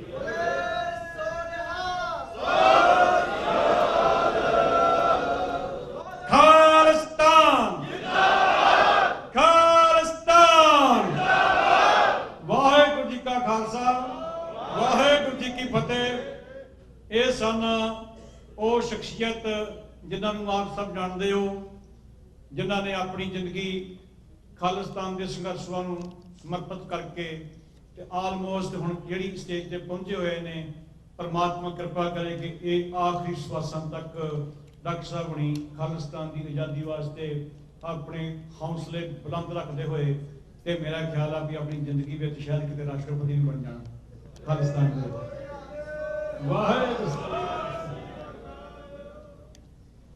ਮੈਂ ਸੰਗਤਾਂ ਨੂੰ ਬੇਨਤੀ ਕਰੂੰਗਾ ਕਿ 30 ਮਿੰਟ ਦਾ ਹੋਰ ਸਮਾਂ ਆ, ਪ੍ਰਸ਼ਾਦੇ ਵੀ ਤਿਆਰ ਨੇ, 2 ਕੋ ਬੁਲਾਰੇ ਨੇ, ਉਹਨਾਂ ਨੇ ਬੋਲਣਾ ਜ਼ਰੂਰੀ ਹੈ। ਦੇਖੋ ਉਹਨਾਂ ਦੇ ਸੁਭਾਅ ਜਿਹੜਾ ਸਾਨੂੰ ਲੋੜ ਹੈ, ਹਰ ਕਿਸਮ ਦੇ ਬੁਲਾਰੇ, ਅਸੀਂ ਅੱਗੇ ਸਾਰੇ ਬੁਲਾਰੇ ਸਾਡੇ ਜਿਹੜੇ ਹੈ ਉਹ ਤਕਰੀਬਨ ਜਿਸ ਤਰ੍ਹਾਂ ਡਾਕਟਰ ਸਾਹਿਬ ਨੇ ਵੀ ਆਖਿਆ, ਪਹਿਲਾਂ ਬੁਲਾਰੇ ਆਖਿਆ ਕਿ ਜਿਹੜੇ ਉਹ ਰੂਪ ਲਈ ਫਿਰਦੇ ਨੇ ਇੰਡੀਆ ਵਿੱਚ ਵੀ, ਮਜੀਠੀਏ ਵਰਗੇ 5 ਕਕਾਰੀ ਨੇ, ਜੀਕੇ ਵਰਗੇ ਵੀ 5 ਕਕਾਰੀ ਨੇ। ਭੇਖ ਦਿਖਾਏ ਜਗਤ ਕੋ, ਲੋਕਨ ਕੋ ਬਸ ਕੀਨ ਅੰਤ ਕਾਲ ਕਾਤੀ ਕਟਿਓ ਤੇ ਬਾਸ ਨਰਕ ਮੋ ਲੀਨ ਵਾਲੀ ਗੱਲ ਹੋਣੀ ਹੈ। ਕੌਮ ਨਾਲ ਗਦਾਰੀ, ਗੁਰੂ ਗ੍ਰੰਥ ਨਾਲ ਗਦਾਰੀ, ਪੰਥ ਨਾਲ ਗਦਾਰੀ ਕਰ ਰਹੇ ਨੇ, ਉਹਨਾਂ ਨੂੰ ਪ੍ਰਮਾਤਮਾ ਸਮਤ ਬਖਸ਼ੇ। ਮੈਂ ਆਪਣੇ ਬੁਲਾਰੇ ਇਸ ਵੇਲੇ ਵੱਡੇ ਵੀਰ ਤਾਂ ਛੋਟੇ ਵੀਰ ਬਰਾਬਰ ਦੇ ਵੀਰ ਨੇ ਆਪਾਂ, ਪਰ ਲੱਗਦੇ ਛੋਟੇ ਵੀਰ ਆ, ਬੜੀ ਚੜ੍ਹਦੀ ਕਲਾ ਵਿੱਚ ਸਹਿਜਧਾਰੀ ਸਿੱਖ ਹੁੰਦੇ ਹੋਇਆ, ਜੋ ਸਿੱਖ ਫਾਰ ਜਸਟਿਸ ਦਾ ਮੋਢੇ ਨਾਲ ਮੋਢਾ ਜੋੜ ਕੇ ਅੱਗੇ ਵੱਧ ਕੇ ਸੇਵਾ ਕਰਦੇ ਨੇ, ਜਿਨ੍ਹਾਂ ਨੂੰ ਭਾਰਤੀ ਹਕੂਮਤ ਨੇ ਇਸ ਕਾਨੂੰਨੀ ਜੰਗ ਦਾ ਸਾਥ ਦੇਣ ਦੇ ਕਾਰਨ ਕਈ ਵਾਰ ਕੋਸ਼ਿਸ਼ ਕੀਤੀ ਹੈ ਕਿ ਇਹ ਧਮਕੀਆਂ ਦਿੰਦੇ ਨੇ ਅੱਤਵਾਦੀ ਨੇ, ਪਰ ਉਹ ਵੀਰ ਆਪਣੀ ਮਿਹਨਤ ਕਰਕੇ ਗੁਜ਼ਾਰਾ ਕਰਕੇ ਆਪਣੇ ਦਸਵੰਧ ਚੋਂ ਵੀ ਸਾਥ ਦੇ ਕੇ ਇਸ ਆਜ਼ਾਦੀ ਦਾ ਸਾਥ ਦੇ ਰਹੇ ਨੇ। ਉਹ ਵੀਰ ਨੂੰ ਮੈਂ ਸਾਹਮਣੇ ਪੇਸ਼ ਕਰਨਾ ਚਾਹੁੰਦਾ ਹਾਂ, ਆਣ ਆਪਣੇ ਵਿਚਾਰ ਦੇਣ, ਸੰਗਤਾਂ ਨਾਲ ਸਾਂਝ ਪਾਉਣ। ਭਾਈ ਸਾਬੀ ਸਿੰਘ ਜੀ ਸੈਕਰਾਮੈਂਟੋ ਤੋਂ। ਸਤਿ ਸ੍ਰੀ ਅਕਾਲ।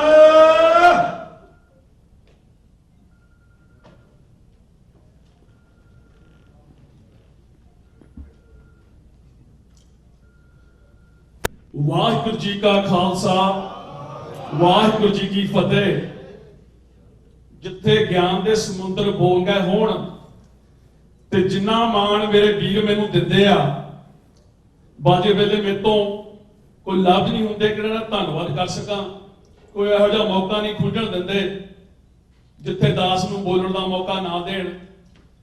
ਸੋ ਹੋ ਸਕਦਾ ਕੋਈ, ਮੈਨੂੰ ਲੱਗਦਾ ਨਹੀਂ ਕੋਈ ਕਮੀ ਰਹਿ ਗਈ ਆਪ ਸੰਗਤਾਂ ਦੇ ਸਾਹਮਣੇ। ਜਿਹੜੇ ਬੁਲਾਰੇ ਪੇਸ਼ ਹੋਏ ਆ, ਪੰਨੂ ਸਾਹਿਬ ਤੋਂ ਲੈ ਕੇ ਅਵਤਾਰ ਸਿੰਘ ਪੰਨੂ ਸਾਹਿਬ ਤੋਂ ਲੈ ਕੇ ਸਾਡਾ ਛੋਟਾ ਵੀਰ ਕਰਿਆ ਤੇ ਡਾਕਟਰ ਸਾਹਿਬ, ਇਹਨਾਂ ਦੇ ਬਾਰੇ ਤਾਂ ਜਿੰਨੇ ਵੀ ਸ਼ਬਦ ਬੋਲੇ ਜਾਣ ਇਹਨਾਂ ਦੇ ਧੰਨਵਾਦ ਲਈ ਉਹਨੇ ਘਟਿਆ।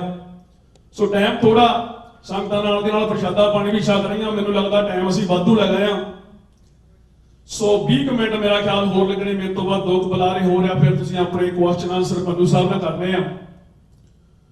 ਸੋ ਜਿਹੜੀ ਮੇਰੀ ਪਹਿਲੇ ਟਾਈਮ ਤੋਂ, ਪਹਿਲੇ ਦਿਨ ਤੋਂ, ਜਿੱਦਣ ਤੋਂ ਇਹਨਾਂ ਸਿੰਘਾਂ ਦੇ ਨਾਲ ਅਸੀਂ ਜੁੜੇ ਆ, ਟੱਚ ਦੇ ਵਿੱਚ ਆਏ ਤੋਂ 10 ਸਾਲ ਪਹਿਲਾਂ, ਮੇਰੀ ਇਹ ਦਿਲੀ ਤਮੰਨਾ ਰਹਿੰਦੀ ਆ ਕਿ ਆਪਣੀ ਜਿਹੜੀ ਯੰਗ ਜਨਰੇਸ਼ਨ ਆ, ਜਿਹੜਾ ਯੂਥ ਆ, ਮੇਰੇ ਵੀਰ ਇੱਥੇ ਬੈਠੇ ਆ, ਕਾਨਫਰੰਸ ਤੋਂ ਪਹਿਲਾਂ ਵੀ ਉਤਾਵਲੇ ਸੀ, ਸਵਾਲ ਜਵਾਬ ਹੁੰਦੇ ਸੀ, ਮੇਰੀਆਂ ਭੈਣਾਂ, ਮੇਰੀਆਂ ਬੱਚੀਆਂ, ਮਾਤਾਵਾਂ ਬੈਠੀਆਂ, ਇਹਨਾਂ ਦੇ ਮੈਂ ਮੋਢਿਆਂ ਦੇ ਭਾਰ ਜ਼ਰੂਰ ਪਾਉਣਾ ਚਾਹੁੰਦਾ, ਕਿਉਂਕਿ ਅਸੀਂ ਜੋ ਕਰਨਾ ਸੀ ਕਰ ਚੱਲੇ ਆ। 40 ਸਾਲ ਤੇ ਤਕਰੀਬਨ ਲਹਿਰ ਚੱਲਦੀ ਨੂੰ, ਖਾਲਿਸਤਾਨ ਦੀ ਮੰਗ ਚੱਲਦੀ ਨੂੰ ਟਾਈਮ ਹੋ ਗਿਆ। ਉਹਨਾਂ ਵੀਰਾਂ ਦੇ ਮੈਂ ਪੈਰਾਂ ਦੀ ਧੂੜ ਬਣਨਾ ਚਾਹੁੰਦਾ ਜਿਨ੍ਹਾਂ ਨੇ ਅੱਜ ਤੱਕ ਇਹ ਜਜ਼ਬਾ, ਇਹ ਗੱਲਬਾਤ ਜੀਰੀ ਰੱਖੀ ਆ। ਕਈ ਵਾਰੀ ਅਸੀਂ ਇੱਕ ਦੂਜੇ ਤੇ ਉਂਗਲ ਉਠਾਉਣ ਲੱਗ ਪੈਂਦੇ ਆ।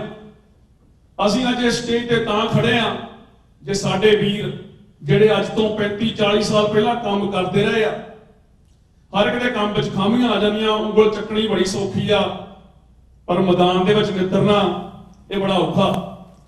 ਸੋ ਉਹਨਾਂ ਦਾ ਬਹੁਤ ਧੰਨਵਾਦ ਆ। ਮੈਂ ਆਪਣੇ ਬੱਚਿਆਂ ਨੂੰ, ਆਪਣੀਆਂ ਭੈਣਾਂ ਨੂੰ, ਛੋਟੀਆਂ ਬੱਚੀਆਂ ਨੂੰ ਦੱਸਣ ਦੇ ਲਈ ਤਰਤੀਬ 'ਚ ਜਾਊਂਗਾ ਕਿ ਸਾਡੇ ਨਾਲ ਪਾਸਟ ਦੇ ਵਿੱਚ ਕੀ ਹੋਇਆ, ਪ੍ਰੈਜ਼ੈਂਟ 'ਚ ਕੀ ਹੋਣ ਡਿਆ ਤੇ ਅਸੀਂ ਫਿਊਚਰ 'ਚ ਕੀ ਕਰਨ ਜਾਣ ਡਏ। ਜਿਹੜੀ ਅੱਜ ਦਵਾਈ ਪੈਂਦੀ ਆ, ਸਤਲੁਜ ਦੇ ਵਿੱਚ ਸੀਰਾ ਪੈ ਗਿਆ, ਕੈਮੀਕਲ ਪੈ ਗਿਆ, ਮੱਛੀਆਂ ਮਰ ਗਈਆਂ। ਕਿਤੇ ਰਾਜਸਥਾਨ ਗੰਗਾ ਨਗਰ ਦੀ ਖਬਰ ਪੜ੍ਹ ਆਈ ਕਿ ਭੇਡਾਂ ਮਰ ਗਈਆਂ ਪਾਣੀ ਪੀ ਕੇ, ਜ਼ਹਿਰ ਵਾਲਾ। ਰੂਹ ਨੂੰ ਕੰਪਨੀ ਇਹ ਛਿੜਦੀ ਆ ਕਿ ਅਗਲੀ ਵਾਰੀ ਸਾਡੀ ਆ। 70 ਤੋਂ 72 ਸਪੀਸੀਜ਼ ਜਿਹੜੀਆਂ ਜਾਨਵਰਾਂ ਦੀਆਂ ਜਾਂ ਪੰਛੀਆਂ ਦੀਆਂ ਪੰਜਾਬ ਦੇ ਵਿੱਚੋਂ ਖਤਮ ਹੋ ਚੁੱਕੀਆਂ। ਜਿਹੜੇ ਮੇਰੇ ਵੀਰ ਇੱਥੇ ਬੈਠੇ ਆ, ਉਹ ਜੰਪਲ ਵੀ ਹੈਗੇ ਇੱਥੇ ਤੇ, ਪਰ ਮੋਸਟ ਲਾਈਕਲੀ ਸਾਡੇ ਵਰਗੇ 10 ਨੂੰ 25 ਸਾਲ ਹੋ ਗਏ ਇੱਥੇ ਆਇਆ ਨੂੰ। ਅਸੀਂ ਪੰਜਾਬ ਚੋਂ ਰੇਜ਼ ਹੋ ਕੇ ਪੰਜਾਬ 'ਚ ਕਾਲਜ ਜਾ ਕੇ ਇੱਥੇ ਆਏ ਆ। ਚਿੜੀਆਂ ਬੜੀ ਆਮ ਜਿਹੀ ਗੱਲ ਹੁੰਦੀ ਸੀ ਪੰਜਾਬ ਦੇ ਵਿੱਚ, ਜਦੋਂ ਸਵੇਰ ਨੂੰ ਸੁੱਤੇ ਉੱਠਣਾ ਤੇ ਚਿੜੀਆਂ ਦੀ ਚਹਿਚਹਾਟ ਲੱਗੀ ਹੋਣੀ ਵਿਹੜਿਆਂ ਦੇ ਵਿੱਚ। ਪੰਜਾਬ ਦੇ ਵਿੱਚ ਕੋਈ ਚਿੜੀ ਨਹੀਂ ਹੈਗੀ। ਇਹ ਕੋਈ ਇਦਾਂ ਨਹੀਂ ਹੁੰਦਾ ਕਿ ਸਾਰੇ ਇੰਡੀਆ ਦੇ ਵਿੱਚੋਂ ਮੁੱਕ ਗਈਆਂ। ਜਿੱਥੇ ਤੁਹਾਡਾ ਬਾਰਡਰ ਖਤਮ ਹੋ ਜਾਂਦਾ ਉਦੋਂ ਪਰੇ ਖੁਸ਼ਹਾਲੀ ਆ, ਉਦੋਂ ਪਰੇ ਚਿੜੀਆਂ ਵੀ ਆ, ਪੀਣ ਵਾਲਾ ਪਾਣੀ ਵੀ ਆ, ਜ਼ਿਮੀਂਦਾਰ ਵੀ ਖੁਸ਼ ਆ, ਨੌਜਵਾਨ ਵੀ ਹੈਲਥੀ ਆ, ਨਸ਼ਾ ਵੀ ਘਟਿਆ। ਸੋ ਉਹਨੇ ਇੱਕ ਏਰੀਏ ਦੇ ਨਾਲ ਉਹ ਫਿਰ ਜਿਹੜੀ ਖਹਿਬਾਜ਼ੀ ਆ, ਜਿਹੜਾ ਪਲਾਨ ਦੇ ਨਾਲ ਕੰਮ ਹੁੰਦਾ, ਉਹ ਸਿਰਫ ਤੁਹਾਡੇ ਤੇ ਹੁੰਦਾ।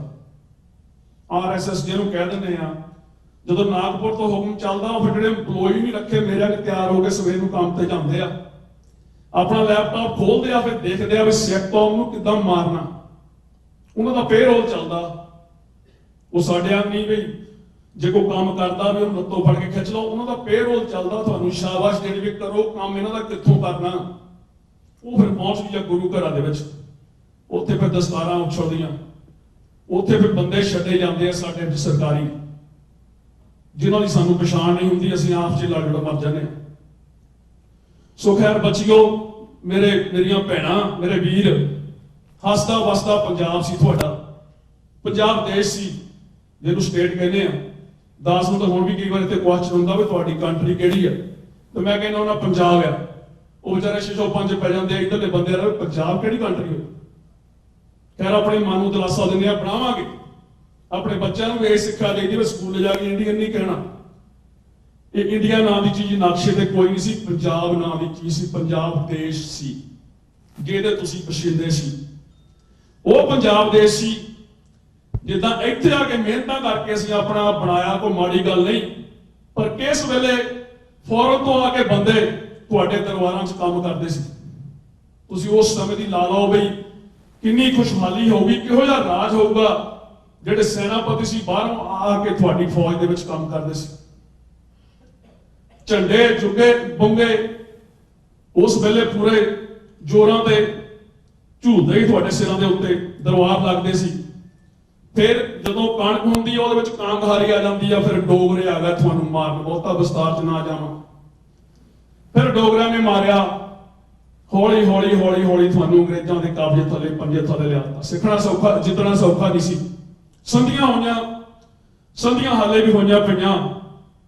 ਉਹਨਾਂ ਫਰੰਗੀਆਂ ਨੇ ਸੰਧੀਆਂ ਕੀਤੀਆਂ ਵੀ ਤੁਹਾਡਾ ਰਾਜਕੁਮਾਰ ਹਾਲੇ ਛੋਟਾ ਹੈ, ਸਾਡੇ ਨਾਲ ਸੰਧੀ ਕਰੋ, ਉਸ ਤੋਂ ਬਾਅਦ ਤੁਹਾਡਾ ਰਾਜ ਤੁਹਾਨੂੰ ਦਿੱਤਾ ਜਾਊਗਾ, ਜੋ ਤੁਹਾਡਾ ਰਾਜਕੁਮਾਰ ਰਾਜ ਸਾਂਭਣ ਦੇ ਕਾਬਲ ਹੋ ਜਾਊਗਾ। ਫਿਰ ਤਾਂ ਰਾਤ ਗਈ ਤੇ ਬਾਤ ਗਈ ਵਾਲੀ ਗੱਲ ਹੁੰਦੀ ਹੈ। ਤੁਸੀਂ ਜਿੱਤੇ ਨਹੀਂ ਸੀ ਗਏ, ਇੱਕੋ ਇੱਕ ਏਰੀਆ ਜਿਹੜਾ ਉਹ ਜਿੱਤ ਨਹੀਂ ਸੀ ਹੁੰਦਾ। ਖੈਰ ਉਸ ਤੋਂ ਉਪਰੰਤ ਕਰਦਿਆਂ ਫਰੰਗੀਆਂ ਦਾ ਜਦੋਂ ਪੂਰਾ ਰਾਜ ਹੋ ਗਿਆ ਤੁਹਾਡੇ ਉੱਤੇ, ਤੇ ਜਿਹੜੇ ਸਾਡੇ ਤੁਹਾਡੇ ਵਰਗੇ ਬਾਹਰ ਬੈਠੇ ਸੀ ਗਦਰੀ ਬਾਬੇ, ਜਿਨ੍ਹਾਂ ਨੂੰ ਅੱਜ ਕੱਲ ਕਾਮਰੇਡਾਂ ਨੇ ਮੰਨ ਲਿਆ, ਚੜ੍ਹਦੀ ਕਲਾ ਵਾਲੇ ਸਿੰਘ ਸੀ ਉਹਨਾਂ ਨੇ ਫਿਰ ਤਰਤੀਬਾਂ ਕਹਾਣੀਆਂ ਸ਼ੁਰੂ ਕੀਤੀਆਂ ਵੀ ਇੱਥੇ ਬਹਿ ਕੇ ਸਾਡਾ ਨਹੀਂ ਜਾ ਕੇ ਆਪਣੇ ਪੰਜਾਬ ਨੂੰ ਯਾਦ ਕਰਾਈਏ।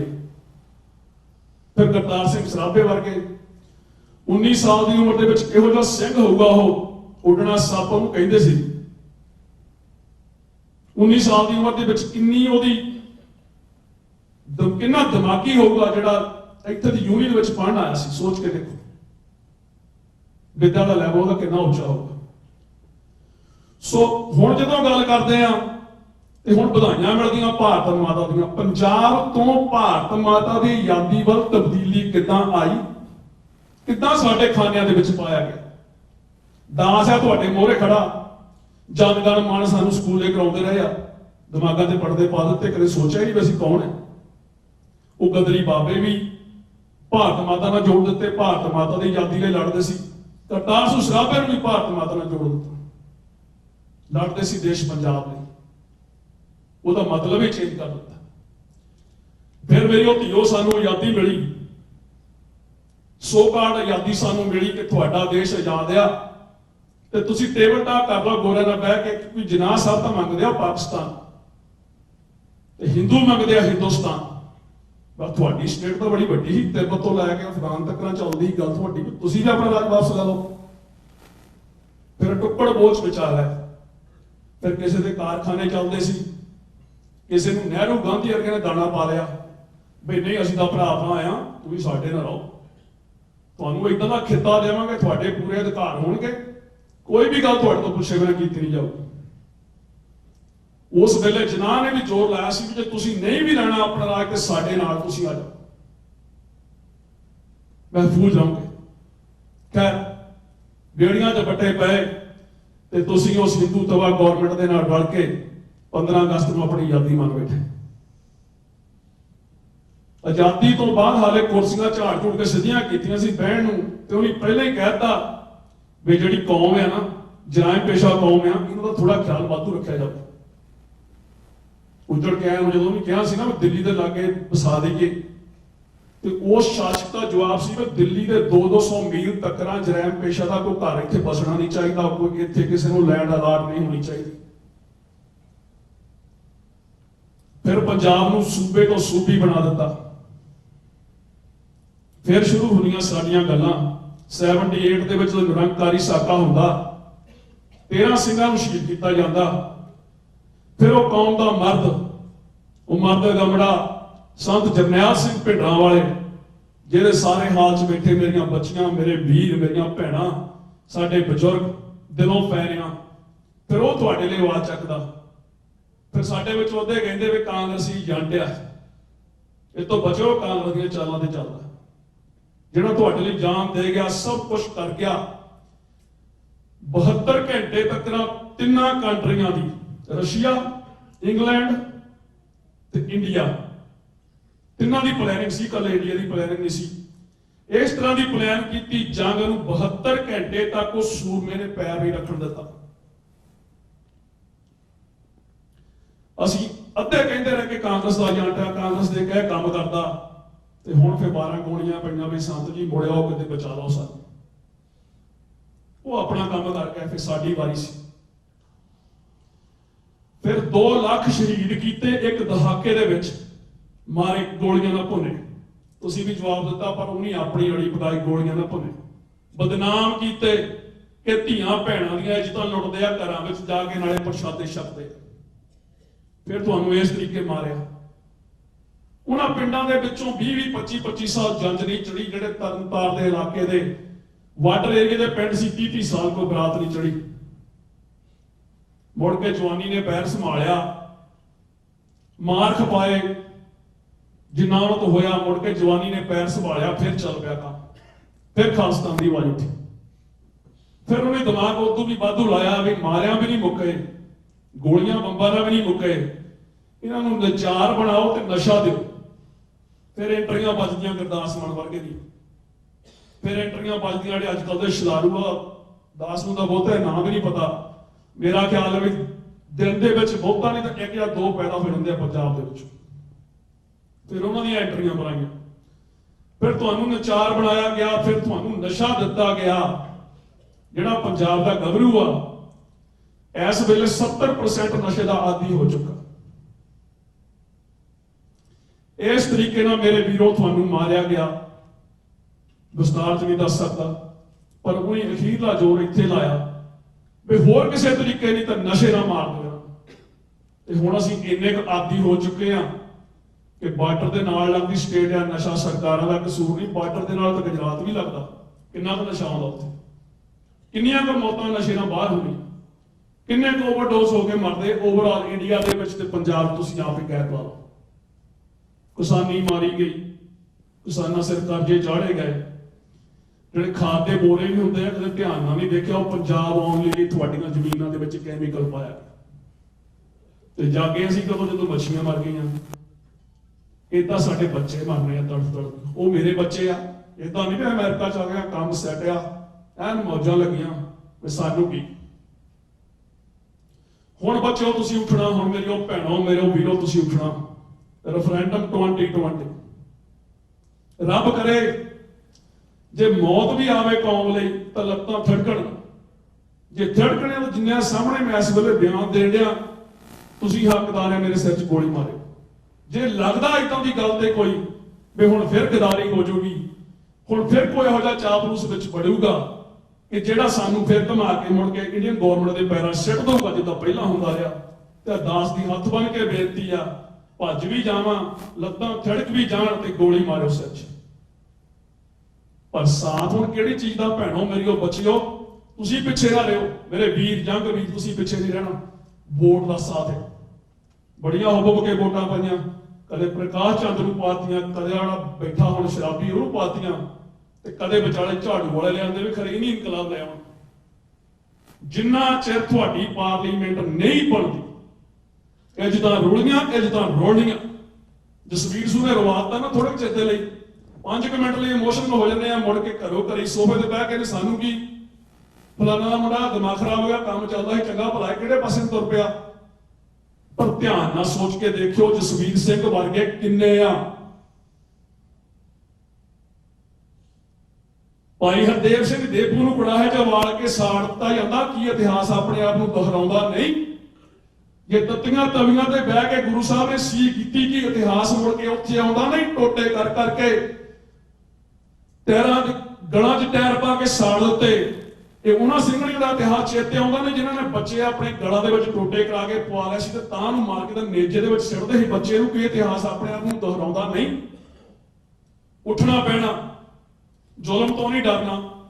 ਖਾਲਸਾ ਜ਼ੁਲਮ ਸ਼ੁਰੂ ਤੋਂ ਸਹਿੰਦਾ ਆਇਆ। ਇਦਾਂ ਦੇ ਜ਼ੁਲਮਾਂ ਤੋਂ ਜੇ ਆਪਾਂ ਡਰ ਕੇ ਰੋਣ ਲੱਗ ਪਵਾਂਗੇ, ਛੋਟਾ ਘੱਲੂਘਾਰਾ ਤੇ ਵੱਡਾ ਘੱਲੂਘਾਰਾ ਚੇਤੇ ਕਰ ਲਓ, ਜਿੱਥੇ ਬੱਚਿਆਂ ਦੇ ਟੋਟੇ ਪਵਾ ਕੇ ਗਲਾਂ 'ਚ ਪਵਾਏ ਸੀ ਤੇ ਫਿਰ ਕਹਿੰਦੇ ਸੀ ਕਿ ਵਾਹਿਗੁਰੂ ਤੇਰੇ ਭਾਣੇ ਦੇ ਵਿੱਚ ਅਰਦਾਸ ਕਰਕੇ ਕਹਿੰਦੇ ਜਿਹੜਾ ਪੈਰ ਲੰਘਿਆ ਚੰਗਾ ਲੰਘਿਆ, ਅਗਲਾ ਪੈਰ ਚੰਗਾ ਲੰਘੇ।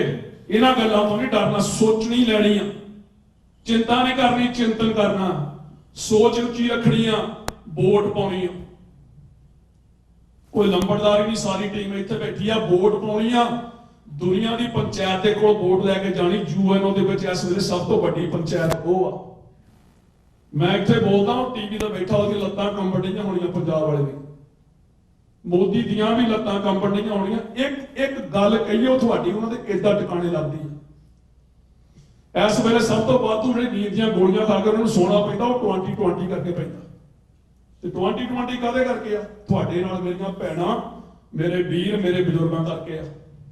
ਇੱਕ ਇੱਕ ਵੋਟ ਨਾ ਆਜ਼ਾਦੀ ਤੁਹਾਡੇ ਪੈਰ ਚੁੰਮੂਗੀ, ਆਜ਼ਾਦੀ ਤੁਹਾਡੇ ਪੈਰਾਂ 'ਚ ਜਾ ਕੇ ਸਿੱਟਾਂਗੇ। ਹਿੰਦੂ ਤੋਂ ਵੀ ਗਵਰਨਮੈਂਟ ਨੂੰ ਠੇਡੇ ਮਾਰ ਮਾਰ ਕੇ ਨਕਸ਼ੇ ਤੋਂ ਮਿਟਾਵਾਂਗੇ।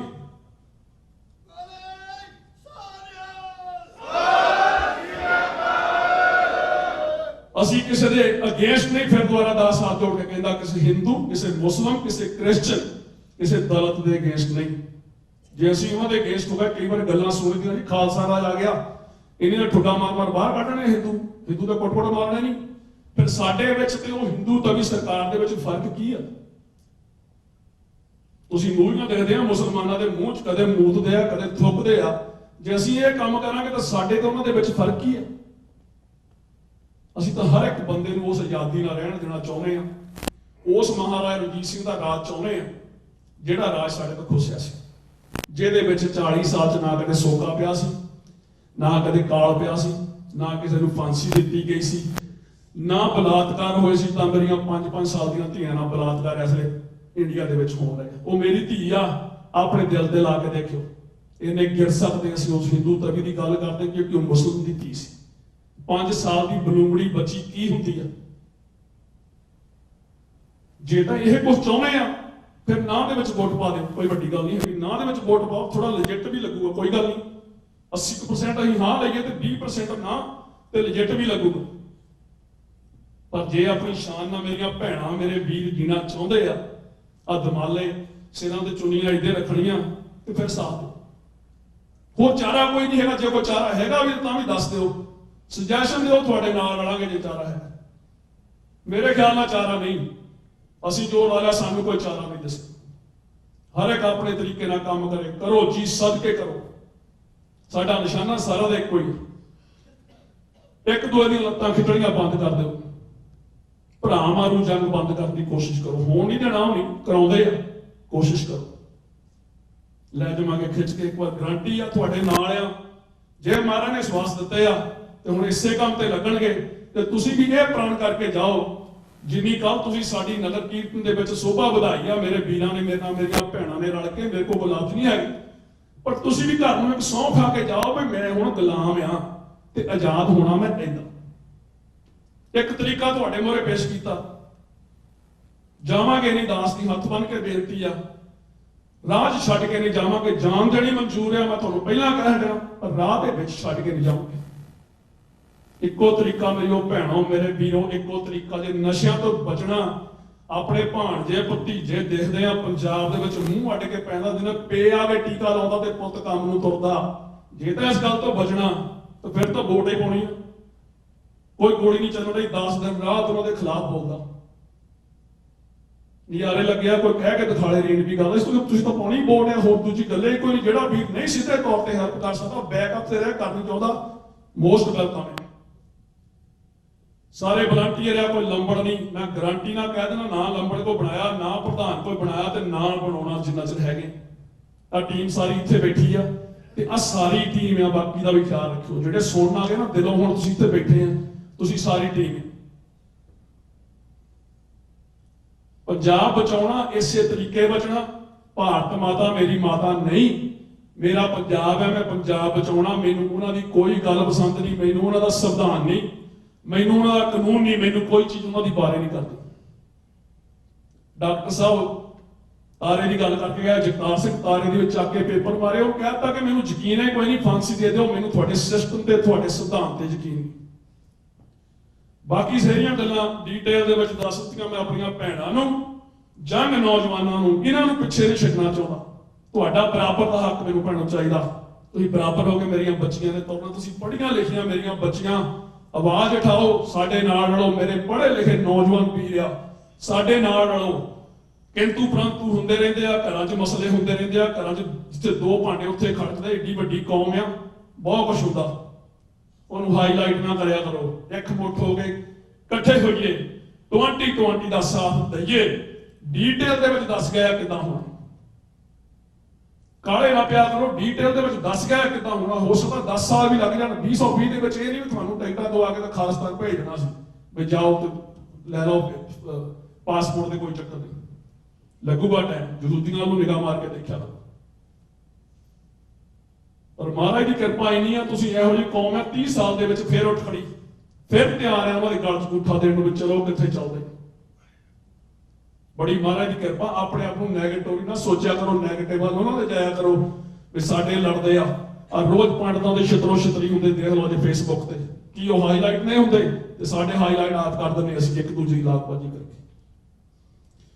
ਸੋ ਇੰਨੀਆਂ ਕੁ ਬੇਨਤੀਆਂ, ਕੋਈ ਗਲਤ ਗੱਲ ਕਹਿ ਗਿਆ ਹੋਵਾਂ ਕਿਸੇ ਦੇ ਸ਼ਾਨ ਦੇ ਖਿਲਾਫ, ਮਾਫੀ ਦਾ ਜਾ ਚੁੱਕਿਆ।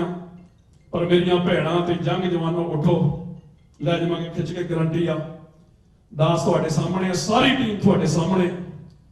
ਮੇਰੇ ਵੀਰ ਇੱਥੇ ਬੈਠੇ ਜੀ, ਆਪਣੇ ਪਿੰਡਾਂ ਤੇ ਹੜਾਇਆ, ਉਹ ਵੀ ਅੱਜ ਇੱਥੇ ਵਿੱਚ ਬੈਠੇ ਆ। ਕਿਸੇ ਨੂੰ ਕੋਈ ਕਿਸੇ ਤਰ੍ਹਾਂ ਦਾ ਕੁਐਸਚਨ ਹੋਵੇ, ਤੁਹਾਡੇ ਛੋਟੇ ਵੀਰ ਆ, ਤੁਹਾਡੇ ਪੈਰਾਂ ਦੀ ਧੂੜ ਆ, ਹੁਣੇ ਵੀਰ ਮੇਰੇ ਤੁਹਾਡੇ ਕੁਐਸਚਨ ਹੁਣੇ ਜਵਾਬ ਦੇਣਗੇ। ਵੀਰ ਮੇਰਾ ਇਹ ਵੀਰ ਉਹ ਅੱਜ ਨਹੀਂ ਆਪਣੇ ਪਿੰਡਾਂ ਤੇ ਹੜਾਇਆ। ਸੋ ਮਹਾਰਾਜ ਕਿਰਪਾ ਕਰਨ, ਮੇਰੀ ਉਹ ਭੈਣੋ, ਮੇਰੀ ਉਹ ਮਾਵੋ, ਮੇਰੀ ਉਹ ਬੱਚਿਓ, ਮੇਰੇ ਵੀਰੋ, ਰਲ ਜਾਓ, ਇਕੱਠੇ ਹੋ ਜਾਓ ਨਾਲ। ਸੋ ਇੰਨੀਆਂ ਕੁ ਬੇਨਤੀਆਂ ਦੱਸਦੀਆਂ, ਇਹ ਗੁਲਾਮੀ ਗਲੋਂ ਤਾਂ ਹੀ ਲੈਣੀ। ਵਾਹਿਗੁਰੂ ਜੀ ਕਾ ਖਾਲਸਾ, ਵਾਹਿਗੁਰੂ ਜੀ ਕੀ ਫਤਿਹ।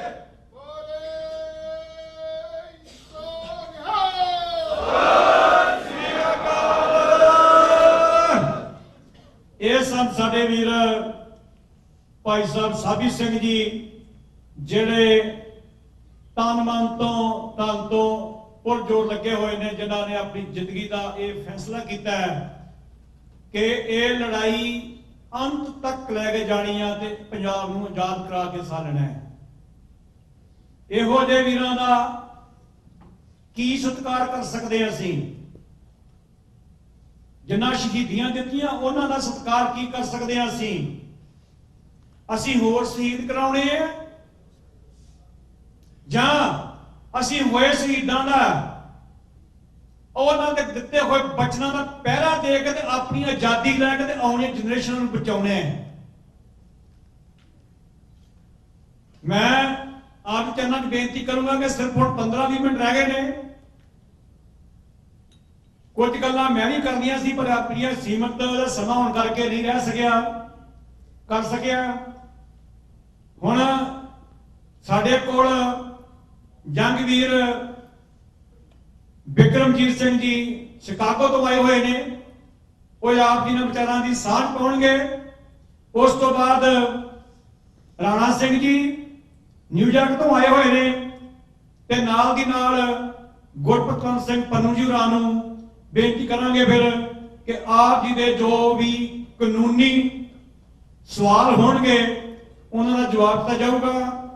ਬਿਲਕੁਲ ਜਿਨ੍ਹਾਂ ਦੇ ਸਹੀ ਜਵਾਬ ਹੋਣਗੇ, ਬਿਲਕੁਲ ਜਿਨ੍ਹਾਂ ਦੇ ਸਵਾਲ ਵੀ ਹੋਣਗੇ, ਸਵਾਲ ਜਿਹੜੇ ਉਹਨਾਂ ਦੇ ਕੋਲ ਪਹੁੰਚਿਆ ਜਾਊਗਾ, ਉਹਨਾਂ ਨੂੰ ਮਾਈਕ ਦਿੱਤਾ ਜਾਊਗਾ ਤੇ ਉਹਨਾਂ ਦੇ ਜਵਾਬ ਦੇਣਗੇ, ਤਾਂ ਕਿ ਆਪ ਜੀ ਦੀ ਆਇਆਂ ਵੀਰਾਂ ਦੀ, ਜੋ ਵੀਰ ਸੋਸ਼ਲ ਮੀਡੀਆ ਤੇ ਵੇਖ ਰਹੇ ਨੇ, ਉਹਨਾਂ ਦੀ ਸੈਟੀਸਫੈਕਸ਼ਨ ਵਾਸਤੇ ਤੇ ਆਉਣ ਵਾਲੇ ਸਮੇਂ ਵਿੱਚ ਕੌਮ ਦੀ ਹਾਰ ਬਦਲਣ ਵਾਸਤੇ 2020 ਦਾ ਪ੍ਰੋਗਰਾਮ ਅੱਗੇ ਵਧਾਇਆ ਜਾਵੇ ਤੇ ਜਿਹੜਾ ਅੱਗੇ ਡੈਕਲੇਰੇਸ਼ਨ ਕਰਨੀ ਆ ਉਹਨਾਂ ਬਾਰੇ ਦੱਸਿਆ ਜਾਊਗਾ।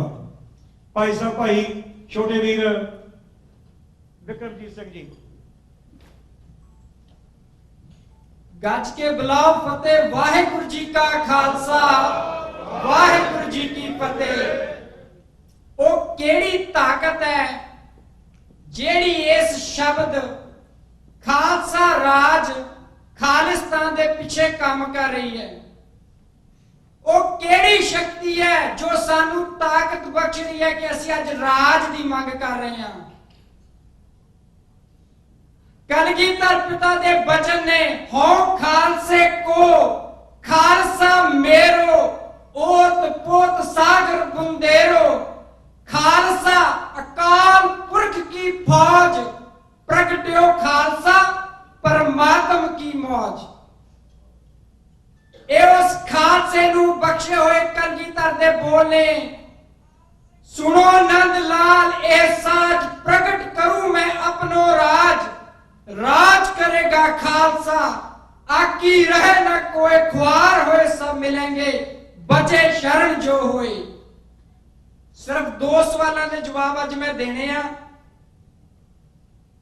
अक्सर ही टीवी पे सोशल मीडिया ते विचार चलता है कि थोड़े जे इकट्ठे होकर खालिस्तान खालिस्तान करते ने, अमरीका कनेडा च क्यों नहीं बना लेंदे? ਇਹ ਕਿਸੇ ਟੁਕੜੇ ਜ਼ਮੀਨ ਦੇ ਟੁਕੜੇ ਉਸ ਧਰਤੀ ਦੀ ਜੰਗ ਨਹੀਂ ਹੈ। ਇਹ ਖਾਲਸਾ ਸੰਕਲਪ ਉਸ ਗੁਰੂ ਦੇ ਸਿਧਾਂਤ ਦਾ ਪਹਿਰਾ ਦੇਣ ਲਈ ਉਹ ਸ਼ਕਤੀ ਹੈ ਜਿਹੜੀ ਸੰਸਾਰ ਦੇ ਕੋਨੇ-ਕੋਨੇ ਤੱਕ ਪਹੁੰਚਾਵੇਗੀ। ਖਾਲਸਾ ਰਾਜ ਕਾਇਮ ਹੋਵੇਗਾ ਜਿੱਥੇ ਮਜ਼ਲੂਮਾਂ ਦੇ ਹੱਕਾਂ ਦੀ ਰਾਖੀ ਹੋਵੇਗੀ, ਜਿੱਥੇ ਜਾਤ ਪਾਤ ਦਾ ਕੋੜ ਵੱਢਿਆ ਜਾਵੇਗਾ, ਜਿੱਥੇ ਨਸ਼ਿਆਂ ਤੋਂ ਤੁਹਾਨੂੰ ਬਚਾਇਆ ਜਾਵੇਗਾ। ਇੱਕ ਇਹੋ ਜਿਹੇ ਸਮਾਜ ਦੀ ਸਿਰਜਣਾ ਹੋਵੇਗੀ ਉਸ ਖਾਲਸਾ ਰਾਜ ਵਿੱਚ ਜਿਹੜਾ ਦੁਨੀਆ ਦਾ ਮਾਰਗਦਰਸ਼ਕ ਬਣੇਗਾ, ਜਿਹੜਾ ਜੰਗਾਂ ਨੂੰ ਰੋਕੇਗਾ, ਤੁਹਾਨੂੰ ਆਜ਼ਾਦੀ ਦਾ ਅਸਲੀ ਆਨੰਦ ਮਹਿਸੂਸ ਕਰਾਵੇਗਾ। ਇਹ ਉਸ ਕਰਕੇ ਪਾਤਸ਼ਾਹ ਨੇ ਦਰਬਾਰ ਸਾਹਿਬ ਦੇ ਸਾਹਮਣੇ ਅਕਾਲ ਤਖਤ ਦੀ ਸਿਰਜਣਾ ਕਰਕੇ ਕਿਹਾ ਸੀ ਕਿ ਰਾਜ ਦਾ ਹੋਣਾ ਅਤ ਜ਼ਰੂਰੀ ਹੈ।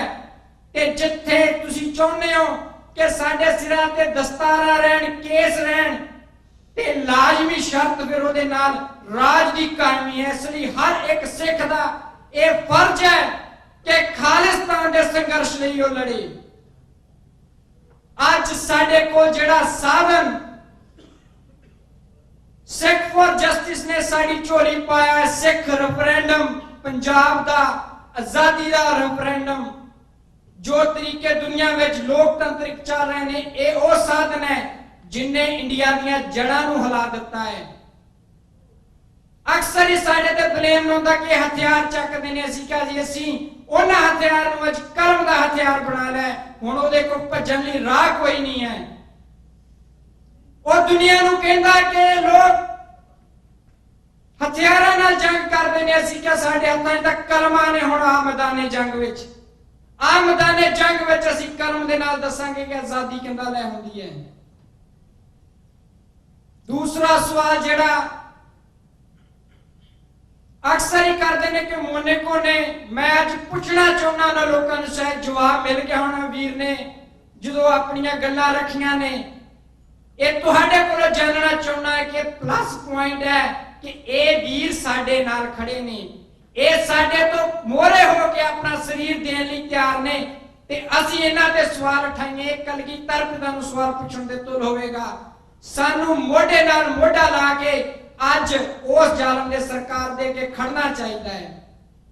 ਆਖਰੀ ਇੱਕ ਸਵਾਲ ਹੈ ਜਿਹਨੇ ਦੋ ਸਵਾਲਾਂ ਦੇ ਜਵਾਬ ਤੁਹਾਨੂੰ ਦੇਣੇ ਨੇ। ਅਕਸਰ ਹੀ ਕਿਹਾ ਜਾਂਦਾ ਕਿ ਪੁੱਤ ਮਰਵਾ ਦੇਣੇ, ਪੁੱਤ ਮਰਵਾ ਦੇਣੇ। ਦੂਸਰਾ ਇਹਦੇ ਨਾਲ ਹੀ ਜੁੜਵਾ ਸਵਾਲ ਹੈ ਕਿ ਇਸ ਆਜ਼ਾਦੀ ਦੀ ਜੰਗ ਨੂੰ ਲੜੇਗਾ ਕੌਣ, ਕੌਣ ਕਰੇਗਾ। ਇੱਕ ਇਤਿਹਾਸਕ ਹਵਾਲਾ ਦੇਣਾ ਹੈ। ਦੋਨੇ ਸਵਾਲਾਂ ਦੇ ਜਵਾਬ ਤੁਹਾਨੂੰ ਮਿਲ ਜਾਣੇ ਨੇ। ਆਪਣੀ ਸੁਰਤ ਨੂੰ ਉਸ ਚਮਕੌਰ ਦੀ ਜੰਗ ਦੇ ਵਿੱਚ ਲੈ ਕੇ ਜਾਓ। ਵੱਡੇ ਸਾਹਿਬਜ਼ਾਦੇ ਬਾਬਾ ਅਜੀਤ ਸਿੰਘ ਦਾ ਸਰੀਰ ਪਿਆ ਹੈ, ਇੰਨੇ ਕੁ ਤੀਰ, ਇੰਨੇ ਕੁ ਨੇਜ਼ਾਂ ਦੇ ਫੱਟ, ਤਲਵਾਰਾਂ ਦੇ ਫੱਟ ਲੱਗੇ ਨੇ ਕਿ ਸਰੀਰ ਤੋਂ ਲਹੂ ਦੀਆਂ ਨਦੀਆਂ ਵਗ ਰਹੀਆਂ ਨੇ। ਪਾਤਸ਼ਾਹ ਗੜੀ ਦੇ ਉੱਪਰ ਖੜੇ ਜਕਾਰਾ ਛੱਡ ਕੇ ਉਹਦੀ ਸ਼ਹਾਦਤ ਦਾ ਮੁੱਲ ਪਾਉਂਦੇ ਨੇ। ਜ਼ਾਲਮ ਅੱਗੇ ਨੂੰ ਵੱਧ ਰਿਹਾ ਹੈ ਤੇ ਬਾਬਾ ਜੁਝਾਰ ਸਿੰਘ ਤਿਆਰ ਹੋ ਕੇ ਪਿਤਾ ਦੇ ਅੱਗੇ ਖੜ ਕੇ ਅਰਦਾਸ ਕਰਦੇ ਨੇ, ਪਿਤਾ ਜੀ ਆਗਿਆ ਬਖਸ਼ਿਸ਼ ਕਰੋ। ਪਾਤਸ਼ਾਹ ਕੁੱਟ ਕੇ ਸੀਨੇ ਨਾਲ ਲਾ ਕੇ ਕਹਿੰਦੇ ਨੇ, ਜੁਝਾਰ ਸਿੰਘਾ ਕਮਾਲ ਕੀਤੀ ਹੈ, ਸ਼ਾਬਾਸ਼ ਸਿੰਘਾ ਤੂੰ ਕਮਾਲ ਕੀਤੀ ਹੈ। ਜੁਝਾਰ ਸਿੰਘ ਪੁੱਛਦੇ, ਪਿਤਾ ਜੀ ਕੀ ਗੱਲ ਹੋਈ? ਪਾਤਸ਼ਾਹ ਕਹਿੰਦੇ ਨੇ, ਤੂੰ ਸਿੱਖਾਂ ਦੇ ਲਈ ਇੱਕ ਉਦਾਹਰਨ ਛੱਡ ਕੇ ਜਾ ਰਿਹਾ ਹੈ ਕਿ ਗੁਰੂ ਨੂੰ ਆਵਾਜ਼ ਨਹੀਂ ਮਾਰਨੀ ਪੈਂਦੀ ਆਪਣੇ ਪੁੱਤਰਾਂ ਨੂੰ ਕਿ ਮੈਦਾਨੇ ਜੰਗ 'ਚ ਜਾਣਾ ਹੈ। ਉਹ ਆਪਣਾ ਫਰਜ਼ ਆਪ ਪਛਾਣਦੇ ਨੇ ਕਿ ਹੁਣ ਸਮੇਂ ਹੈ ਜੰਗ ਦੇ ਵਿੱਚ ਜਾਣ ਦਾ। ਅੱਜ ਨੌਜਵਾਨਾਂ ਨੇ ਆਪਣਾ ਫਰਜ਼ ਆਪ ਪਛਾਣਨਾ ਹੈ। ਸਾਡੇ ਕੋਲ ਇੱਕ ਸਾਧਨ ਆਇਆ ਹੈ, ਕਲਮ ਦਾ ਹਥਿਆਰ ਸਾਡੇ ਹੱਥ ਵਿੱਚ ਆਇਆ ਹੈ। ਆਪ ਮੈਦਾਨੇ ਜੰਗ ਵਿੱਚ ਜਾਣਾ ਹੈ, ਕਲਗੀਧਰ ਪਿਤਾ ਦੇ ਪੁੱਤਰ ਬਣਨਾ ਹੈ। ਆਓ ਇਸ ਆਜ਼ਾਦੀ ਦੀ ਜੰਗ ਵਿੱਚ ਆਪਣਾ ਯੋਗਦਾਨ ਪਾ ਕੇ ਆਉਣ ਵਾਲੀਆਂ ਪੀੜ੍ਹੀਆਂ ਦੇ ਲਈ ਆਪਣਾ ਭਵਿੱਖ ਨਿਸ਼ਚਿਤ ਕਰੀਏ। ਵਾਹਿਗੁਰੂ ਜੀ ਕਾ ਖਾਲਸਾ, ਵਾਹਿਗੁਰੂ ਜੀ ਕੀ ਫਤਿਹ। ਰਾਜ ਕਰੇਗਾ, ਰਾਜ ਕਰੇਗਾ ਖਾਲਿਸਤਾਨ, ਖਾਲਿਸਤਾਨ, ਖਾਲਿਸਤਾਨ। ਵਾਹਿਗੁਰੂ ਜੀ ਕਾ ਖਾਲਸਾ, ਵਾਹਿਗੁਰੂ ਜੀ ਕੀ ਫਤਿਹ। ਧੰਨਵਾਦ ਹੈ ਬਿਕਰਮਜੀਤ ਸਿੰਘ ਹੋਣਾ ਦਾ, ਛੋਟੇ ਵੀਰ ਦਾ, ਕਿ ਜਜ਼ਬਾਤ ਨੇ, ਮਨ ਦੀਆਂ ਭਾਵਨਾਵਾਂ ਨੇ ਆਪਣੇ ਬਜ਼ੁਰਗਾਂ ਤੋਂ, ਪਿਤਾ ਤੋਂ ਸਿੱਖੀਆਂ ਹੋਣਗੀਆਂ ਕਿ ਜਿਨ੍ਹਾਂ ਨੂੰ ਯਾਦ ਆਇਆ ਸਾਹਿਬਜ਼ਾਦਾ ਬਾਬਾ ਅਜੀਤ ਸਿੰਘ, ਜੁਝਾਰ ਸਿੰਘ, ਅੱਜ ਲੋੜ ਹੈ ਕਲਮ ਦੀ ਜੰਗ ਵਿੱਚ ਵੀ ਉਸ ਬਾਬੇ ਅਜੀਤ ਸਿੰਘ, ਬਾਬਾ ਜੁਝਾਰ ਸਿੰਘ ਦੇ ਵਰਗੇ ਛੋਟੇ ਛੋਟੇ ਜਿਹੜੇ ਬੱਚਿਆਂ ਨੇ, ਉਹਨਾਂ ਤੋਂ ਬਾਅਦ ਬਾਬਾ ਜੋਰਾਵਰ ਸਿੰਘ ਜੀ, ਬਾਬਾ ਫਤਿਹ ਸਿੰਘ ਜੀ ਜਿਹੜੀਆਂ ਮਿਸਾਲਾਂ ਕਾਇਮ ਕੀਤੀਆਂ, ਤੇ ਗੁਰੂ ਸਾਹਿਬ ਨੇ ਕੀ ਕਹਿ ਦਿੱਤਾ, साढ़े वाला इशारा करके इन पुत्रों पे शीश पर वार दिए सुचार, तो चार हुए तो क्या हुआ, जीवित कई हजार। आज जो सबूत है, कोई शक नहीं, थोड़े ते मान है, सिख उस सिखी ते मान है, उस गुरु की दात ते मान है। 1847 ਦੇ ਵਿੱਚ ਸਿੱਖ ਰਾਜ ਜਾਂਦਾ ਤੇ ਨਾਲ ਦੀ ਨਾਲ ਆਜ਼ਾਦੀ ਦੀ ਜੰਗ ਚੱਲ ਪੈਂਦੀ ਹੈ। 1847 ਤੋਂ ਪਹਿਲਾਂ ਜਿਹੜਾ ਇੰਡੀਆ ਕਹਿੰਦੇ ਭਾਰਤ ਮਾਤਾ, ਜੇ ਉਹਦੇ ਵਿੱਚ ਕੋਈ ਆਜ਼ਾਦੀ ਦੀ ਜੰਗ ਚੱਲੀ ਹੋਵੇ ਗੋਰਿਆਂ ਦੇ ਖਿਲਾਫ, ਬ੍ਰਿਟਿਸ਼ ਦੇ ਖਿਲਾਫ, ਤਾਂ ਕੋਈ ਦੱਸ ਸਕਦਾ ਹੈ। ਫਿਰ 91% 93% ਤੁਹਾਡੀਆਂ ਕੁਰਬਾਨੀਆਂ ਐਵੇਂ ਨਹੀਂ, ਉਹ ਪੰਜਾਬ ਦੀ ਆਜ਼ਾਦੀ ਵਾਸਤੇ ਸੀ। ਅੱਜ ਉਹ ਭਗਤ ਸਿੰਘ ਨੂੰ ਕੁਝ ਵੀ ਕਹਿਣ, ਉਦਮ ਸਿੰਘ ਨੂੰ ਕੁਝ ਵੀ ਕਹਿਣ, ਕਰਤਾਰ ਸਿੰਘ ਨੂੰ ਕੁਝ ਵੀ ਕਹਿਣ, ਭਕਨਾ ਜੀ ਬਾਬਾ ਜੀ ਨੂੰ ਕੁਝ ਵੀ ਕਹਿਣ, ਉਹ ਆਜ਼ਾਦੀ ਪੰਜਾਬ ਦੀ ਵਾਸਤੇ ਲੜਦੇ ਤੁਰੇ ਸੀ, ਨਾਲ ਮਦਦ ਕਰਤੀ ਸੀ। ਔਰ ਉਸ ਵਕਤ ਜਿਨ੍ਹਾਂ ਨੂੰ ਗੁਰੂ ਨੇ ਵੀ ਬਚਾਇਆ ਸੀ ਉਸ ਦੇਸ਼ ਦੀ, ਤੇ ਜਦੋਂ ਆਜ਼ਾਦੀ ਮਿਲੀ, ਜੇ 1947 ਚ ਧੋਖਾ ਕੀਤਾ ਤਾਂ ਤੁਸੀਂ ਤਾਂ 1949 ਵਿੱਚ ਹੀ ਕਹਿਤਾ ਸੀ ਵੀ ਅਸੀਂ ਸੰਵਿਧਾਨ ਨੂੰ ਮੰਨਦੇ ਨਹੀਂ। ਇਹ ਪ੍ਰੂਫ ਹੀ ਹੈ, ਵਾਚਣੇ ਨੇ। ਤੇ ਜੇ 1949 ਚ ਤੁਸੀਂ ਮੁਨਕਰ ਹੋ ਗਏ ਸੀ ਸੰਵਿਧਾਨ ਤੋਂ, ਇਹ ਵੀ ਤੁਹਾਡੀ ਬਾਖੂਬੀ, ਉਹ ਬਹਾਦਰੀ ਸੀ। ਆਜ਼ਾਦੀ ਦੀ ਲੜਾਈ ਦੇ ਵਿੱਚ ਤੁਸੀਂ ਉਹ ਲੈਂਡਲਾਰਡ ਸੀ ਉਹ ਇਲਾਕੇ ਦੇ। ਅੱਜ 70 ਸਾਲ ਹੋਏ ਨੇ, ਜਿਸ ਤਰ੍ਹਾਂ ਡਾਕਟਰ ਸਾਹਿਬ ਨੇ ਆਖਿਆ, ਭਾਵੇਂ ਵੱਖਵਾਦੀ, ਭਾਵੇਂ ਅੱਤਵਾਦੀ, ਭਾਵੇਂ ਕਿਸੇ ਵੀ ਨਾਂ ਨਾਲ ਨਵਾਜਿਆ ਤੁਹਾਨੂੰ, ਪਰ 70 ਸਾਲ ਦੀ ਉਮਰ ਦੇ ਵਿੱਚ ਅੱਜ ਜੇ ਨੱਕ ਵਿੱਚ ਦਮ ਕਰਕੇ ਕੀਤਾ ਤੁਸੀਂ, ਤੇ ਉਹ ਤੁਸੀਂ ਕੀਤਾ ਫਿਰ ਇੰਡੋ ਇੰਡੀਆ ਦਾ, ਉਹ ਵੀ ਕਾਨੂੰਨੀ ਜੰਗ ਦੇ ਨਾਲ ਵੀ। ਜੇ ਉਹ ਲੜਾਈ ਸੀ ਉਹ ਸੂਰਬੀਰ ਯੋਧਿਆਂ ਦੀ, ਜਿਨ੍ਹਾਂ ਨੇ ਸੰਤ ਬਾਬਾ ਜਰਨੈਲ ਸਿੰਘ ਨੂੰ ਅਕਾਲ ਤਖਤ ਦੀ ਸੇਵਾ ਕਰਦੇ ਆ, ਉਸ ਜੰਗ ਵਿੱਚ ਸ਼ਹਾਦਤ ਪੈਦਾ ਕੀਤੀ ਤੇ ਬਖਸ਼ਿਆ ਤੁਸੀਂ ਵੀ ਨਹੀਂ, ਕੋਈ ਸ਼ੱਕ ਨਹੀਂ, ਸਜ਼ਾ ਤੁਸੀਂ ਵੀ ਦਿੱਤੀ। ਉਹ ਲੜਾਈ ਬਰਾਬਰ ਦੀ ਹੋ ਗਈ, ਹਾਰੇ ਨਹੀਂ ਅਸੀਂ। ਫਿਰ ਕੀ ਹੋਇਆ ਜੇ ਸਾਡੇ ਉਹਨਾਂ ਮੋਰਚਿਆਂ ਨੇ ਸਾਡੇ ਨੇ ਮਾਰਚ ਜਿਹੜੇ ਉਹ ਨਿਚੋੜ ਦਿੱਤੇ। ਦੇਬੂ ਦੀ ਗੱਲ ਆਈ ਵੀਰ ਦੀ, ਭਾਵੇਂ ਉਹਨਾਂ ਨੇ ਪਾਣੀ 'ਚ ਕੜਾਏ 'ਚ ਉਬਾਲ ਦਿੱਤਾ, ਤੁਹਾਨੂੰ ਕਈਆਂ ਨੂੰ ਪਤਾ ਹੋਊਗਾ। ਉਹ ਕਸ਼ਮੀਰ ਸਿੰਘ ਵਰਗਿਆਂ ਨੂੰ ਭਾਵੇਂ ਹੀਟਰਾਂ ਤੇ ਰੱਖ ਕੇ ਸਾੜ ਦਿੱਤਾ, ਪਤਾ ਹੋਊਗਾ। ਇਨਸਾਨ ਸਿੰਘ ਵਰਗਿਆਂ ਨੂੰ, ਜਿਨ੍ਹਾਂ ਨੂੰ ਇੱਕ ਪਾਸੇ ਲੱਤ ਇੱਕ ਜੀਭ ਨਾਲ ਬੰਨ ਕੇ ਦੂਜੀ ਲੱਤ ਦੂਜੀ ਜੀਭ ਨਾਲ ਬੰਨ ਕੇ ਪਾੜ ਦਿੱਤਾ, ਆਪ ਨੂੰ ਪਤਾ ਹੋਊਗਾ। ਘੱਟ ਕਿਸੇ ਦੀ ਵੀ ਨਹੀਂ ਪਤਾ ਹੋਊਗਾ। ਮਾਸਟਰ ਹੋਣਾ ਦਾ ਜਿਨ੍ਹਾਂ ਨੂੰ ਕਿਹਨੇ ਇਹ ਪੁੱਛਿਆ ਹੋਊਗਾ ਕਿ ਦੱਸ ਤੇਰਾ ਨਾਂ ਕੀ ਹੈ, ਉਹ ਕਹਿੰਦਾ ਪਾਣੀ ਪਿਆਲ ਦੇ। ਪਾਣੀ ਪਿਆਇਆ, ਕਹਿੰਦਾ ਹੁਣ ਮੈਨੂੰ ਪਾਣੀ ਪੁੱਛ, ਮੈਂ ਪਾਣੀ ਮੈਂ ਪੀਤਾ। ਜੇ ਇੰਨਾ ਹੀ ਪੁੱਛ ਲਵੇ ਮੈਂ ਪਾਣੀ ਪੀਤਾ ਤਾਂ ਮੈਂ ਆਪਣਾ ਨਾਮ ਹੀ ਦੱਸ ਦੂੰਗਾ। ਉਹਨਾਂ ਦਾ ਕੀ ਮੁਕਾਬਲਾ ਕਰਾਂਗੇ ਦੱਸੋ? ਉਹਨਾਂ ਦਾ ਕਿੱਥੇ ਸਾਥ ਦੇਵਾਂ, ਕਿੱਥੇ ਭੁੱਲਾਂਗੇ? ਉਹਨਾਂ ਦੇ ਖੂਨ ਨੂੰ ਕਦੋਂ ਯਾਦ ਕਰਾਂਗੇ? ਉਹਨਾਂ ਦਾ ਖੂਨ ਅਜਾਈ ਨਹੀਂ ਜਾਣਾ। ਉਹ ਸਤਿਗੁਰ ਦੇ ਪੁੱਤਰ ਸੀ, ਜਿਨ੍ਹਾਂ ਵਾਸਤੇ ਉਹਨਾਂ ਨੇ ਆਪਣੇ ਪੁੱਤਰ ਵਾਰੇ ਸੀ, ਨਹੀਂ ਜਾਣਾ। ਉਹ ਉਹਨਾਂ ਦੀ ਹੀ ਇਹ ਗੱਲ ਆ ਰਹੀ ਹੈ। तमाही किसी ने क्या सी ना, उन शहीदों की चिताओं पे लगेंगे हर वर्ष मेले, देखना है जोर कितना बाजू कातल में है, देख लो। असी घटे नहीं, असी दून सुवाए हो गए। 84 ਚ मैं इत्थे नहीं सी, कुछ वीर इत्थे 84 ਚ होणगे। 94 ਚ मैं इत्थे नहीं सी, कुछ वीर इत्थे होणगे।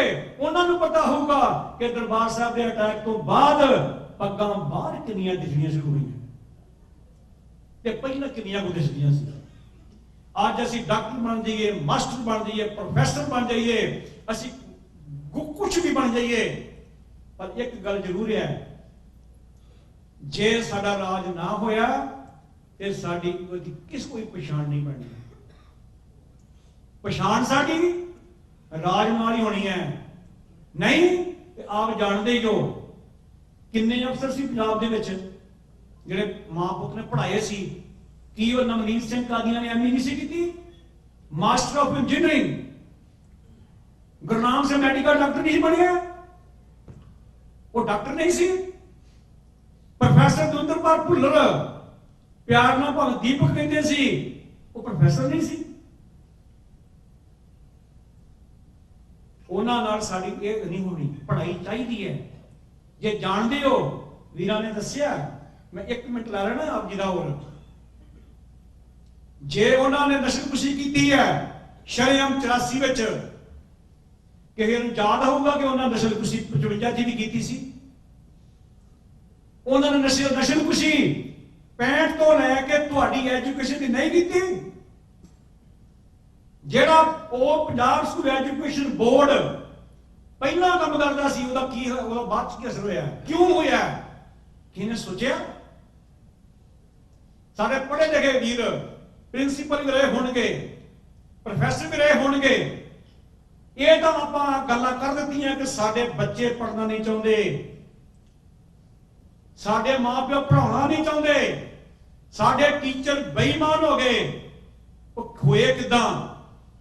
ਕਿਤੇ ਕਿਸੇ ਨੇ ਪ੍ਰੂਫ ਲੱਭੇ? ਬਠਿੰਡੇ ਤੋਂ ਇਹ ਗੱਲ ਚੱਲਦੀ ਹੈ ਕਿ ਹਰ ਰੋਜ਼ ਕੈਂਸਰ ਦੀ ਗੱਡੀ ਚੱਲਦੀ ਹੈ। ਉੱਥੇ ਕੈਂਸਰ ਆਈ ਕਿਵੇਂ? ਕਿਸੇ ਨੇ ਕੋਈ ਕੀਤਾ ਉੱਥੇ ਕੋਈ ਸੰਮੇਲਨ, ਕੋਈ ਕਾਨਫਰੰਸ ਕੀਤੀ, ਕੋਈ ਸੈਮੀਨਾਰ ਕੀਤਾ ਕਿਸੇ ਨੇ? ਇੱਥੇ ਆਈ ਕਿਉਂ? ਜਿਹੜੀਆਂ ਕੈਮੀਕਲ ਤੁਸੀਂ ਯੂਜ਼ ਕਰਦੇ ਹੋ ਉੱਥੇ, ਆਪ ਜਿਹੜੀ ਆ ਪਿਛਲੇ ਘਟਨਾ ਵਾਪਰੀ ਹੈ, ਜੇ 5 ਕਰੋੜ ਦੀ ਉਹਨਾਂ ਜੁਰਮਾਨਾ ਕਰ ਦਿੱਤਾ ਉਸ ਕੰਪਨੀ ਨੂੰ, ਸਰਨੇ ਦੀ ਉਹ ਭਤੀਜੀ ਨੂੰ ਜਾਂ ਧੀ ਨੂੰ, ਕੰਪਨੀ ਨੂੰ, ਚੱਡੇ ਦੀ ਨੂੰ, ਉਹ ਹਾਲਿਆ ਕੋਈ? ਉਹ ਪਾਣੀ ਕਿੱਥੇ ਕਿੱਥੇ ਜਾਣਾ? ਕੀ ਕਾਰਨ ਹੈ? ਇਹ ਸਿਰਫ ਇਹ 2-3 ਗੱਲਾਂ ਕੀਤੀਆਂ, ਅਜੇ ਤੁਹਾਡੀ ਇੰਡਸਟਰੀ ਨੂੰ ਕਿਵੇਂ ਉਹਨਾਂ ਨਿਕਲਿਆ, ਤੁਹਾਡੇ ਕਲਚਰ ਨੂੰ ਉਹਨਾਂ ਕਿੱਦਾਂ ਨਿਕਲਿਆ, ਤੁਹਾਡੇ ਇਤਿਹਾਸ ਨੂੰ ਕਿੱਦਾਂ ਉਹਨਾਂ ਨਿਕਲਿਆ? ਕਿ ਅਸੀਂ ਸਿਰਫ ਇੱਥੇ ਅਮਰੀਕਾ ਜਾਂ ਕੈਨੇਡਾ ਜਾਂ ਬਾਹਰ ਬੈਠੇ ਆ ਕੇ ਅਸੀਂ ਸੇਫ ਹੋ ਗਏ? ਇਹ ਠੀਕ ਆ, ਬੜੀ ਸਿਫਤ ਆ ਉਸ ਸਤਿਗੁਰੂ ਦੇ ਨਾਮ ਦੀ, ਗੁਰੂ ਪੰਥ ਤੇ ਗੁਰੂ ਗ੍ਰੰਥ ਸਾਹਿਬ ਦੀ, ਕਿ ਜਿਨ੍ਹਾਂ ਦੀ ਸਿੱਖਿਆ ਨਾਲ ਤੁਸੀਂ ਜਦੋਂ ਉੱਤੇ ਵੀ ਗਏ, ਉੱਥੇ ਤੁਸੀਂ ਲੰਗਰ ਵੀ ਲਾਤੇ, ਤੁਸੀਂ ਆਪਣੀਆਂ ਨਿਸ਼ਾਨੀਆਂ ਕਾਇਮ ਕਰ ਲਈਆਂ। ਪਰ ਅਸਲ ਨਿਸ਼ਾਨੀ ਜਿਹੜੀ ਆ, ਰਾਜ ਬਿਨਾ ਨਹਿ ਧਰਮ ਚੱਲੇ ਹੈ, ਉਹ ਤੋਂ ਬਿਨਾ ਨਹੀਂ ਚੱਲਣਾ। ਅੱਜ ਇੱਕ ਆਵਾਜ਼, ਮੋਦੀ ਹੋਵੇ, ਬਾਦਲ ਹੋਵੇ, ਕੈਪਟਨ ਹੋਵੇ, ਕੋਈ ਵੀ ਲੀਡਰ ਹੋਵੇ, ਜਿਹੜਾ ਭਾਰਤੀ ਹਕੂਮਤ ਦਾ ਉਹ ਪਿਆਦਾ ਕੋਈ ਵੀ ਹੋਵੇ, ਉਹਨੂੰ ਬਾਰ-ਬਾਰ ਹੀ ਚੈਲੰਜ ਕਰਦੇ ਆ ਕਿ ਸਾਨੂੰ ਅੱਤਵਾਦੀ ਜਿਸ ਤਰ੍ਹਾਂ ਮਰਜ਼ੀ ਗਰਦਾਨ ਦਿਓ, ਕਾਨੂੰਨੀ ਲੜਾਈ ਜਾ ਕੇ ਸਾਹਮਣਾ ਕਰੋ। ਬੁਖਲਾਏ ਕਿਉਂ ਨੇ? ਕਿ ਤੁਹਾਡੇ ਕੋਲ ਪ੍ਰੂਫ ਇੰਨੇ ਨੇ, ਤੁਹਾਡੀ ਜੁਗਤ ਇਹ ਹੈ, ਤੁਹਾਡਾ ਨਿਸ਼ਾਨਾ ਸਮਝ ਚੁੱਕੇ ਨੇ ਕਿ ਜਿਸ ਤਰੀਕੇ ਨਾਲ ਉਹ ਸਿਰਫ ਇੱਕੋ ਹੀ ਹਥਿਆਰ ਕਹਿੰਦੇ ਨੇ ਕਿ ਹਥਿਆਰ ਨਾਲ ਲੜਾਈ ਚੱਲਣੀ ਆ, ਨਹੀਂ ਅੱਜ ਕਲਮ ਤੇ ਚੱਲ ਗਈ। ਮੈਂ ਵੀਰਾਂ ਨੂੰ ਬੇਨਤੀ ਕਰੂੰਗਾ, ਸਮਾਂ ਨਹੀਂ ਵੱਧ ਲਊਂਗਾ।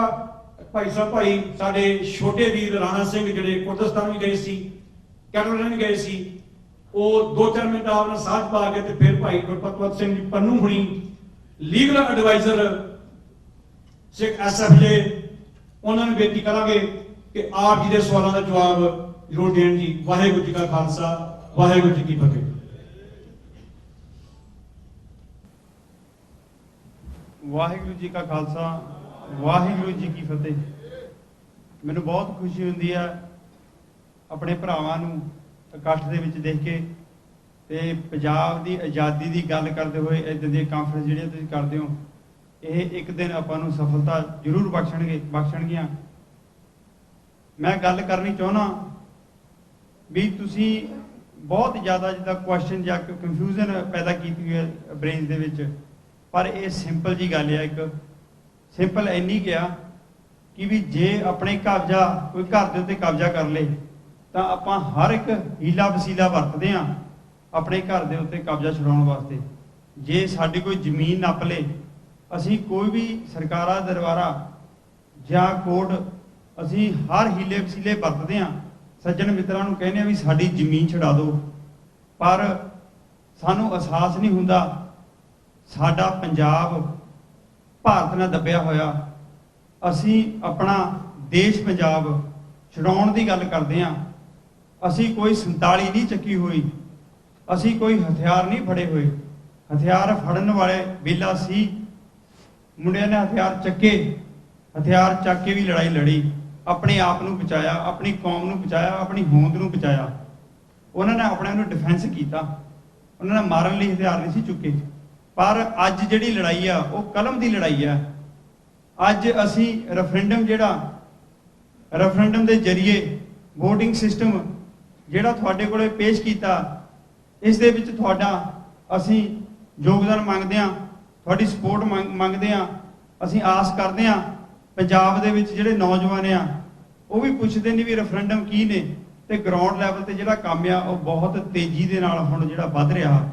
ਉਹਦਾ ਕਾਰਨ ਆ ਜਦੋਂ ਭਾਈ ਜਸਪਾਲ ਸਿੰਘ ਬਰਗਾੜੀ ਕਾਂਡ ਦੇ ਵਿੱਚ ਸਤਨਾਮ ਵਾਹਿਗੁਰੂ ਕਰਦੇ ਸੀ, ਉਹ ਵੀ ਇੱਕ ਨੌਜਵਾਨ ਸੀ, ਜਦੋਂ ਉਹਦੇ ਬੈਠੇ ਤੇ ਸਤਨਾਮ ਵਾਹਿਗੁਰੂ ਕਰਦੇ ਤੇ ਗੋਲੀ ਮਾਰੀ ਗਈ, ਤੇ ਉਹਨਾਂ ਦੇ ਨਾਲ ਦੇ ਨੌਜਵਾਨ ਉਹ ਵੀ ਜਾਗੇ ਨੇ।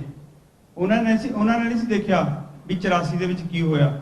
ਉਹਨਾਂ ਨੂੰ ਅੱਜ ਦੇ ਦਿਨ ਜਦੋਂ ਉਹਨਾਂ ਦੇ ਨਾਲ ਦੇ ਭਰਾ ਤੇ ਗੋਲੀ ਵੱਜੀ, ਫੇਰ ਪਤਾ ਲੱਗਾ ਵੀ ਜਿਹੜੀ ਭਾਰਤੀ ਸਰਕਾਰ ਆ ਇਹ ਕਿੱਦਾਂ ਨੌਜਵਾਨਾਂ ਦੇ ਧੱਕਾ ਕਰਦੀ ਆ।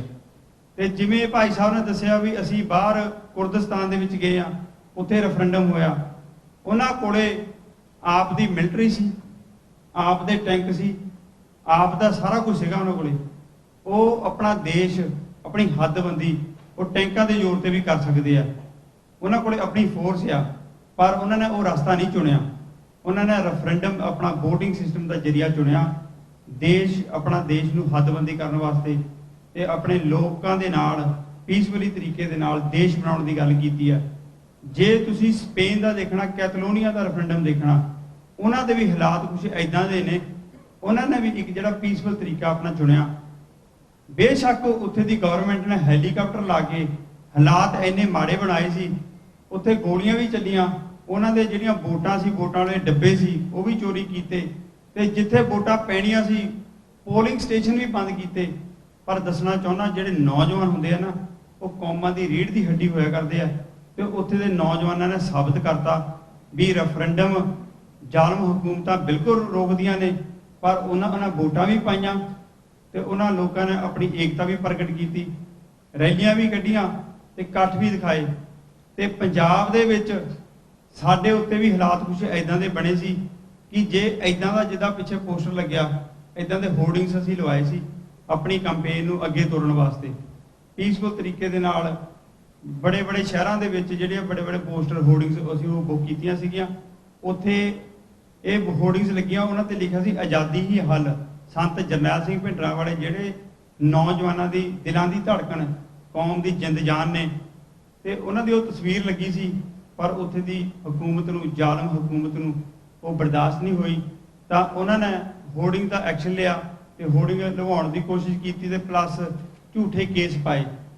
ਪਰ ਇਹਦੇ ਰਵੱਈਏ ਬਦਲੇ, ਤੇ ਨੌਜਵਾਨਾਂ ਨੇ ਜਿਹੜੇ ਉੱਥੇ ਐਕਟਿਵਿਸਟ ਨੇ, ਜਿਹੜੇ ਕੰਮ ਕਰਦੇ ਨੇ, ਤੁਹਾਨੂੰ ਦੱਸਣਾ ਚਾਹੁੰਦੇ ਆ, ਇਹ ਇਕੱਲੀ ਵਿਦੇਸ਼ਾਂ ਦੇ ਵਿੱਚ ਮੁਹਿੰਮ ਨਹੀਂ, ਇਹ ਪੰਜਾਬ ਦੇ ਵਿੱਚ ਵੀ ਚੱਲਦੀ ਹੈ।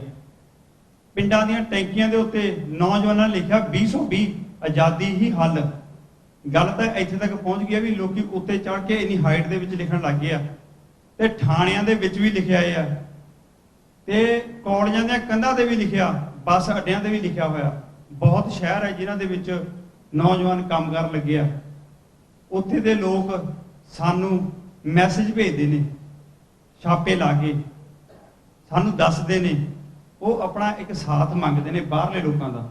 ਅਸੀਂ ਬਾਹਰ ਆਜ਼ਾਦ ਹਾਂ, ਆਜ਼ਾਦੀ ਮਹਿਸੂਸ ਕਰਦੇ ਹਾਂ ਵੀ ਹਾਂ ਅਸੀਂ ਆਜ਼ਾਦ ਹਾਂ, ਅਸੀਂ ਬੜੇ ਬੜੇ ਘਰ ਪਾਲੇ, ਅਸੀਂ ਬੜੇ ਬੜੇ ਬਿਜ਼ਨਸ ਪਾਲੇ, ਪਰ ਉਹ ਲੋਕ ਸਾਡੇ ਵੱਲ ਤੱਕਦੇ ਨੇ ਵੀ ਅਸੀਂ ਉਹਨਾਂ ਦਾ ਸਾਥ ਦਈਏ। ਅਸੀਂ ਆਜ਼ਾਦੀ ਦੀ ਮੁਹਿੰਮ ਦਾ ਸਾਥ ਕਿੱਦਾਂ ਦੇਣਾ। ਬਹੁਤ ਛੋਟਾ ਸਟੈਪ ਆ। ਤੁਸੀਂ ਹਰ ਇੱਕ ਜਿੰਨੇ ਵੀ ਨੌਜਵਾਨ ਭੈਣਾਂ ਭਰਾ ਇੱਥੇ ਬੈਠੇ ਨੇ, ਤੁਸੀਂ ਬਹੁਤ ਈਜ਼ੀ ਤਰੀਕੇ ਦੇ ਨਾਲ ਆਪਣਾ ਜਿਹੜਾ ਸਾਥ ਆ ਇਸ ਕੈਂਪੇਨ ਦਾ ਪਾ ਸਕਦੇ ਹੋ। ਕੀ ਹੈ, ਇੱਕ ਫੋਨ ਆ ਜਿਹੜਾ ਅੱਜ ਉੱਥੇ ਸਰਕਾਰ ਨੂੰ ਡਰ ਲੱਗਦਾ, ਤੁਸੀਂ ਫੋਨ ਦੇ ਥਰੂ ਸਰਕਾਰ ਹਿਲਾ ਸਕਦੇ ਹੋ। ਹਿੱਲੀ ਵੀ ਹੋਈ ਆ। ਫੇਸਬੁੱਕਾਂ, ਸੋਸ਼ਲ ਮੀਡੀਆ ਜਿਹੜਾ ਤੁਸੀਂ ਯੂਜ਼ ਕਰ ਸਕਦੇ ਹੋ। ਆਜ਼ਾਦੀ ਦਾ ਮੈਸੇਜ ਭਾਵੇਂ ਪੰਜਾਬ ਦੇ ਵਿੱਚ ਇੱਕ ਜਣੇ ਨੂੰ ਭੇਜੋ, ਭਾਵੇਂ ਆਪਣੇ ਸੱਜਣ ਮਿੱਤਰਾਂ ਨੂੰ ਇੱਕ ਜਣੇ ਨੂੰ ਭੇਜੋ, ਪਰ ਗੱਲ ਕਿਤੇ ਦੀ ਕਿਤੇ ਜਾਊਗੀ। ਮੈਸੇਜ ਆਜ਼ਾਦੀ ਦਾ ਹੋਵੇ। ਭਾਵੇਂ ਅਸੀਂ ਆਪਣੇ ਇਤਿਹਾਸ ਦਾ ਗੱਲਬਾਤ ਕਰੀਏ, ਭਾਵੇਂ ਅਸੀਂ ਅੱਗੇ ਕੀ ਕਰਨਾ ਚਾਹੁੰਦੇ ਹਾਂ ਉਹਦੇ ਬਾਰੇ ਕਰੀਏ, ਜਾਂ ਅਸੀਂ ਇੰਟਰਨੈਟ ਦੇ ਉੱਤੇ ਐਵਰੀਡੇ ਲਾਈਵ ਕਰਦੇ ਹਾਂ, ਪੋਸਟਾਂ ਪਾਉਂਦੇ ਹਾਂ ਰੈਫਰੈਂਡਮ ਦੀਆਂ, ਤੇ ਉਹਦੇ ਵਿੱਚ ਕੋਈ ਨਾ ਕੋਈ ਮੈਸੇਜ ਹੁੰਦਾ, ਕਿਸੇ ਨਾ ਕਿਸੇ ਚੱਲਦੇ ਇਸ਼ੂ ਨੂੰ ਟੱਚ ਕੀਤਾ ਹੁੰਦਾ। ਜਦੋਂ ਭਾਰਤ ਸਰਕਾਰ ਸਾਡੇ ਖਿਲਾਫ ਕੱਢਦੀ ਹੈ, ਜਦੋਂ ਸਿੱਖਾਂ ਦੀ ਭਾਵਨਾ ਨੂੰ ਠੇਸ ਪਹੁੰਚਾਉਂਦੀ ਹੈ, ਤਾਂ ਸਾਡੀ ਟੀਮ, ਸਾਡੇ ਲੀਗਲ ਐਡਵਾਈਜ਼ਰ ਗੁਰਪਤਵੰਤ ਸਿੰਘ ਪੰਨੂ, ਇਹ ਫਿਰ ਇੱਕ ਜਿਹੜੀਆਂ ਪੋਸਟਾਂ ਨੇ ਜਾਂ ਇੱਥੋਂ ਬਾਹਰੋਂ ਵੀਡੀਓ ਪਾਉਂਦੇ ਨੇ, ਉਹ ਸਰਕਾਰ ਨੂੰ ਇੱਕ ਬਗਾਰ ਜਿਹੜੀ ਆ ਬਿਲਕੁਲ ਲਲਕਾਰਦੇ ਨੇ ਵੀ ਅਸੀਂ ਆ ਰਹੇ ਹਾਂ 2020 ਦੇ ਵਿੱਚ, ਤੁਸੀਂ ਕਾਇਮ ਹੋ ਜਾਓ। ਜਾਂ ਵਿਦੇਸ਼ਾਂ ਦੇ ਵਿੱਚ ਜਿਹੜੇ ਇਹਨਾਂ ਦੇ ਲੀਡਰ ਆਉਂਦੇ ਆ ਜਾਂ ਪੁਲਿਸ ਅਫਸਰ ਆਉਂਦੇ ਆ, ਜਿਹੜੇ ਸਾਡੇ ਨੌਜਵਾਨਾਂ ਤੇ ਧੱਕਾ ਕਰਦੇ ਆ, ਜਿਵੇਂ ਕਿ ਭਾਈ ਜੱਗੀ ਯੂਕੇ ਤੋਂ ਗਏ ਸੀ ਤੇ ਉਹਨਾਂ ਨੂੰ ਉੱਥੇ ਫੜਿਆ ਹੋਇਆ। ਤੁਸੀਂ ਇਹ ਦੇਖੋ ਵੀ ਉਹਨਾਂ ਨੂੰ ਬਰਦਾਸ਼ਤ ਨਹੀਂ ਹੁੰਦਾ ਵੀ ਬਾਹਰਲਾ ਸਿੱਖ ਆਪਣੀ ਗੱਲ ਕਰ ਸਕੇ, ਆਪਣੇ ਧਰਮ ਦੀ ਗੱਲ ਕਰ ਸਕੇ, ਆਪਣੇ ਭਰਾਵਾਂ ਨੂੰ ਜਗਾ ਸਕੇ। ਉਹਨਾਂ ਨੂੰ ਬਿਲਕੁਲ ਬਰਦਾਸ਼ਤ ਨਹੀਂ ਹੁੰਦਾ ਨਾ ਹੋਣਾ। ਤੇ ਅਸੀਂ ਕੰਮ ਕੀ ਕਰ ਰਹੇ ਹਾਂ? ਅਸੀਂ ਫੇਸਬੁੱਕਾਂ ਦੇ ਉੱਤੇ, ਸੋਸ਼ਲ ਮੀਡੀਆ ਦੇ ਉੱਤੇ ਇਸ ਕੈਂਪੇਨ ਦਾ ਸਾਥ ਦੇਣਾ। ਸਿਰਫ ਤੁਸੀਂ ਲਾਈਕ ਤੇ ਸ਼ੇਅਰ ਕਰਨਾ, ਕੁਛ ਨਹੀਂ, ਕੋਈ ਹਾਰਡ ਨਹੀਂ, ਤੁਹਾਡਾ 1 ਸੈਕਿੰਡ ਲੱਗਦਾ। ਸਾਡੇ ਪੇਜ ਹੈਗੇ ਆ 6 ਜਸਟਿਸ ਹੈਗਾ, ਸਾਡੀ ਵੈਬਸਾਈਟ ਵੀ ਆ ਰਹੀ ਆ ਬਹੁਤ ਸੂਨ, ਤੇ ਤੁਸੀਂ ਰੈਫਰੈਂਡਮ 2020 ਸਾਡੇ ਜਿਹੜੇ ਅਫੀਸ਼ੀਅਲ ਪੇਜ ਆ ਉਹਦੇ ਤੇ ਵੀ ਜਾ ਕੇ ਦੇਖ ਸਕਦੇ ਹੋ। ਬਹੁਤ ਈਜ਼ੀ ਕੰਮ ਜਿਹੜਾ ਤੁਹਾਨੂੰ ਦੱਸ ਰਹੇ ਆ, ਕੋਈ ਹਾਰਡ ਨਹੀਂ ਹੈਗਾ। ਜੇ ਤੁਸੀਂ ਇਦਾਂ ਦੀ ਜਿਹੜੀ ਸਟਰਗਲ ਆ, ਜੇ ਤੁਸੀਂ ਆਪਣੇ ਜ਼ਿੰਦਗੀ ਦੇ ਜਿਹੜੇ ਹਾਰਡ ਵਰਕਿੰਗ ਡੇਜ਼ ਜਾਂ ਹਾਰਡ ਵਰਕਿੰਗ ਟਾਈਮ ਦੇ ਵਿੱਚੋਂ ਥੋੜਾ ਜਿਹਾ ਟਾਈਮ ਕੱਢੋ ਫੇਸਬੁੱਕਾਂ ਦੇ ਉੱਤੇ, ਸੋਸ਼ਲ ਮੀਡੀਆ ਦੇ ਉੱਤੇ, ਤਾਂ ਇਸ ਕੈਂਪੇਨ ਦਾ ਜਿਹੜੀ ਜਿੱਤ ਆ ਉਹ ਤੁਹਾਡੇ ਸਾਹਮਣੇ ਆਏਗੀ। ਜੀ ਹਾਂ, ਜਿਹੜੇ ਬਾਹਰਲੇ ਜਾ ਕੇ ਦੇਸ਼ਾਂ ਦੇ ਵਿੱਚ ਅਸੀਂ ਲਾਈਵ ਕੀਤੇ ਨੇ ਰੈਫਰੈਂਡਮ, ਉਹਨਾਂ ਦਾ ਕਾਰਨ ਇਹੀ ਸੀਗਾ। ਤੇ ਜਿਹੜੇ ਨੌਜਵਾਨ ਪੰਜਾਬ ਦੇ ਵਿੱਚ ਸਾਨੂੰ ਸੰਦੇਸ਼ ਭੇਜਦੇ ਨੇ, ਤੁਸੀਂ ਉਹਨਾਂ ਦੀ ਸਪੋਰਟ ਕਰਨੀ ਆ, ਉਹਨਾਂ ਦਾ ਬਾਹਾਂ ਬਣਨਾ, ਹੱਥ ਬਣਨਾ ਉਹਨਾਂ ਦਾ। ਉਹ ਉਮੀਦ ਕਰਦੇ ਆ ਸਾਡੇ ਤੇ ਵੀ ਅਸੀਂ ਉਹਨਾਂ ਲਈ ਕੁਝ ਕਰੀਏ। ਸਰਕਾਰ ਕੋਈ ਵੀ ਹੀਲਾ ਵਸੀਲਾ ਜਿਹੜਾ ਉਹ ਵਰਤਦੀ ਆ ਸਾਡੇ ਗਲ ਘੁੱਟਣ ਵਾਸਤੇ। ਇਤਿਹਾਸ ਤਾਂ ਆਪਾਂ ਸਾਰਾ ਸੁਣ ਹੀ ਲਿਆ। ਪਾਣੀ ਸਾਡੇ ਨਹੀਂ ਉਹਨਾਂ ਨੇ ਛੱਡੇ, ਭਾਸ਼ਾ ਸਾਡੀ ਨਹੀਂ ਉਹਨਾਂ ਨੇ ਛੱਡੀ, ਧਰਮ ਸਾਡਾ ਨਹੀਂ ਛੱਡਿਆ। ਤਾਂ ਸਾਡੇ ਨਾਲ ਹੋਰ ਉਹ ਇਹੋ ਜਿਹਾ ਕੀ ਕਰਨ ਵੀ ਅਸੀਂ ਜਾਗੀਏ? ਉਹ ਕੀ ਕਰਨ? ਜੇ ਤੁਸੀਂ 1984 ਜੈਨੋਸਾਈਡ ਦੀ ਗੱਲ ਕਰਦੇ ਹੋ ਤਾਂ ਉਹ ਅੱਜ ਵੀ ਜਾਰੀ ਹੈ, ਭਾਵੇਂ ਉਹ ਮੁਸਲਮਾਨ ਭੈਣ ਦੇ ਨਾਲ ਕਾਹਤੇ ਨਾ ਹੋਇਆ ਹੋਵੇ। ਅਸੀਂ ਆਵਾਜ਼ ਬੁਲੰਦ ਕਰਨੀ ਆ, ਅਸੀਂ ਸਾਰੀ ਦੁਨੀਆ ਨੂੰ ਦੱਸਣਾ ਵੀ ਜਿਹੜੀ ਭਾਰਤ ਸਰਕਾਰ ਆ ਇਹ ਕਦੇ ਵੀ ਸਾਡੇ ਉੱਤੇ ਜਾਂ ਸਾਡੇ ਧਰਮ ਦੀ ਗੱਲ ਹੁੰਦੀ ਹੋਵੇ, ਆਜ਼ਾਦੀ ਦੀ ਗੱਲ ਹੁੰਦੀ ਹੋਵੇ, ਤਾਂ ਜੇ ਅਸੀਂ ਆਪਣੇ ਨੌਜਵਾਨਾਂ ਦੀ ਗੱਲ ਕਰਦੇ ਹਾਂ, ਹੱਕਾਂ ਦੀ ਗੱਲ ਕਰਦੇ ਹਾਂ, ਤਾਂ ਸਾਡੇ ਉੱਤੇ ਝੂਠੇ ਕੇਸ ਪੈਂਦੇ ਆ। ਇਹ ਕਦੇ ਵੀ ਬਰਦਾਸ਼ਤ ਨਹੀਂ ਕਰ ਸਕਦੇ ਵੀ ਅਸੀਂ ਆਪਣਾ ਇੱਕ ਵੱਖਰਾ ਦੇਸ਼ ਬਣਾਈਏ। ਅਸੀਂ ਗੱਲ ਜਿਹੜੀ ਹੈ ਇਹ ਯਾਦ ਰੱਖਣੀ ਆ। ਸੰਤ ਜਰਨੈਲ ਸਿੰਘ ਭਿੰਡਰਾਂ ਵਾਲੇ ਸਾਨੂੰ ਇੱਕ ਆਦੇਸ਼ ਦੇ ਕੇ ਗਏ ਸੀ, ਦੱਸ ਕੇ ਗਏ ਸੀ ਵੀ ਜਦੋਂ ਦਰਬਾਰ ਸਾਹਿਬ ਦੇ ਉੱਤੇ ਭਾਰਤ ਸਰਕਾਰ ਦੀ ਆਰਮੀ ਪੈਰ ਪਾਊਗੀ ਨਾ ਕਦਮ, ਤਾਂ ਖਾਲਿਸਤਾਨ ਦੀ ਨੀਂਹ ਰੱਖੀ ਜਾਊਗੀ। ਕਦਮ ਤਾਂ ਕੀ ਰੱਖਣਾ ਸੀ ਉਹਨਾਂ, ਸਾਡਾ ਤਖਤ ਵੀ ਢਾਇਆ, ਸਾਡਾ ਛੱਡਿਆ ਹੀ ਕੁਛ ਨਹੀਂ। ਤੇ ਅਸੀਂ ਅੱਜ ਆਪਣੇ ਘਰ ਛਡਾਉਣ ਦੀ ਗੱਲ ਕਰਦੇ ਹਾਂ, ਜਿਹੜਾ ਘਰ ਸਾਡਾ ਉਹਨਾਂ ਦੱਬਿਆ ਹੋਇਆ। ਹੀਲੇ ਵਸੀਲੇ ਅਸੀਂ ਵਰਤਦੇ ਹਾਂ। ਕਾਨੂੰਨੀ ਕਾਰਵਾਈ ਦੇ ਲਈ ਸਾਡੀ ਟੀਮ ਬੈਠੀ ਹੈ, ਤੇ ਤੁਸੀਂ ਜਿਹੜਾ ਸਵਾਲ ਜਵਾਬ ਇਹਨਾਂ ਨਾਲ ਕਰ ਸਕਦੇ ਹੋ, ਸਾਰਾ ਕੁਝ ਤੁਹਾਨੂੰ ਇਹ ਦੱਸਣਗੇ। ਤੇ ਮੈਂ ਤੁਹਾਨੂੰ ਹੁਣ ਅਖੀਰ 'ਚ ਜਿਹੜੀ ਫਤਿਹ ਬੁਲਾਉਣਾ, ਪਰ ਨੌਜਵਾਨਾਂ ਨੂੰ ਇੱਕ ਗੱਲ ਹੋਰ ਕਹਿਣੀ ਚਾਹੁੰਦਾ ਵੀ ਮਾਇਆ ਪੱਖੋਂ ਵੀ ਤੁਸੀਂ ਜਿਹੜਾ ਸਾਡਾ ਸਾਥ ਦਿਆ ਕਰੋ। ਤੇ ਇਹ ਕੌਮ ਦੀ ਜਿਹੜੀ ਕੈਂਪੇਨ ਆ ਚੱਲਦੀ ਆ, ਤੁਹਾਨੂੰ ਆਉਣ ਵਾਲੇ ਦਿਨਾਂ ਦੇ ਵਿੱਚ ਜਿਹੜੇ ਰਿਜ਼ਲਟ ਤੁਹਾਡੇ ਸਾਹਮਣੇ ਆ ਜਾਣਗੇ। ਵਾਹਿਗੁਰੂ ਜੀ ਕਾ ਖਾਲਸਾ, ਵਾਹਿਗੁਰੂ ਜੀ ਕੀ ਫਤਿਹ। ਵਾਹਿਗੁਰੂ ਜੀ ਕਾ ਖਾਲਸਾ, ਵਾਹਿਗੁਰੂ ਜੀ ਕੀ ਫਤਿਹ। ਮੈਂ ਹੁਣ ਬੇਨਤੀ ਕਰੂੰਗਾ ਸਾਡੇ ਲੀਗਲ ਐਡਵਾਈਜ਼ਰ ਜਤਿੰਦਰ ਸਿੰਘ ਜੀ ਗਰੇਵਾਲ, ਗੁਰਪਤਵੰਤ ਸਿੰਘ ਜੀ ਪੰਨੂ ਹੋਣੀ, ਪ੍ਰਧਾਨ ਅਵਤਾਰ ਸਿੰਘ ਜੀ ਸਾਰੇ ਸਟੇਜ ਤੇ ਆ ਜਾਣ। ਤੇ ਮੈਂ ਬੇਨਤੀ ਨਾਲ ਹੋਰ ਕਰੂੰਗਾ ਕਿ ਡਾਕਟਰ ਸਾਹਿਬ ਜਿਹੜੇ ਉਹ ਬੈਠੇ ਨਾ ਰਹਿਣ, ਉਹ ਵੀ ਆ ਜਾਣ। ਤੁਹਾਡੇ ਇੱਥੇ ਬੈਠੇ ਹੋਏ ਖਲੋਤੇ ਹੋਏ ਸਾਨੂੰ ਵੈਸੇ ਹੌਸਲਾ ਆ ਜਾਣਾ, ਤੁਸੀਂ ਆ ਜਾਓ। ਹਾਂਜੀ। ਤੇ ਜੇ ਕਿਸੇ ਭੈਣ ਭਰਾ ਨੂੰ, ਵੀਰ ਨੂੰ ਕੋਈ ਸਵਾਲ ਕਰਨਾ ਹੋਵੇ ਕਾਨੂੰਨ ਦੇ ਵਿੱਚ, ਤੇ ਉਹ ਵੀ ਸਵਾਲ ਕਰਨੇ ਆ, ਤੇ ਉਹ ਸਵਾਲ ਤੋਂ ਆਪਣੇ ਤਿਆਰ ਕਰ ਲਵੋ। ਤੇ ਤੁਹਾਡੇ ਕੋਲ ਕੋਈ ਆਪਣਾ ਸਾਡਾ ਨੁਮਾਇੰਦਾ ਪਹੁੰਚੇਗਾ ਜਿਹੜਾ ਕਿ ਤੁਹਾਡੇ ਸਵਾਲ ਦਾ ਸਵਾਲ ਤੁਸੀਂ ਕਰੋਗੇ, ਫਿਰ ਤੁਹਾਨੂੰ ਆਨਸਰ ਦੇਵਾਂਗੇ। ਉਸ ਤੋਂ ਪਹਿਲਾਂ 2-4 ਮਿੰਟ ਜਿਹੜੇ ਸਾਡੇ ਐਡਵਾਈਜ਼ਰ ਭਾਈ ਸਾਹਿਬ ਗੁਰਪਤਵੰਤ ਸਿੰਘ ਜੀ ਪੰਨੂ ਹੋਰੀ, ਉਹਨਾਂ ਨੂੰ ਬੇਨਤੀ ਕਰਾਂਗੇ ਕਿ ਆਪ ਦੇ ਨਾਲ ਸਾਂਝ ਪਾਉਣ। ਵਾਹਿਗੁਰੂ ਜੀ ਕਾ ਖਾਲਸਾ, ਵਾਹਿਗੁਰੂ ਜੀ ਕੀ ਫਤਿਹ।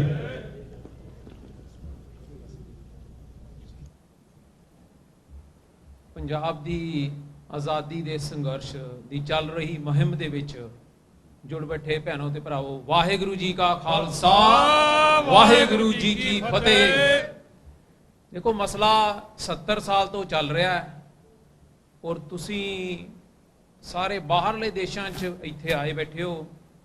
ਔਰ ਜਿੰਨੇ ਵੀ ਸਿੰਘ ਪਰਿਵਾਰ ਇੱਥੇ ਆਏ ਆ ਬਾਹਰ, ਚਾਹੇ ਅਮਰੀਕਾ ਚਾਹੇ ਕੈਨੇਡਾ ਦੇ ਵਿੱਚ ਹੈ, ਉਹ ਸਾਰੇ ਹੀ ਪਾਤਸ਼ਾਹ ਦੀ ਮਿਹਰ ਦੇ ਨਾਲ ਬੜੇ ਸਕਸੈਸਫੁਲ ਹੈ। ਤੁਸੀਂ ਸਭ ਜਾਣਦੇ ਹੋ ਕਿ ਮਸਲਾ ਸਿਰਫ ਇੱਕੋ ਹੈ, ਆਜ਼ਾਦੀ ਦਾ ਤੇ ਗੁਲਾਮੀ ਦਾ। ਜੇ ਆਪਾਂ ਮੰਨ ਕੇ ਚੱਲੀਏ ਕਿ ਤਖਤ ਦੇ ਉੱਤੇ ਹਮਲਾ ਨਾ ਹੁੰਦਾ, ਜੇ ਆਪਾਂ ਮੰਨ ਕੇ ਚੱਲੀਏ ਨਸਲਕੁਸ਼ੀ ਨਾ ਹੁੰਦੀ, ਕੀ ਆਪਾਂ ਨੂੰ ਆਜ਼ਾਦੀ ਨਹੀਂ ਸੀ ਚਾਹੀਦੀ? ਪਰ ਦੂਸਰੇ ਪਾਸੇ ਭਾਰਤ ਦਾ ਸੰਵਿਧਾਨ ਤੇ ਉਹ ਸਿੱਖ ਧਰਮ ਨੂੰ ਹਿੰਦੂ ਧਰਮ ਦਾ ਹਿੱਸਾ ਦੱਸਦਾ ਹੈ। ਜਿਹੜੇ ਆਪਾਂ ਬਾਹਰ ਇੱਥੇ ਬੈਠੇ ਆ, ਕੀ ਆਪਾਂ ਹਿੰਦੂ ਧਰਮ ਦਾ ਹਿੱਸਾ ਕਿ ਸਿੱਖ ਹਾਂ? ਜੇ ਸਿੱਖ ਹਾਂ ਤਾਂ ਕਿਹੋ ਜਿਹਾ ਜਕਾਰਾ ਛੱਡੋ ਕਿ ਦਿੱਲੀ ਦੀ ਹਕੂਮਤ ਇੱਥੋਂ ਹਿੱਲੇ ਕਿ ਸਿਆਟਲ ਦੀ ਧਰਤੀ ਤੋਂ ਆਜ਼ਾਦੀ ਦੀ ਜੰਗ, ਪੰਜਾਬ ਇੰਡੀਪੈਂਡੈਂਸ ਰੈਫਰੈਂਡਮ ਚੱਲ ਚੁੱਕਾ ਹੈ। ਔਰ ਗੁਲਾਮੀ ਜਿਹੜੀ ਹੈ ਉਹ ਬਿਮਾਰੀ ਹੈ, ਆਜ਼ਾਦੀ ਜਿਹੜੀ ਹੈ ਉਹ ਜਨੂਨ ਹੈ। ਆਜ਼ਾਦੀ ਲੈਣ ਵਾਲੇ ਜਨੂਨੀ ਹੁੰਦੇ ਹਨ, ਮੌਤ ਦੀ ਪਰਵਾਹ ਨਹੀਂ ਕਰਦੇ। ਗੁਰੂ ਗ੍ਰੰਥ ਸਾਹਿਬ ਦੇ ਅੱਗੇ ਅਰਦਾਸ ਕਰ ਚੁੱਕੇ ਹਨ, ਤੁਸੀਂ ਛੱਡੋ ਜਕਾਰਾ ਇੱਕ, ਤਾਂ ਕਿ ਦਿੱਲੀ ਦੀ ਹਕੂਮਤ ਜਿਹੜੀ ਇੱਕ ਵਾਰਾਂ ਕੰਬੇ।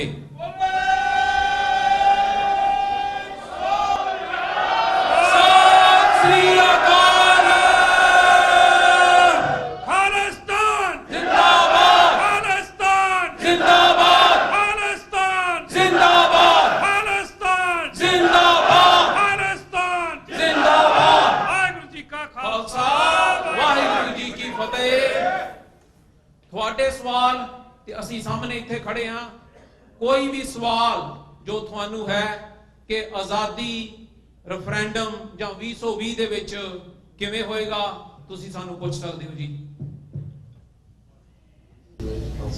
ਇਹਦੇ ਸਿੰਘ ਸਾਹਿਬ ਦਾ ਸਵਾਲ ਸੀ ਭਾਈ, ਆਪਣਾ ਨਾਮ ਦੱਸੋ। ਮੇਰਾ ਨਾਮ ਹੈ ਹਰਜਿੰਦਰ ਸਿੰਘ। ਸਭ ਤੋਂ ਪਹਿਲਾਂ 10 ਲੱਖ ਬੰਦੇ ਜਿਹੜੇ ਠੋਕੇ ਕੀਤੇ ਆ ਤੇ ਜੇਲ੍ਹ ਦੇ ਮੇਰਾ ਹਾਲਾਤ ਮੜਿਆ ਤਾਂ ਕੱਲ ਨੂੰ ਕਿੰਨੂੰ ਕੰਮ ਲਾਉਣਾ।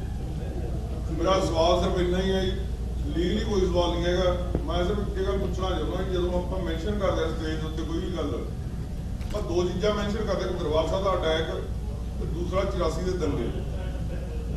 ਜਿਹੜਾ ਦਰਬਾਰ ਸਾਹਿਬ ਦਾ ਅਟੈਕ ਆ ਜੁਲਾਈ 1955 ਵਾਲਾ, ਉਹਨੂੰ ਅਸੀਂ ਕਿਉਂ ਨਹੀਂ ਮੈਂਸ਼ਨ ਕਰਦੇ? ਤੇ ਨੰਬਰ 2 ਦੇ ਉੱਤੇ ਜਦੋਂ 84 ਦੇ ਅਟੈਕ ਨੂੰ ਮੈਂਸ਼ਨ, ਨੰਬਰ 84 ਨੂੰ ਮੈਂਸ਼ਨ ਕਰਦੇ ਆ, ਤੇ ਅਸੀਂ ਮੈਂਸ਼ਨ ਕਰਦੇ ਹਾਂ 40 ਸਾਲ ਹੋ ਗਏ ਹੁੰਦੇ ਇਹਨਾਂ ਨੇ ਕਿ ਹੱਥ ਖੜਦਿਆਂ ਨੂੰ, ਇਨਸਾਫ ਮੰਗਦੇ ਆ, ਤਾਂ ਇਨਸਾਫ ਸਾਨੂੰ ਮਿਲਿਆ ਨਹੀਂ ਜੀ। ਤੇ ਅਸੀਂ ਕਰਮਜੀਤ ਸਨਾਮ ਦੀ ਕੁਰਬਾਨੀ ਕੋ ਭੁੱਲੇ ਜਾਂਦੇ। ਰਾਜਘਾਟ ਦੇ ਵਿੱਚ ਭੁੱਖਾ ਧਿਆਣਾ ਰਹਿ ਕੇ ਜਿਹਨੇ ਰੀਪ ਗਾਂਧੀ ਤੇ ਗੋਲੀਆਂ ਚਲਾਈਆਂ, ਘੱਟੋ ਘੱਟ ਸਾਡੀ ਮੈਨੂੰ ਹੋ ਸਕਦਾ ਮੇਰੀ ਜਵਾਨ ਸਾਥ ਨਾਲ ਦਿਓ, ਕਿਉਂਕਿ ਮੈਂ ਬੁਲਾਣਾ ਦਾ ਹੈ ਨਹੀਂ ਕੋਈ ਨਹੀਂ ਵੀ ਕਹਿਣਾ। ਮੈਂ 2 ਚੀਜ਼ਾਂ ਦੀ ਅਜੇ ਤੱਕ ਨਹੀਂ ਸਮਝੀ ਕਿਸੇ ਵੀ ਸਟੇਜ ਤੋਂ, ਕਿਉਂਕਿ ਗੁਰਦੁਆਰੇ ਇੰਡੀਆ ਵਾਲੇ ਘੱਟੋ ਘੱਟ ਸਾਨੂੰ ਹਿੰਦੂ ਦਾ ਸਮਝਦੇ, ਗੁਰਦੁਆਰੇ ਦਾ ਦਾੜੀ ਕੇ ਕੱਟਿਆ ਨੂੰ ਹਿੰਦੂ ਨਹੀਂ, ਸਿੱਖ ਵੀ ਨਹੀਂ ਸਮਝਦੇ, ਨਾ ਹਿੰਦੂ ਸਮਝਦੇ। ਕਿਉਂਕਿ ਮੈਂ ਟਰਾਈ ਕੀਤੀ ਸੀਗੀ ਇਹਨਾਂ ਕੋਲ ਮਾੜੇ ਜਾਣ ਦੀ, ਮੈਂ ਗੁਰਦੁਆਰੇ ਬਹੁਤ ਘੱਟ ਜਾਂਦਾ, ਪਰ ਇਹਨਾਂ ਨੇ ਇਗਨੋਰ ਕੀਤਾ, ਰੱਬ ਜਾਣੇ ਇਹਨਾਂ ਨੂੰ। ਚਲੋ ਠੀਕ ਹੈ ਜੀ, ਇੰਨੀ ਉਹ ਗੱਲ ਸੀ। ਉਹਦੇ ਮੈਂ ਭਾਈ ਦੱਸਦਾ ਕਿ ਜਿਹੜਾ ਜੁਲਾਈ 1955 ਦਾ ਹਮਲਾ ਹੋਇਆ 4 ਜੁਲਾਈ ਨੂੰ 5 ਜੁਲਾਈ ਨੂੰ, ਉਹ ਸਭ ਤੋਂ ਪਹਿਲਾਂ 2015 ਦੇ ਵਿੱਚ ਅਸੀਂ 6 ਫਾਰ ਜਸਟਿਸ ਦੀ ਜਿਹੜੀ ਕਾਨੂੰਨੀ ਟੀਮ ਆ ਉਹਨਾਂ ਨੇ ਕੱਢਿਆ ਸੀ। ਉਦੋਂ DIG ਅਸ਼ਵਨੀ ਕੁਮਾਰ ਹੋਇਆ ਕਰਦਾ ਸੀ। 320 ਜਾਂ 329 ਸਿੰਘ ਜਿਹੜੇ ਆ ਉਦੋਂ ਚ ਸ਼ਹੀਦ ਵੀ ਹੋਏ ਸੀ। ਔਰ ਇਵਨ ਕਰਨਾਲ ਦਾ ਉਹ ਖੂਹ ਜਿਹਦੇ ਚ ਇੱਕ 10 ਸਾਲ ਦਾ ਬੱਚਾ ਜਿਹੜਾ ਸੁੱਟਿਆ ਗਿਆ ਸੀ, ਉਹ ਵੀ ਅਸੀਂ ਕੱਢਿਆ ਸੀ। ਜਦੋਂ ਦੀ ਅਸੀਂ ਫੈਕਟ ਕੱਢਣ ਦੀ ਕੋਸ਼ਿਸ਼ ਕਰਦੇ ਪਏ ਆ, ਅਸੀਂ ਦੁਨੀਆ ਦੇ ਸਾਹਮਣੇ ਹਰ ਉਹ ਕਾਰਾ ਜੋ ਭਾਰਤੀ ਦਹਿਸ਼ਤਗਰਦ ਹਕੂਮਤ ਨੇ ਕੀਤਾ, ਅਸੀਂ ਉਹਨੂੰ ਜ਼ਰੂਰ ਕੱਢਦੇ ਹਾਂ। ਬਾਕੀ ਗੱਲ ਹੈ ਜਿਹੜੀ 84 ਨਵੰਬਰ ਦੀ ਜਿਹਨੂੰ ਆਪਾਂ ਦੰਗੇ ਦਾ ਨਾਮ ਦਿੱਤਾ, ਦੰਗੇ ਨਹੀਂ ਸੀ ਉਹ ਨਸਲਕੁਸ਼ੀ ਸੀ। ਔਰ 2009 ਤੋਂ ਵਾਸ਼ਿੰਗਟਨ DC ਚੋਂ ਪਹਿਲੀ ਵਾਰੀ ਸਿੱਖ ਨਸਲਕੁਸ਼ੀ ਉਸ ਦੇ ਉੱਤੇ ਜਿਹੜਾ ਪ੍ਰਮਾਣਿਤ ਕੀਤਾ ਗਿਆ ਸੀ। ਔਰ ਫੈਡਰੇਸ਼ਨ ਦੀ ਮਦਦ ਦੇ ਨਾਲ 20 ਸਟੇਟਾਂ ਔਰ 110 ਸ਼ਹਿਰਾਂ ਚੋਂ ਤੱਥ ਵੀ ਕੱਢੇ ਗਏ ਸੀ। ਔਰ ਇਹੀ ਕਾਰਨ ਹੈ ਕਿ ਅੱਜ ਦੁਨੀਆ ਦੇ ਵਿੱਚ ਜਦੋਂ ਆਪਾਂ ਕੈਲੀਫੋਰਨੀਆ ਦੇ ਵਿੱਚ ਬੈਠੇ ਹਾਂ, ਸਭ ਤੋਂ ਪਹਿਲਾਂ ਉੱਥੇ ਇਹ ਕਾਉਂਸਲਸ ਦੇ ਵਿੱਚ ਪਾਇਆ ਗਿਆ ਸੀ ਕਿ ਇਹ ਸਿੱਖ ਨਸਲਕੁਸ਼ੀ ਹੈ।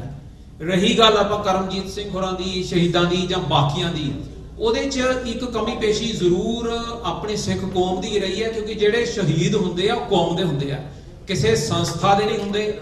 ਉਹ ਆਪਣੀ ਜ਼ਿੰਮੇਵਾਰੀ ਹੁੰਦੀ ਹੈ ਕਿ ਅਸੀਂ ਉਹਨਾਂ ਨੂੰ ਸਾਹਮਣੇ ਕੱਢ ਕੇ ਲੈ ਕੇ ਆਈਏ। ਔਰ ਅਸੀਂ ਕੋਸ਼ਿਸ਼ ਕਰਦੇ ਪਏ ਹਾਂ। ਹੁਣੇ ਭਾਈ ਕੁਲਵੰਤ ਸਿੰਘ ਬੱਬਰ ਹੋਰਾਂ ਦਾ 25ਵਾਂ ਸ਼ਹੀਦੀ ਦਿਹਾੜਾ ਜਿਹੜਾ ਕਿ ਕਿਸੇ ਨੂੰ ਵੀ ਪਤਾ ਨਹੀਂ ਸੀ ਆਪਣੀ ਕੌਮ ਦੇ ਵਿੱਚ ਵੀ ਕੌਮ ਸਿੰਘ ਨੇ ਏਡੀ ਵੱਡੀ ਸ਼ਹਾਦਤ ਦਿੱਤੀ, ਉਹ ਵੀ ਅਸੀਂ ਕੱਢ ਕੇ ਲਿਆਂਦਾ। ਅਸੀਂ ਕੋਸ਼ਿਸ਼ ਕਰਦੇ ਰਹਾਂਗੇ ਫਿਊਚਰ ਦੇ ਵਿੱਚ ਵੀ। ਧੰਨਵਾਦ ਜੀ। ਹਾਂਜੀ, ਵਾਹਿਗੁਰੂ ਜੀ ਕਾ ਖਾਲਸਾ, ਵਾਹਿਗੁਰੂ ਜੀ ਕੀ ਫਤਿਹ ਜੀ। 2 ਕੁਐਸਚਨ ਸੀਗੇ ਜਿਹੜੇ ਮੈਂ ਕਰਨੇ ਸੀਗੇ। ਉਹਦਾ ਇੱਕ ਜਵਾਬ ਤਾਂ ਭਾਜੀ ਹੁਣੀ ਸਾਬੀ ਹੁਣੀ ਦੇ ਗਏ ਆ, ਤੇ ਬਾਕੀ ਆਪਾਂ ਨੂੰ ਲੱਗ ਗਿਆ ਪਤਾ ਵੀ ਜਿਹੜਾ ਰੈਫਰੈਂਡਮ ਕਿੱਦਾਂ ਹੋਣਾ ਤੇ ਕਿੱਦਾਂ ਅਗਾਂਹ ਤੁਰਨਾ ਹੈ। ਕੁਐਸਚਨ ਇਹ ਆ ਲੋਕਾਂ ਲਈ, ਸਾਰਿਆਂ ਲਈ ਕਲੀਅਰ ਹੋ ਜਾਵੇ ਬਹੁਤ ਸਿੰਪਲ ਸ਼ਬਦਾਂ ਦੇ ਵਿੱਚ ਵੀ ਜਿਹੜੀਆਂ ਹੁਣ ਮੌਜੂਦਾ ਜਿਹੜੇ ਅਕਾਲੀ ਆ ਜਾਂ ਕੈਪਟਨ ਆ ਜਾਂ ਬਾਦਲ ਆ ਜਾਂ ਮਜੀਠੀਆ ਆ, ਉਹ ਇਸ ਲਈ ਕਾਬਜ ਆ। ਜਦੋਂ ਸਾਡੀ ਰੈਫਰੈਂਡਮ ਦੀ ਇਹ ਜਿਹੜੀ ਮੁਹਿੰਮ ਆ ਤੁਰਨੀ ਹੈ ਅਗਾਂਹ ਫਿਊਚਰ ਦੇ ਵਿੱਚ, ਤੇ ਉਹਨਾਂ ਨੂੰ ਦਿਸਣਾ ਆ ਵੀ ਇਹ ਕਾਮਯਾਬ ਹੋ ਰਹੀ ਆ ਜੀ। ਉਹਨਾਂ ਲੋਕਾਂ ਨੇ ਯੂ ਟਰਨ ਮਾਰਨੇ ਆ ਕਿਉਂਕਿ ਉਹ ਪੰਜਾਬ ਦੇ ਧਨਾੜ ਪਰਿਵਾਰ ਆ। ਸੋ ਸਾਡੇ ਲਈ ਕਲੀਅਰ ਇਹ ਹੋਣਾ ਚਾਹੀਦਾ, ਅਸੀਂ ਜੁੜੇ ਹੋ, ਅਸੀਂ ਚਾਹੁੰਦੇ, ਕੋਈ ਪੰਜਾਬੀ ਨਹੀਂ ਚਾਹੁੰਦਾ ਵੀ ਸਾਰੇ ਅੰਦਰੋਂ ਅੰਦਰੀ ਇਸ ਚੀਜ਼ ਨਾਲ ਖੁਸ਼ ਆ। ਡਰਦੇ ਲੋਕ ਨਹੀਂ ਬਾਹਰ ਆਉਂਦੇ, ਨਾਲ ਨਹੀਂ ਬੋਲਦੇ, ਉਹ ਲੋਕਾਂ ਦਾ ਹਰ ਬੰਦੇ ਦਾ ਆਪਣਾ ਆਪਣਾ ਡਰ ਆ। ਜਦੋਂ ਇਹ ਮੁਹਿੰਮ ਗਾਹਾਂ ਜਾਣੀ ਆ, ਉਹ ਪਰਿਵਾਰਾਂ ਨੇ ਯੂ ਟਰਨ ਮਾਰਨੇ ਆ ਜਿੱਦਾਂ ਕਿ ਆਮ ਹੁੰਦਾ ਆਇਆ ਹੈ। ਲੋਕ ਇਹ ਨਹੀਂ ਚਾਹੁੰਦੇ ਹੈਗੇ ਜਦੋਂ ਕਾਮਯਾਬ ਦੇ ਲਾਗੇ ਜਾਣਾ ਆ ਤੇ ਉਹ ਯੂ ਟਰਨ ਮਾਰ ਕੇ ਆਉਣ ਤੇ ਦੁਬਾਰਾ ਉਹ ਇਹ ਸਾਡੀ ਸਰਕਾਰ 'ਚ ਵੜਨ। ਇਹਦਾ ਲੋਕਾਂ ਨੂੰ ਕਲੀਅਰ ਮੈਸੇਜ ਹੋਣਾ ਚਾਹੀਦਾ ਵੀ ਉਹ ਜਿਹੜੇ ਕਰਪਟ ਲੋਕ ਆ ਉਹਨਾਂ ਦੇ ਨਾਲ ਕੀ ਹੋਊਗਾ। ਉਹਨਾਂ ਨੂੰ ਕਿਸੇ ਨੂੰ ਵਿੱਚ ਬੇਸ਼ੱਕ ਦੀ ਉਹ ਬਾਹਰ ਜਾਣ ਜਾਂ ਵਿੱਚ ਰਹਿਣ, ਆਪਾਂ ਨੂੰ ਕੋਈ ਮਤਲਬ ਨਹੀਂ ਉਹਦੇ ਨਾਲ, ਪਰ ਉਹਨਾਂ ਦਾ ਕੋਈ ਵੀ ਬੰਦਾ ਜਾਂ ਉਹ ਪਰਿਵਾਰ ਇਹ ਦੁਬਾਰਾ ਸਾਡੀ ਗਵਰਨ ਦੇ ਵਿੱਚ ਨਹੀਂ ਆਉਣੇ ਚਾਹੀਦੇ। ਉਹਦਾ ਕੀ ਹੱਲ ਆ ਤੇ ਉਹਦਾ ਸੋਲੂਸ਼ਨ ਕੀ ਹੈਗਾ, ਉਹਦੇ ਨਾਲ ਕੀ ਕੀਤਾ ਜਾਊਗਾ। ਭਾਵੇਂ ਅੱਜ ਤੋਂ 10 ਸਾਲ ਬਾਅਦ ਇਹ ਤੁਰ ਪਹੁੰਚੀਏ, ਪਰ ਉਹਨਾਂ ਨੂੰ ਵੀ ਦਿਸਣ ਦੇ ਉਹਨੇ ਯੂ ਟਰਨ ਮਾਰਿਆ, ਕਈ ਤਰ੍ਹਾਂ ਦੇ ਹਥਕੰਡੇ ਪਾਉਣੇ ਤਾਂ ਕਿ ਉਹ ਦੁਬਾਰਾ ਵਿੱਚ ਰਹਿਣ ਤੇ ਉਹ ਦੁਬਾਰਾ ਗਵਰਨ ਕਰਨ। ਸੋ ਉਹਦਾ ਸੋਲੂਸ਼ਨ ਦੱਸੋ ਜੀ ਕਿੱਦਾਂ ਹੈ। ਧੰਨਵਾਦ। ਸਭ ਤੋਂ ਪਹਿਲਾਂ ਤਾਂ ਇਹੀ ਦੱਸਣਾ ਚਾਹੁੰਦੇ ਹਾਂ ਕਿ ਕੁਐਸਚਨ ਜਿਹੜਾ ਤੁਹਾਡਾ ਹੈ ਇਹਦਾ ਜਵਾਬ ਉਹ ਸਾਰੇ ਸੁਣਦੇ ਹੋਣਗੇ, ਚਾਹੇ ਉਹ ਅਕਾਲੀਆਂ ਨਾਲ ਸੰਬੰਧਿਤ ਹੈ, ਚਾਹੇ ਕਾਂਗਰਸ ਨਾਲ ਹੈ, ਚਾਹੇ ਆਮ ਪਾਰਟੀ ਨਾਲ ਹੈ। ਜਿੰਨੇ ਵੀ ਭਾਰਤ ਦੀ ਸੰਵਿਧਾਨ ਦੀ ਸਹੁੰ ਖਾ ਕੇ ਪੰਜਾਬ ਦੇ ਵਿੱਚ ਕਦੀ ਰਾਜ ਕੀਤਾ ਹੈ, ਉਹ ਆਜ਼ਾਦ ਪੰਜਾਬ ਤੇ ਖਾਲਿਸਤਾਨ ਦੇ ਵਿੱਚ ਨੁਮਾਇੰਦਾ ਨਹੀਂ ਬਣ ਸਕੇਗਾ। ਇਹ ਸਾਡਾ ਤੁਹਾਡੇ ਸਾਹਮਣੇ ਵਾਅਦਾ ਹੈ।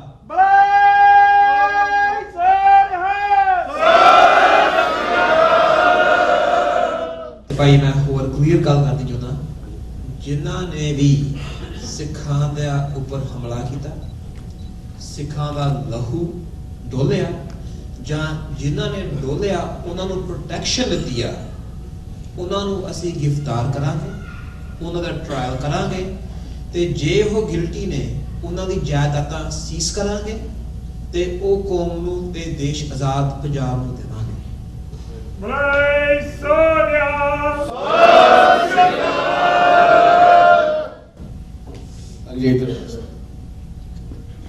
Hi.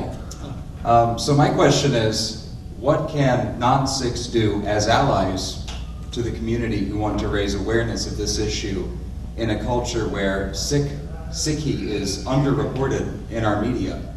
What can we do to raise awareness of this issue? Again, that's an area where we need to do a lot of work on. in the United States, Sikhs don't represent a significant amount of the population. However, in other states, like Canada and the United Kingdom, we do have more voice. Steps for us would be to reach out to organizations such as yourselves, the Green Party, and various other political parties. And in your situation where you're in a position that you can speak and talk about this, maybe you raise it amongst colleagues, among friends, say, hey, listen, this is going on. I can tell you're an activist at various other forums that you may participate in, explain the situation, and also raise it. In Toronto, we sometimes have a saying, from Palestine to Khalistan. So we incorporate different chants to raise awareness of it. But yes, there's many steps, and at the end of the day, we'll count on friends like yourself to assist in this process. हाँ जी, और किसी का कोई सवाल जवाब होवे जी तो hand raise कर सकते थे, इसी उन्हें को माइक लेके जा सकते हैं।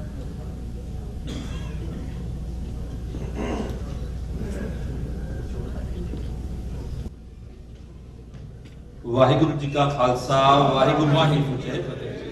मेरा नाम हरजीत सिंह है। मैं अपने गुरुओं की धरती सुल्तानपुर लोधी तो हाँ। मेरे बहुत सारे फ्रेंड है इंडिया में भी, गुरु नानक देव युथ मैं उनका मैंबर हाँ। मैं जो भी उन्होंने कोई रेफरेंडम का मैसेज भेजदा या मैं कोई लिंक भेजदा तो वो अगों मैंने रिप्लाई करते हैं, जेकर असीं कल नूं फड़े गए, कुछ प्रॉब्लम होगी, तुसीं सानूं कोई हैल्प करोगे कि नहीं करोगे? तुसीं तां बाहर बैठे हो, तुसीं ये दसो भी उन्हां दा अपना की हाल होना चाहिए। वाहिगुरू जी का खालसा, वाहिगुरू। देखो 2016 ਤੋਂ ਜਦੋਂ ਬਾਦਲ ਕਿਆਂ ਦੀ ਸਰਕਾਰ ਸੀ, ਉਦੋਂ ਤੋਂ ਰੈਫਰੈਂਡਮ ਵਾਲੇ ਸਿੰਘ ਜਾਂ ਖਾਲਿਸਤਾਨ ਦਾ ਜਿਹੜਾ ਸੰਘਰਸ਼ ਕਰਦੇ ਆ ਜਾਂ 2020 ਨਾਲ ਜੁੜੇ ਹੁੰਦੇ ਆ ਤੇ ਉਹ ਫੜੇ ਜਾਂਦੇ ਆ ਤੇ ਟਾਰਚਰ ਵੀ ਹੁੰਦਾ। ਸਭ ਤੋਂ ਪਹਿਲਾਂ ਤਾਂ ਸਵਾਲ ਉਹਨਾਂ ਤੋਂ ਇਹ ਪੁੱਛਿਆ ਜਾਂਦਾ ਵੀ ਜੇ ਤਾਂ ਤੁਸੀਂ ਭਾਰਤੀ ਸੰਵਿਧਾਨ ਥੱਲੇ ਲੜਨਾ ਤੇ ਫਿਰ ਅਸੀਂ ਤੁਹਾਡੇ ਲਈ ਜਿਹੜੇ ਵਕੀਲ ਉਹ ਬਿਲਕੁਲ ਹਾਇਰ ਕਰਾਂਗੇ ਤੇ ਉਹ ਕਰਦੇ ਵੀ ਆ। ਮੋਸਟ ਰੀਸੈਂਟਲੀ 6 ਸਿੰਘ ਫੜੇ ਗਏ ਸੀ, ਖਾਨਖਾਨਾ ਪਿੰਡ ਹੈ ਹੁਸ਼ਿਆਰਪੁਰ ਦੇ ਲਾਗੇ, ਤੇ 6 ਸਿੰਘ ਜਿਹੜੇ ਸੀਗੇ ਉਹ ਕੋਈ 16 ਸਾਲ ਦਾ ਸੀ, ਕੋਈ 18 ਸਾਲ ਦਾ ਸੀ, ਛੋਟੇ ਸੀਗੇ ਤੇ 2020 ਦੇ ਛਾਪੇ ਲਾਉਂਦੇ ਸੀ ਤੇ ਉਹਨਾਂ ਦੇ ਪਰਿਵਾਰਾਂ ਨੇ ਵੀ ਕਿਹਾ ਕੇਸ ਲੜਨਾ ਹੈ। ਅੱਜ ਜੇ 8 ਤਰੀਕ ਹੋਏ 9ਵੀਂ ਕੋ ਸਾਰੇ ਦੇ ਸਾਰੇ ਬੇਲ ਦੇ ਉੱਤੇ ਬਾਹਰ ਹੈ। ਔਰ ਅਸੀਂ ਇਸ ਗੱਲ ਦੇ ਵਚਨਬੱਧ ਹਾਂ ਤੁਹਾਡੇ ਨਾਲ ਕਿ ਕੋਈ ਵੀ ਸਿੰਘ ਆਜ਼ਾਦੀ ਦਾ ਸੰਘਰਸ਼ ਕਰਦਾ ਹੈ ਪੰਜਾਬ ਦੇ ਵਿੱਚ ਜਾਂ ਪੰਜਾਬ ਤੋਂ ਬਾਹਰ ਵੀ, ਔਰ ਅਸੀਂ ਇਹ ਹਮੇਸ਼ਾ ਦਿਖਾ ਚੁੱਕੇ ਹਾਂ, ਚਾਹੇ ਉਹ ਹਾਂਗਕਾਂਗ ਹੋਏ, ਚਾਹੇ ਪੁਰਤਗਾਲ ਹੋਵੇ ਜਾਂ ਵੈਨਕੂਵਰ ਹੋਵੇ, ਜਿੱਥੇ ਵੀ ਕਿਸੇ ਸਿੰਘ ਤੇ ਕੇਸ ਪਏਗਾ ਅਸੀਂ ਉੱਥੇ ਜਾਵਾਂਗੇ। ਹਾਂਜੀ, ਹੋਰ ਕਿਸੇ ਦਾ ਸਵਾਲ ਜਵਾਬ ਹੋਵੇ ਤਾਂ ਜੀ ਜ਼ਰੂਰ। ਵਾਹਿਗੁਰੂ ਜੀ ਕਾ ਖਾਲਸਾ, ਵਾਹਿਗੁਰੂ ਜੀ ਕੀ ਫਤਿਹ। ਮੈਂ ਕਿੰਦਰਵੀਰ ਸਿੰਘ ਗਿੱਲ, ਪਿੰਡ ਮੇਰਾ ਹੈਗਾ ਮਾੜੀ ਗੌਰ ਸਿੰਘ, ਜਿਹੜਾ ਅੰਮ੍ਰਿਤਸਰ ਦੇ ਵਿੱਚ ਆ, ਹੁਣ ਡਿਸਟ੍ਰਿਕਟ ਤਰਨਤਾਰਨ ਆ, ਤੇ 25 ਸਾਲ ਤੋਂ ਮੈਂ ਇੱਥੇ ਰਿਹਾ। 92 ਦੇ ਵਿੱਚ ਮੈਂ ਇੱਥੇ ਆਇਆ ਸੀ। ਜਿੰਨੀ ਜੰਗ ਲੜੀ ਆ ਮੈਂ, ਚਲੋ ਅਸੀਂ ਵੀ ਇਸ ਵਿੱਚ ਬਹੁਤ ਹਿੱਸਾ ਪਾਇਆ। ਮੈਂ ਪੰਨੂ ਸਾਹਿਬ ਕੁਐਸਚਨ 2-3 ਹੀ ਆ, ਕੋਈ ਜ਼ਿਆਦਾ ਵੀ ਨਹੀਂ ਹੈਗੇ, ਤੇ ਡਾਊਟਫੁਲ ਵੀ ਲੱਗਦੇ ਹੁੰਦੇ ਆ ਕਈ ਵਾਰੀ। ਜਦੋਂ ਕੁਐਸਚਨ ਪੁੱਛੀਏ ਕਹਿੰਦੇ ਕਿ ਨਾ ਸਾਰੇ ਖਾਲਿਸਤਾਨੀ ਵੀਰ ਬੈਠੇ ਆ, ਚੰਗੀ ਸੋਚ ਲੈ ਕੇ ਬੈਠੇ ਆ, ਹਰ ਇੱਕ ਚਾਹੁੰਦਾ ਵੀ ਖਾਲਿਸਤਾਨ ਆਪਣਾ ਘਰ ਹੋਵੇ, ਅਸੀਂ ਆਪਣੇ ਘਰ ਵਿੱਚ ਆਜ਼ਾਦੀ ਦਾ ਲੇਖ ਮੰਨ ਸਕੀਏ। ਅਸੀਂ ਲੜਾਈ ਸ਼ੁਰੂ ਕੀਤੀ ਹੈ 82 ਤੋਂ, ਸਮਝ ਲਓ 78 ਤੋਂ, ਤਾਂ ਅਸੀਂ ਉਦੋਂ ਨਹੀਂ ਸੀ ਨਾਲ ਹੈਗੇ, 82 ਦੇ ਵਿੱਚ ਇਸ ਸੰਘਰਸ਼ ਦੇ ਨਾਲ ਜੁੜੇ ਹੋਏ ਆ। ਕੁਐਸਚਨ ਇਹ ਆ ਵੀ ਤੁਹਾਡੀ ਲੜਾਈ ਸ਼ੁਰੂ ਹੋਈ ਹੈ 2010 ਦੇ ਵਿੱਚ, ਅਸੀਂ ਲੜਾਈ ਸ਼ੁਰੂ ਕੀਤੀ ਹੈ 1984 ਦੇ ਵਿੱਚ, ਜਦੋਂ ਦਰਬਾਰ ਸਾਹਿਬ ਤੇ ਅਟੈਕ ਹੋ ਗਿਆ, ਖਾਲਿਸਤਾਨ ਦੀ ਵੀ ਚੱਲੀ। ਪਰ ਮੈਂ ਦੂਜੇ ਵੇਖਣ ਡਿਆ ਸਾਰੀਆਂ ਜਥੇਬੰਦੀਆਂ ਜਿਹੜੀਆਂ ਸਾਰੀਆਂ ਨੂੰ ਮੈਂ ਗੱਲਬਾਤ ਕੀਤੀ ਆ ਵੀ ਬਾਕੀ ਜਥੇਬੰਦੀਆਂ ਆਪਣੇ ਕੰਟਰੈਕਟ ਦੇ ਵਿੱਚ ਕਿਉਂ ਨਹੀਂ ਹੈਗੀਆਂ, ਜਿਸ ਤਰ੍ਹਾਂ ਸਾਰੀਆਂ ਜਥੇਬੰਦੀਆਂ ਜਿੰਨੀਆਂ ਵੀ, ਇੱਕ ਸਿਰਫ ਤੇ ਸਿਰਫ ਪੀਰ ਮੁਹੰਮਦ ਦਾ ਨਾਂ ਤੁਸੀਂ ਸਾਹਮਣੇ ਲਿਆਂਦਾ ਵਾ, ਹੋਰ ਕਿਸੇ ਜਿਹੜੀ ਜੂਝ ਰਹੀ ਖਾਲਿਸਤਾਨ ਲਈ ਸੰਘਰਸ਼ ਲਈ ਕਿਸੇ ਜਥੇਬੰਦੀ ਦਾ ਨਾਂ ਅੱਗੇ ਨਹੀਂ ਆਇਆ। ਤੇ ਕਿਉਂ? ਤੇ ਉਹ ਤੁਹਾਡੇ ਨਾਲ ਸਹਿਮਤ ਆ ਜਾਂ ਨਹੀਂ ਸਹਿਮਤ ਦੂਜੀਆਂ ਜਥੇਬੰਦੀਆਂ? ਜੀ ਭਾਜੀ, ਸਭ ਤੋਂ ਪਹਿਲਾਂ ਤੇ ਆਪਾਂ ਇਹ ਥੋੜਾ ਸਵਾਲ ਠੀਕ ਕਰੀਏ ਕੇਂਦਰਜੀਤ ਭਾਜੀ ਕਿ ਤੁਹਾਡੀ ਤੇ ਸਾਡੀ ਜੰਗ ਅੱਡ ਨਹੀਂ ਗਈ। ਜੇ ਤੁਸੀਂ 82 ਚ ਸ਼ੁਰੂ ਕੀਤੀ, ਅਸੀਂ ਵੀ 82 ਚ ਸ਼ੁਰੂ ਕੀਤੀ ਹੋਈ ਹੈ। ਸਾਡੀ 2010 ਤੋਂ ਸ਼ੁਰੂ ਨਹੀਂ ਹੋਈ। ਜਿਹੜੀ ਕਾਨੂੰਨੀ ਤੌਰ ਦੇ ਉੱਤੇ ਹਥਿਆਰ ਚੇਂਜ ਕਰਕੇ ਕਲਮ ਦਾ ਫੜਿਆ ਗਿਆ, ਉਹ ਫੜਿਆ ਗਿਆ 2007 ਦੇ ਵਿੱਚ। ਜਿਹੜੀ ਗੱਲ ਰਹੀ ਪੰਜਾਬ ਦੇ ਵਿੱਚ, ਚਾਹੇ ਕੋਈ ਵੀ ਜਥੇਬੰਦੀ ਹੈ ਜਾਂ ਕੋਈ ਵੀ ਮੁਹਿੰਮ ਹੁੰਦੀ ਹੈ, ਉਹਦੇ ਕੋਈ ਹਮਸਫਰ ਬਣ ਜਾਂਦੇ ਆ, ਜਿੱਦਾਂ ਕਿ ਫੈਡਰੇਸ਼ਨ ਦਾ ਕਰਨੈਲ ਸਿੰਘ ਪੀਰ ਮੁਹੰਮਦ ਹੈ। ਉਹਨਾਂ ਦੇ ਸਾਥੀਆਂ ਨੇ 2007 ਤੋਂ ਲੈ ਕੇ 2014 ਤੱਕ ਪੂਰੇ ਇੰਡੀਆ ਦੇ ਵਿੱਚੋਂ ਤੱਥ ਕੱਢ ਕੇ ਸਾਹਮਣੇ ਲਿਆਂਦੇ ਆ ਕਿ 1984 ਜਿਹੜਾ ਹੈ ਉਹ ਸਿੱਖ ਵਿਰੋਧੀ ਦੰਗੇ ਨਹੀਂ ਸੀ, ਉਹ ਸਿੱਖ ਨਸਲਕੁਸ਼ੀ ਸੀ, ਤਾਂ ਉਹਨਾਂ ਦਾ ਨਾਮ ਸਾਹਮਣੇ ਆਉਂਦਾ। ਉਹਨਾਂ ਦੇ ਤੇ ਉਹਨਾਂ ਦੇ ਸਾਥੀਆਂ ਨੇ ਦਿੱਲੀ ਦੇ ਵਿੱਚ, ਜੇ ਮੈਨੂੰ ਫੈਕਟ ਯਾਦ ਹੋਵੇ, 117 ਤਰੀਕਾਂ ਭੁਗਤਣ ਗਏ ਆ। ਸਵੇਰੇ 3 ਵਜੇ ਜਾਂਦੇ ਸੀ ਤੇ ਰਾਤ ਨੂੰ ਸ਼ਾਮੀ 7 ਵਜੇ ਜਾਂ 10 ਵਜੇ ਅੰਮ੍ਰਿਤਸਰ ਜਾਂ ਪਟਿਆਲੇ ਜਾਂ ਜਿੱਥੇ ਵੀ ਰਹਿੰਦੇ ਸੀ ਉੱਥੇ ਆ ਕੇ ਪ੍ਰਸ਼ਾਦਾ ਛਕਦੇ ਸੀ। ਬਾਕੀ ਗੱਲ ਹੈ ਦੂਜੀ ਜਥੇਬੰਦੀਆਂ ਦੀ, ਹਰ ਇੱਕ ਦਾ ਤਰੀਕਾ ਡਿਫਰੈਂਟ ਹੈ, ਗੋਲ ਸੇਮ ਹੈ। ਚਾਹੇ 84 ਚ ਸੰਘਰਸ਼ ਦੀਆਂ ਜਥੇਬੰਦੀਆਂ ਸੀ, ਚਾਹੇ ਖਾਲਿਸਤਾਨ ਲਿਬਰੇਸ਼ਨ ਫੋਰਸ ਸੀ ਜਾਂ ਬੱਬਰ ਖਾਲਸਾ ਸੀ, ਕਮਾਂਡੋ ਫੋਰਸ ਸੀ, ਮਸਲਾ ਸਭ ਦਾ ਇੱਕੋ ਸੀ, ਪਰ ਹਰ ਕੋਈ ਆਪਣੇ ਤਰੀਕੇ ਦੇ ਨਾਲ ਮੁਹਿੰਮ ਚਲਾਉਣਾ ਚਾਹੁੰਦਾ ਹੈ। ਉਹੀ ਤਰੀਕਾ ਅਸੀਂ ਅਪਣਾਇਆ ਹੋਇਆ, ਪਰ ਸਾਡੇ ਨਾਲ ਸਾਰੇ ਹੀ ਸਾਥ ਦੇ ਰਹੇ ਆ, ਕੋਈ ਵੀ ਜਥੇਬੰਦੀ ਇਹੋ ਜਿਹੀ ਨਹੀਂ ਹੈ ਜਿਹੜੀ ਸਾਥ ਨਹੀਂ ਦੇ ਰਹੀ। ਠੀਕ ਹੈ, ਇਹੋ ਹੀ ਸਰਦਾਰ ਸਿਮਰਜੀਤ ਸਿੰਘ ਮਾਨ ਸਿੰਸ ਸੰਤਾਂ ਦੇ ਵੇਲੇ ਤੋਂ ਹੀ, ਜਦੋਂ ਸਰਦਾਰ ਜਨਰਲ ਸਵੇਗ ਸਿੰਘ ਇਸ ਮੂਵਮੈਂਟ ਦੇ ਵਿੱਚ ਅਟੈਚ ਹੋਏ, ਸਰਦਾਰ ਸਿਮਰਜੀਤ ਸਿੰਘ ਮਾਨ ਵੀ ਸੇਮ ਟਾਈਮ ਦੇ ਨਾਲ ਹੀ ਅਟੈਚ ਆ ਜੀ। ਸਿਮਰਜੀਤ ਸਿੰਘ ਮਾਨ ਜਿੰਨਾ ਕੰਮ ਕਰ ਰਿਹਾ, ਕਦੀ ਉਹਨਾਂ ਦਾ ਨਾਂ ਇਸ ਸਟੇਜ ਤੋਂ ਸਾਹਮਣੇ ਨਹੀਂ ਆਇਆ ਵੀ ਉਹ ਵੀ ਇਹ ਕੰਮ ਲਈ, ਸੰਘਰਸ਼ ਲਈ ਜਿਹੜਾ ਹੈਗਾ ਆਪਣਾ ਯੋਗਦਾਨ ਪਾ ਰਹੇ ਆ। ਕਿਉਂ ਆਪਣੇ ਨਾਲ ਸਹਿਮਤ ਆ ਜਾਂ ਨਹੀਂ, ਮੈਨੂੰ ਇਹ ਨਹੀਂ ਪਤਾ ਅਜੇ ਤੱਕ ਸਹਿਮਤ ਹੈ ਜਾਂ ਨਹੀਂ। ਨਹੀਂ, ਦੇਖੋ ਉਹਨਾਂ ਦੀਆਂ ਵੀਡੀਓਜ਼ ਤੁਸੀਂ ਦੇਖ ਸਕਦੇ ਹੋ। ਮੈਂ ਮਤਲਬ ਤੁਹਾਨੂੰ ਹੁਣ ਦੱਸਾਂ ਵੀ ਉਹ ਸਹਿਮਤ ਨਹੀਂ ਹੈ ਜਾਂ ਹੈਗੇ ਆ। ਉਹ ਲਗਾਤਾਰ ਸਵਾਲ ਚੁੱਕਦੇ ਆ ਰੈਫਰੈਂਡਮ ਦੇ ਉੱਤੇ ਕਿ ਰੈਫਰੈਂਡਮ ਦੇ ਨਾਲ ਕਿਵੇਂ ਦੇਸ਼ ਬਣ ਸਕਦਾ, ਤੇ ਇਹੀ ਸਵਾਲ ਅਸੀਂ ਵੀ ਪੁੱਛ ਸਕਦੇ ਹਾਂ, ਚਾਹੇ ਉਹ ਸਿਮਰਨਜੀਤ ਸਿੰਘ ਮਾਨ ਹੋਣ ਜਾਂ ਆਪਣੇ ਸਾਥੀ ਇੱਥੇ ਬੈਠੇ ਹੋਣ। ਫਿਰ ਭਾਰਤ ਦੀ ਸੰਵਿਧਾਨ ਦੀ ਸਹੁੰ ਖਾ ਕੇ ਕਿਵੇਂ ਖਾਲਿਸਤਾਨ ਬਣ ਸਕਦਾ? ਸੋ ਜਿਹੜੇ ਵਿਚਾਰ ਹੈ ਉਹ ਆਪਣੇ ਆਪਣੇ ਡਿਫਰੈਂਟ ਤਰੀਕੇ ਦੇ ਹੋ ਸਕਦੇ ਆ। ਉਹ ਵੀ ਖਾਲਿਸਤਾਨ ਦੀ ਮੰਗ ਕਰਦੇ ਆ, ਅਸੀਂ ਵੀ ਖਾਲਿਸਤਾਨ ਦੀ ਮੰਗ ਕਰਦੇ ਹਾਂ, ਔਰ ਉਹਨਾਂ ਦੇ ਸਾਥੀ ਪਬਲਿਕਲੀ ਰੈਫਰੈਂਡਮ ਦੇ ਖਿਲਾਫ ਵੀਡੀਓ ਦਾ ਪ੍ਰਚਾਰ ਕਰਦੇ ਆ, ਪਰ ਅਸੀਂ ਕਦੀ ਉਹਨਾਂ ਦਾ ਨਾਂ ਉਹਨਾਂ ਦੇ ਖਿਲਾਫ ਪ੍ਰਚਾਰ ਕੀਤਾ, ਅਸੀਂ ਸਹਿਮਤੀ ਹੀ ਲਾਈ ਹੈ। 2009 ਦੀਆਂ ਚੋਣਾਂ ਪਾਰਲੀਮੈਂਟ ਦੀਆਂ, ਉਹਨਾਂ ਦੀਆਂ ਸੰਗਰੂਰ ਦੀਆਂ, ਮੈਂ ਪਰਸਨਲੀ, ਮੇਰੇ ਕੋਲ ਅੱਜ ਵੀ ਹਿਸਾਬ ਹੈਗਾ $12,500 ਦਾ, ਜਿਹੜੇ ਉਹਨਾਂ ਦੇ ਸਾਥੀਆਂ ਨੇ ਨਹੀਂ, ਜਿਹੜਾ ਅਸੀਂ ਲਾਇਆ ਸੀ। ਉਹਨਾਂ ਦਾ ਸਾਥੀ ਸੀ ਇੱਕ ਗੁਰਜੀਤ ਸਿੰਘ ਝਾਮਪੁਰ, ਜਿਹੜੇ ਕੈਲੀਫੋਰਨੀਆ 'ਚ ਮੈਨੂੰ ਮਿਲੇ ਸੀ, ਉਹਨਾਂ ਦੇ ਕਾਰਨ ਮੇਰੇ ਨਾਲ ਉਹ ਸੰਪਰਕ 'ਚ ਆਏ ਸੀ। ਔਰ ਤੁਸੀਂ ਕੱਢ ਕੇ ਦੇਖ ਲਓ, ਟ੍ਰਿਬਿਊਨ ਦੀ ਨਿਊਜ਼ ਕੱਢ ਕੇ ਦੇਖ ਲਓ, ਅਜੀਤ ਦੀ ਦੇਖ ਲਓ, ਅਸੀਂ ਕਰਨੈਲ ਸਿੰਘ ਪੀਰ ਮੁਹੰਮਦ ਹੋਏ ਜਾਂ ਉਹਦੇ ਸਾਥੀ ਹੋਣ ਸੰਗਰੂਰ ਦੇ ਵਿੱਚ, ਚਾਹੇ ਦਿੱਲੀ ਤੋਂ ਭਾਈ ਜਸਵੀਰ ਸਿੰਘ ਦਿੱਲੀ ਹੋਣ ਜਾਂ ਇਹਨਾਂ ਦੇ ਸਾਥੀ ਹੋਣ, ਕਿਉਂਕਿ ਉਹਨਾਂ ਦੇ ਉਲਟ ਸ਼ਾਇਦ ਸਿੰਗਲਾ ਲੜਦਾ ਪਿਆ ਸੀ ਜਾਂ ਉਹ ਮੈਨੂੰ ਜ਼ਿਆਦਾ ਦੱਸ ਸਕਦੇ ਆ। ਔਰ ਉਹ ਉਹਨਾਂ ਦਾ ਮੁੰਡਾ ਸੀ ਜਿਨ੍ਹਾਂ ਨੇ ਪ੍ਰੈਜ਼ੀਡੈਂਟ ਉਦੋਂ ਗਿਆਨੀ ਜੈਲ ਸਿੰਘ ਦੇ ਉਹ ਪੀਏ ਸੀਗੇ, 77 ਸੀ, ਜਿਨ੍ਹਾਂ ਨੇ ਸਿੱਖਾਂ ਦੀ ਨਸਲਕੁਸ਼ੀ ਕਰਾਈ ਸੀ। ਸੋ ਅਸੀਂ ਡਟ ਕੇ ਉਦੋਂ ਵੀ ਸਾਥ ਦਿੱਤਾ ਸੀ। ਉਹਨਾਂ ਨੇ ਤਰਨਤਾਰਨ ਤੋਂ ਇਲੈਕਸ਼ਨ ਲੜੀ ਹੈ, ਉਹ ਵੀ ਸਾਡੇ ਕੋਲ ਪ੍ਰੂਫ ਹੈਗੇ ਆ ਕਿ ਉਹਨਾਂ ਦੇ ਹੱਕ ਦੇ ਵਿੱਚ ਵੋਟਾਂ ਪਾਈਆਂ ਗਈਆਂ। ਮੈਂ ਇਹ ਨਾ ਸੋਚਿਆ ਵੀ ਮੈਂ ਤੁਹਾਡੇ ਵਿਰੋਧੀ ਕੋਈ ਗੱਲ ਕਰਦਾ, ਨਹੀਂ ਇਹੋ ਜੀ ਕੋਈ ਗੱਲ ਨਹੀਂ ਸੋਚਦੀ। ਤੁਹਾਡੇ ਸਵਾਲ ਬਿਲਕੁਲ ਵਾਜਬ ਹੈ। ਜਿਹੜੀ ਹੈਗੀ ਇੱਕ ਦੂਜੀ ਗੱਲ, ਆਪਣਾ ਤੁਹਾਡੇ ਕੋਲ ਅਸੀਂ ਉਹਦੇ ਵਾਸਤੇ ਵੀ ਗਏ ਸੀ ਆਪਣੇ ਦਇਲ ਸਿੰਘ ਲਾਹੌਰੀਆ ਬਾਰੇ ਵੀ ਜੀ। ਤੁਸੀਂ ਦਇਲ ਸਿੰਘ ਲਾਹੌਰੀਆ ਦਾ ਕੇਸ ਜਿਹੜਾ ਆਪਣਾ ਚੱਲ ਰਿਹਾ, ਤੁਹਾਨੂੰ ਉੱਥੇ ਆਪਣਾ ਸਿੰਘ ਲਿਆ ਵੀ ਸੀ ਜਾ ਕੇ ਵੀ ਆਪਣਾ ਉਹ ਜਿਹੜਾ ਬੰਦਾ ਹੈਗਾ ਕੇਸ ਉਹਦਾ ਲਾਇਆ ਵਾ, ਤੁਸੀਂ ਇਸ ਕੇਸ ਨੂੰ ਰਿਪਰੈਜ਼ੈਂਟ ਕਰ ਸਕਦੇ, ਤੁਸੀਂ ਨਾਲ ਜਾ ਕੇ ਉਸ ਵਕੀਲ ਦੇ ਨਾਲ ਗੱਲਬਾਤ ਕਰੋ। ਪਰ ਤੁਸੀਂ ਉਹਨੇ ਕਿੰਨੀ ਵਾਰੀ ਕਹਿਣ ਦੇ ਬਾਵਜੂਦ ਵੀ ਉਹਦਾ ਕੋਈ ਆਨਸਰ ਨਹੀਂ ਦਿੱਤਾ ਕਿ ਉਹ ਦਇਲ ਸਿੰਘ ਲਾਹੌਰੀਆ ਇੱਕ ਮੂਵਮੈਂਟ ਦਾ ਕੋਈ ਹਿੱਸਾ ਹੈ ਜਾਂ ਨਹੀਂ ਹਿੱਸਾ। ਨਹੀਂ, ਲਗਾਤਾਰ ਸੰਪਰਕ 'ਚ ਹੈਗੇ ਭਾਜੀ। ਪਿਛਲੇ ਘੱਟੋ ਘੱਟ ਜਦੋਂ ਭਾਈ ਸਾਹਿਬ ਆਪਣੇ ਸੰਪਰਕ 'ਚ ਆਏ, ਉਹ ਬੜਾ ਲੰਬੇ ਸਮੇਂ ਦੀ ਗੱਲ ਹੈ, ਅੱਜ ਦੀ ਗੱਲ ਨਹੀਂ। ਉਹ ਸਿਰਫ ਜਿਹੜਾ ਭਾਈ ਦੇਵਰ ਸਿੰਘ ਲਾਹੌਰੀਆ ਦਾ ਕੇਸ ਲੜਿਆ ਗਿਆ, ਉਹ ਉਹਨਾਂ ਦੇ ਜਿਹੜੇ ਵਕੀਲ ਸੀਗੇ ਇੱਥੇ, ਉਹਨਾਂ ਨੇ ਉਹਨਾਂ ਦੀ ਐਕਸਟ੍ਰੈਡੀਸ਼ਨ ਦਾ ਜਦੋਂ ਕੇਸ ਲੜਿਆ ਸੀ, ਤੇ ਉਸ ਐਕਸਟ੍ਰੈਡੀਸ਼ਨ ਦੇ ਵਿੱਚ ਉਹ ਕੇਸ ਨਹੀਂ ਸੀਗੇ ਜਿਹੜੇ ਉਹਨਾਂ ਦੇ ਉੱਤੇ ਕੇਸ ਪਾ ਦਿੱਤੇ ਗਏ।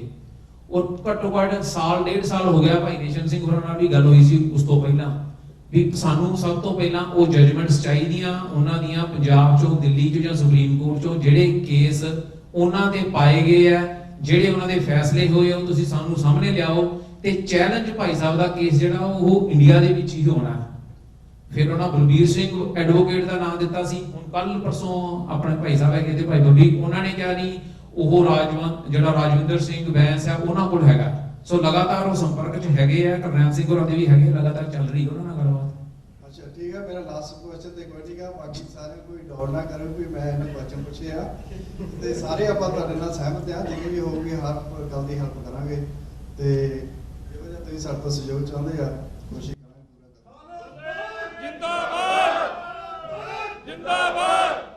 ਤੁਹਾਡਾ ਧੰਨਵਾਦ ਕਿੰਦਰਵੀਰ ਭਾਜੀ, ਸੰਘਰਸ਼ ਕਰਨ ਦਾ ਵੀ ਤੇ ਅੱਜ ਦਾ ਵੀ। ਹਾਂਜੀ, ਇੱਕ ਵੀ ਹੋਰ ਹੈ ਜੀ, ਉਹਨਾਂ ਦਾ ਸਵਾਲ ਹੈ। ਹਾਂਜੀ ਜੀ ਭਾਈ ਜੀ, ਸਭ ਤੋਂ ਪਹਿਲਾਂ ਵਾਹਿਗੁਰੂ ਜੀ ਕਾ ਖਾਲਸਾ, ਵਾਹਿਗੁਰੂ ਜੀ ਕੀ ਫਤਿਹ। ਵਾਹਿਗੁਰੂ ਜੀ ਕੀ ਫਤਿਹ।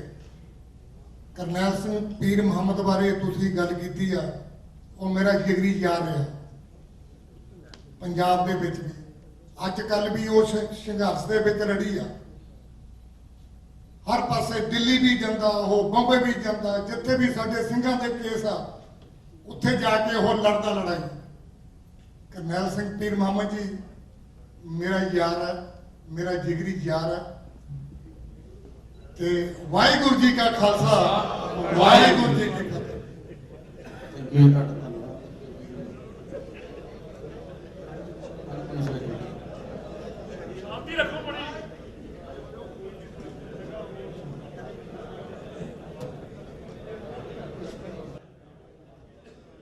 ਵਾਹਿਗੁਰੂ ਜੀ ਕਾ ਖਾਲਸਾ, ਵਾਹਿਗੁਰੂ ਜੀ ਕੀ ਫਤਿਹ।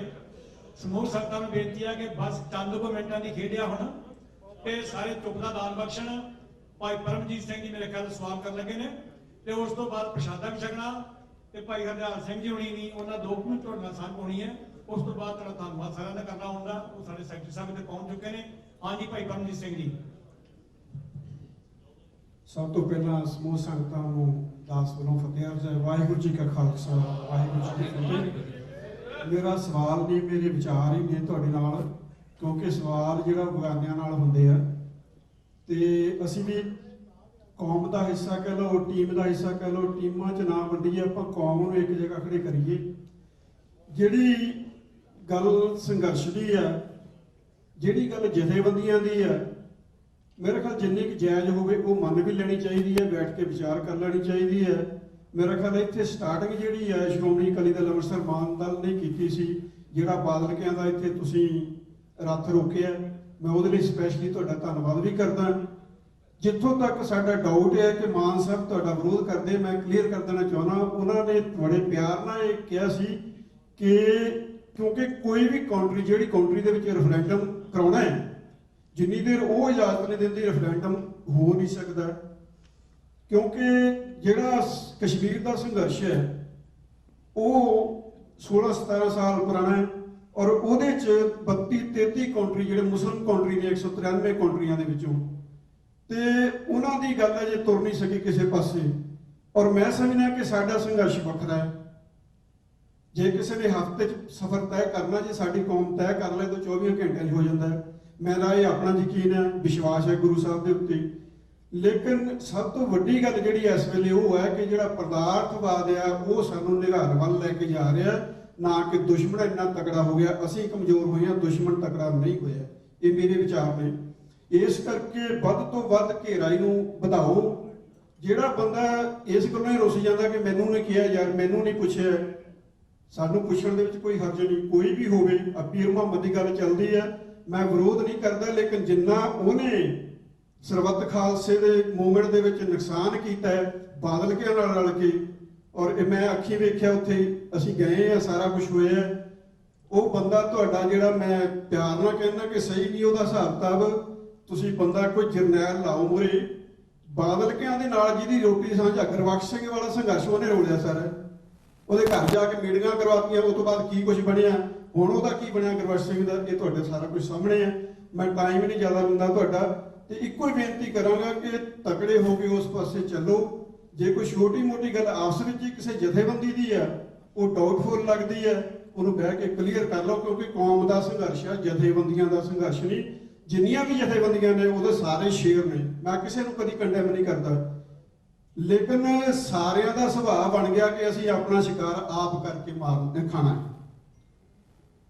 ਦੂਜੇ ਦਾ ਮਾਰਿਆ ਸੀ, ਉਹ ਕਹਿੰਦੇ ਅਸੀਂ ਨਹੀਂ ਖਾਣਾ, ਚਾਹੇ ਮਾਨ ਸਾਹਿਬ ਨੇ ਚਾਹੇ ਹੋਰ ਜਿੰਨੀਆਂ ਵੀ ਜਥੇਬੰਦੀਆਂ ਨੇ। ਇਸ ਕਰਕੇ ਮੈਂ ਬੇਨਤੀ ਕਰੂੰਗਾ ਕਿ ਮਸਲਾ ਇਸ ਵੇਲੇ ਸ਼ਿਕਾਰ ਦਾ ਹੈ, ਉਹਦੇ ਵੱਲ ਆਪਾਂ ਵੱਧ ਤੋਂ ਵੱਧ ਧਿਆਨ ਦਈਏ ਤੇ ਫਿਰ ਗੱਲ ਬਣਨੀ ਹੈ। ਇਹ ਇੰਨਾ ਈਜ਼ੀ ਵੀ ਨਹੀਂ ਹੈਗਾ। ਮੈਂ ਬੇਨਤੀ ਆਖਰੀ ਇਹੀ ਕਰੂੰਗਾ, ਵੀਰ ਵੱਲੋਂ ਇਸ਼ਾਰਾ ਹੋਇਆ ਕਿ ਇਹ ਇੰਨਾ ਈਜ਼ੀ ਨਾ ਸਮਝੋ।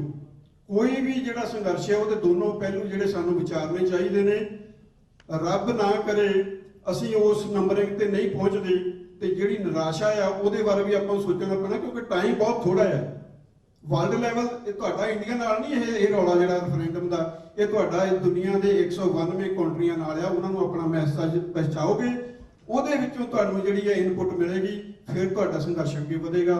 ਕਿਸੇ ਵੀ ਭੁੱਲ ਚੁੱਕ ਲਿਖਿਮਾਂ ਦੀ ਯਾਦ ਨਾਲ। ਵਾਹਿਗੁਰੂ ਜੀ ਕਾ ਖਾਲਸਾ, ਵਾਹਿਗੁਰੂ ਜੀ ਭਾਜੀ ਥੋੜਾ ਜਿਹਾ ਮੈਂ ਦੱਸਣਾ ਚਾਹੁੰਦਾ, ਸਿੰਸ ਇਹਨਾਂ ਨੇ ਸ਼ੁਰੂ ਕਰ ਲਿਆ, ਮੈਂ ਗੱਲ ਕਰਨੀ ਕੋਈ ਨਹੀਂ ਸੀ। ਜਿਹੜੀ ਗੱਲ ਆਪਾਂ ਸਰਬੱਤ ਖਾਲਸੇ ਦੀ ਕਰਦੇ ਆ, ਤੇ ਮੈਂ ਉਹਦਾ ਆਪ ਅੱਖੀਂ ਤੇ ਕੰਨੀ ਗਵਾਹ ਕਿ ਕਰਨੈਲ ਸਿੰਘ ਪੀਰ ਮੁਹੰਮਦ ਹੋਰਾਂ ਨੂੰ ਅਸੀਂ 4 ਚੀਜ਼ਾਂ ਆਪਣੇ ਹੱਥੀਂ ਲਿਖ ਕੇ ਦਿੱਤੀਆਂ ਸੀ। ਆਪਣੇ ਕੋਲ ਬੈਠੇ ਆ ਭਾਈ ਖਾਣਾ ਸਾਹਿਬ, ਭਾਈ ਅਮਰਦੀਪ ਸਿੰਘ ਤੇ ਯਾਰਾ ਸਿੰਘ ਬੈਠੇ ਸੀ। ਉਹਨਾਂ ਦੇ ਵਿੱਚੋਂ ਇਹ ਕਿਹਾ ਗਿਆ ਸੀ ਵੀ ਜਿੱਦਣ ਸਰਬੱਤ ਖਾਲਸਾ ਹੋਣਾ ਹੈ ਤੁਸੀਂ ਉੱਥੇ ਖਾਲਿਸਤਾਨ ਦਾ ਐਲਾਨ ਕਰਵਾਉਣਾ ਹੈ। ਤੁਸੀਂ ਭਾਈ ਗੁਰਦੀਪ ਸਿੰਘ ਬਠਿੰਡਾ ਸੀ ਫੋਨ ਤੇ, ਭਾਈ ਮੋਹਕਮ ਸਿੰਘ ਸੀਗੇ, ਤੇ ਇੱਥੋਂ ਭਾਈ ਯਾਦਵਿੰਦਰ ਸਿੰਘ ਸੀਗੇ, 11-12 ਸਿੰਘ ਸੀਗੇ ਜਦੋਂ ਮੈਂ ਫੋਨ ਕਾਲ ਉੱਥੇ ਕੀਤੀ। ਕਰਨੈਲ ਸਿੰਘ ਪੀਰ ਮੁਹੰਮਦ ਨੂੰ ਕਾਗਜ਼ ਲੈ ਕੇ ਭੇਜਿਆ ਸੀ, ਗੁਰਦੀਪ ਸਿੰਘ ਹੋਰਾਂ ਨੇ ਉਹ ਕਾਗਜ਼ ਪਾੜ ਕੇ ਸੁੱਟਤਾ ਸੀ। ਫਿਰ ਮੈਨੂੰ ਆਈ ਸੀ ਕਾਲ, ਕਹਿੰਦੇ ਜੀ ਉਹਨਾਂ ਨੇ ਕਾਗਜ਼ ਪਾੜ ਕੇ ਸੁੱਟਤਾ, ਵੇਖਿਆ ਹੀ ਨਹੀਂ। ਮੈਂ ਕਿਹਾ ਮੈਨੂੰ ਫੋਨ ਫੜਾ ਦਿਓ, ਆਪਾਂ ਗੱਲ ਕਰਕੇ ਵੇਖਦੇ ਹਾਂ। ਜਦੋਂ ਉਹਨਾਂ ਨੇ ਦੱਸਿਆ ਵੀ ਭਾਈ ਕਾਗਜ਼ ਪੜੋ, ਉਸ ਕਾਗਜ਼ ਦੇ ਉੱਤੇ ਇੱਕ ਖਾਲਿਸਤਾਨ ਲਿਖਿਆ ਸੀ, ਦੂਜਾ ਮੈਂ ਤੁਹਾਨੂੰ ਦੱਸ ਦੇਣਾ ਚਾਹੁੰਦਾ ਇਹ ਲਿਖਿਆ ਸੀ ਕਿ ਅੱਗੇ ਇਲੈਕਸ਼ਨਾਂ ਆਉਣ ਵਾਲੀਆਂ, ਸਰਦਾਰ ਸਿਮਰਨਜੀਤ ਸਿੰਘ ਨੂੰ ਵੋਟਾਂ ਪਾਓ। ਇਹ ਮੈਂ ਤੁਹਾਨੂੰ ਦੱਸਣਾ ਚਾਹੁੰਦਾ। ਪਰ ਸਿਮਰਨਜੀਤ ਸਿੰਘ ਮਾਨ ਹੋਰਾਂ ਦੀ ਸਟੇਜ ਤੇ ਭਾਈ ਮੋਹਕਮ ਸਿੰਘ ਕਾਬਜ ਸੀ, ਜਿਹੜਾ ਕਿ ਅੱਜ ਵੀ ਚੀਖਾਂ ਮਾਰ ਕੇ ਕਹਿ ਰਿਹਾ ਕਿ ਮੇਰੀ ਜੇਬ ਦੇ ਵਿੱਚ ਮਹਾਤਮਾ ਗਾਂਧੀ ਦਾ ਨੋਟ ਹੈ। ਸੋ ਇੱਕ ਪਾਸੇ ਤੇ ਨੋਟ ਵਾਲਾ, ਦੂਜੇ ਪਾਸੇ ਖਾਲਿਸਤਾਨ ਵਾਲਾ। ਤੇ ਉਹਨਾਂ ਨੇ ਭਾਈ ਸਾਹਿਬ ਨੂੰ ਖਾਲਿਸਤਾਨ ਕਹਿਣ ਤੋਂ, ਸਟੇਜ ਤੋਂ ਬੋਲਣ ਨਹੀਂ ਦਿੱਤਾ ਗਿਆ। ਇਹ ਸਰਬੱਤ ਖਾਲਸਾ ਦਾ ਇਤਿਹਾਸ ਹੈ। ਜਿਹੜੀ ਤੁਸੀਂ ਗੱਲ ਕਰਦੇ ਹੋ ਅਜ਼ੰਪਸ਼ਨਾਂ ਦੇ ਆਧਾਰ ਤੇ ਵੀ ਉਹਨੇ ਨੁਕਸਾਨ ਕਰਤਾ, ਮੈਂ ਤੁਹਾਨੂੰ ਸੱਚਾਈ ਦੱਸ ਰਿਹਾ, ਕਿਸੇ ਦਾ ਪਿੱਠ ਪਿੱਛੇ ਗੱਲ ਨਹੀਂ ਕਰ ਰਿਹਾ, ਮੂੰਹ ਤੇ ਦੱਸਣ ਦਿਆਂ ਆਪ ਨੂੰ। ਉਹ ਇਤਿਹਾਸ ਦੱਸਦਾ ਸਰਬੱਤ ਖਾਲਸਾ ਦੇ ਵਿੱਚ 5 ਤੋਂ 7 ਲੱਖ ਸਿੰਘ ਖਲੋਤਾ ਹੋਇਆ ਆ ਕੇ, ਤੇ ਤੁਸੀਂ ਉਹਨਾਂ ਨੂੰ ਇਹ ਨਾ ਦੱਸ ਸਕੋ ਵੀ ਸਾਨੂੰ ਵੋਟਾਂ ਦਿਓ ਤੇ ਅਸੀਂ ਖਾਲਿਸਤਾਨ ਮੰਗਦੇ ਆ। ਤੇ ਸਟੇਜ ਹੋਏ ਭਾਈ ਮੋਹਕਮ ਸਿੰਘ ਹੋਰਾਂ ਕੋਲ, ਅੱਗੇ ਤੁਸੀਂ ਵੇਖ ਲਓ ਕਿੱਥੇ ਪਹੁੰਚੀ ਗੱਲ ਕਰਕੇ। ਵਾਹਿਗੁਰੂ ਜੀ ਕਾ ਖਾਲਸਾ, ਵਾਹਿਗੁਰੂ ਜੀ ਕੀ ਫਤਿਹ। ਆਪਣੇ ਜੰਗ ਯੂਥ ਹੈ ਜੀ ਦਾ ਲਾਸਟ ਕੁਐਸਚਨ ਹੈ, ਪਰ ਸਭ ਦਾ ਜਵਾਬ ਦੇ ਕੇ ਆਪਣੀ ਯੁਵਾ ਸਮਾਪਤੀ। ਵਾਹਿਗੁਰੂ ਜੀ ਕਾ ਖਾਲਸਾ, ਵਾਹਿਗੁਰੂ ਜੀ ਕੀ ਫਤਿਹ। ਮੇਰਾ ਨਾਮ ਜਸਪ੍ਰੀਤ ਸਿੰਘ ਹੈ। ਵੈਸੇ ਮੈਂ ਸੋਚਦਾ ਵੀ ਇਸ ਸੰਘਰਸ਼ ਵਿੱਚ ਸਾਡਾ ਹਰੇਕ ਬੰਦੇ ਦਾ ਕੋਈ ਨਾ ਕੋਈ ਹੱਥ ਹੈ। ਜਿਹੜੇ ਵੀ ਮੇਰੇ ਵਰਗਾ ਕੋਈ ਸਿਆਸਤ ਦਾ ਰੈਜ਼ੀਡੈਂਟ ਗੱਲ ਕਰਦਾ ਵੀ ਖਾਲਿਸਤਾਨ ਸਾਨੂੰ ਚਾਹੀਦਾ, ਤਾਂ ਫਿਰ ਲੋਕ ਕਹਿੰਦੇ ਆ ਵੀ ਤੁਸੀਂ ਜੇ ਖਾਲਿਸਤਾਨ ਮਿਲ ਗਿਆ ਤਾਂ ਤੁਸੀਂ ਉੱਥੇ ਵਾਪਸ ਚੱਲ ਜਾਓਗੇ। ਤਾਂ ਫਿਰ ਜੇ ਅਸੀਂ ਕਹਿੰਦੇ ਨਹੀਂ ਤਾਂ ਫਿਰ ਕਹਿੰਦੇ ਵੀ ਅਸੀਂ ਕਿਉਂ ਆਪਣੀ ਜ਼ਿੰਦਗੀ ਦਾ ਅੱਗੇ ਲਾਈਏ। ਤਾਂ ਫਿਰ ਇਸ ਸਵਾਲ ਦੇ ਵਿੱਚ ਸਾਰੇ ਲੋਕਾਂ ਦੀਆਂ ਜਿਹੜੀਆਂ ਗੱਲਾਂ ਆ ਉਹ ਫਿਰ ਮੁੱਕ ਜਾਂਦੀਆਂ ਵੀ ਅਸੀਂ ਹੁਣ ਫਿਰ ਅਸੀਂ ਕੀ ਜਵਾਬ ਦਈਏ। ਇਹ ਮੇਰਾ ਸਵਾਲ ਹੈ ਤੁਹਾਨੂੰ ਕਿ ਅਸੀਂ ਲੋਕਾਂ ਨੂੰ ਕੀ ਜਵਾਬ ਦਈਏ ਜਦੋਂ ਉਹ ਸਾਨੂੰ ਪੁੱਛਦੇ ਆ ਕਿ ਤੁਸੀਂ ਜੇ ਖਾਲਿਸਤਾਨ ਮਿਲ ਗਿਆ ਤੁਸੀਂ ਵਾਪਸ ਜਾਓਗੇ। ਦੇਖੋ ਅਗੇਨ ਮੈਂ 2 ਜਵਾਬ ਦਊਂਗਾ। ਪਹਿਲਾ ਉਹ ਸਿੰਪਲ ਵਾਲਾ, ਤੁਸੀਂ ਉਹਨਾਂ ਨੂੰ ਪੁੱਛੋ ਜੇ ਖਾਲਿਸਤਾਨ ਨਾ ਹੋਵੇ ਤੁਸੀਂ ਇੰਡੀਆ ਜਾ ਕੇ ਰਹੋਗੇ, ਤੇ ਫਿਰ ਜੇ ਰਹੋਗੇ ਇੱਥੇ ਕੀ ਕਰ ਰਹੇ ਹੋ ਤੁਸੀਂ? ਜਵਾਬ ਉਹਨਾਂ ਦਾ ਨਹੀਂ ਹੋਣਾ ਕਿਉਂਕਿ ਉਹ ਇੱਥੇ ਬੈਠੇ ਨੇ। ਪਰ ਦੂਸਰੀ ਗੱਲ ਜਿਵੇਂ ਤੁਸੀਂ ਕਹਿ ਰਹੇ ਹੋ, ਲੋਕ ਇਜ਼ਰਾਈਲ ਬਣਿਆ ਵਾ, ਇਜ਼ਰਾਈਲ ਦੇ ਵਿੱਚ ਜੂ ਬੈਠੇ ਨੇ, ਕੈਨੇਡਾ, ਅਮਰੀਕਾ, ਦੁਨੀਆ 'ਚ, ਤੇ ਨਾਲੇ ਇਜ਼ਰਾਈਲੀ ਸਿਟੀਜ਼ਨਸ਼ਿਪ ਲੈਂਦੇ ਨੇ। ਡੂਅਲ ਸਿਟੀਜ਼ਨਸ਼ਿਪ ਸਾਰੇ ਲਾ ਸਕਦੇ ਨੇ। ਇੱਥੇ ਕਿੱਥੇ ਲਿਖਿਆ ਹੋਇਆ ਵੀ ਜਾਂ ਤੁਸੀਂ ਉੱਥੇ ਰਹਿ ਸਕਦੇ ਹੋ, ਇੱਥੇ ਰਹਿ ਸਕਦੇ ਹੋ। ਪਰ ਜਿਹੜੇ ਪਿਆਰ ਨੇ ਕਰਦੇ ਆਪਦੀ ਮਾਂ ਭਾਰਤ ਵਾਲਾ ਕੀ ਕਹਿੰਦੇ, ਉਹ ਇੱਥੇ ਕੀ ਕਰ ਰਹੇ ਨੇ? ਜੇ ਇੰਡੀਆ ਨਾ ਵਧੀਆ ਵਾ, ਤੁਸੀਂ ਪੁੱਛੋ ਜੇ ਖਾਲਿਸਤਾਨ ਨਹੀਂ ਗਾ ਤੇ ਇੰਡੀਆ ਵਧੀਆ, ਤੁਸੀਂ ਇੱਥੇ ਕੀ ਕਰ ਰਹੇ ਹੋ? ਇਹ ਫਿਰ ਸਾਨੂੰ ਸਾਰੇ ਦਾ ਜਵਾਬ ਮੁਰੇ ਆ ਜਾਂਦਾ।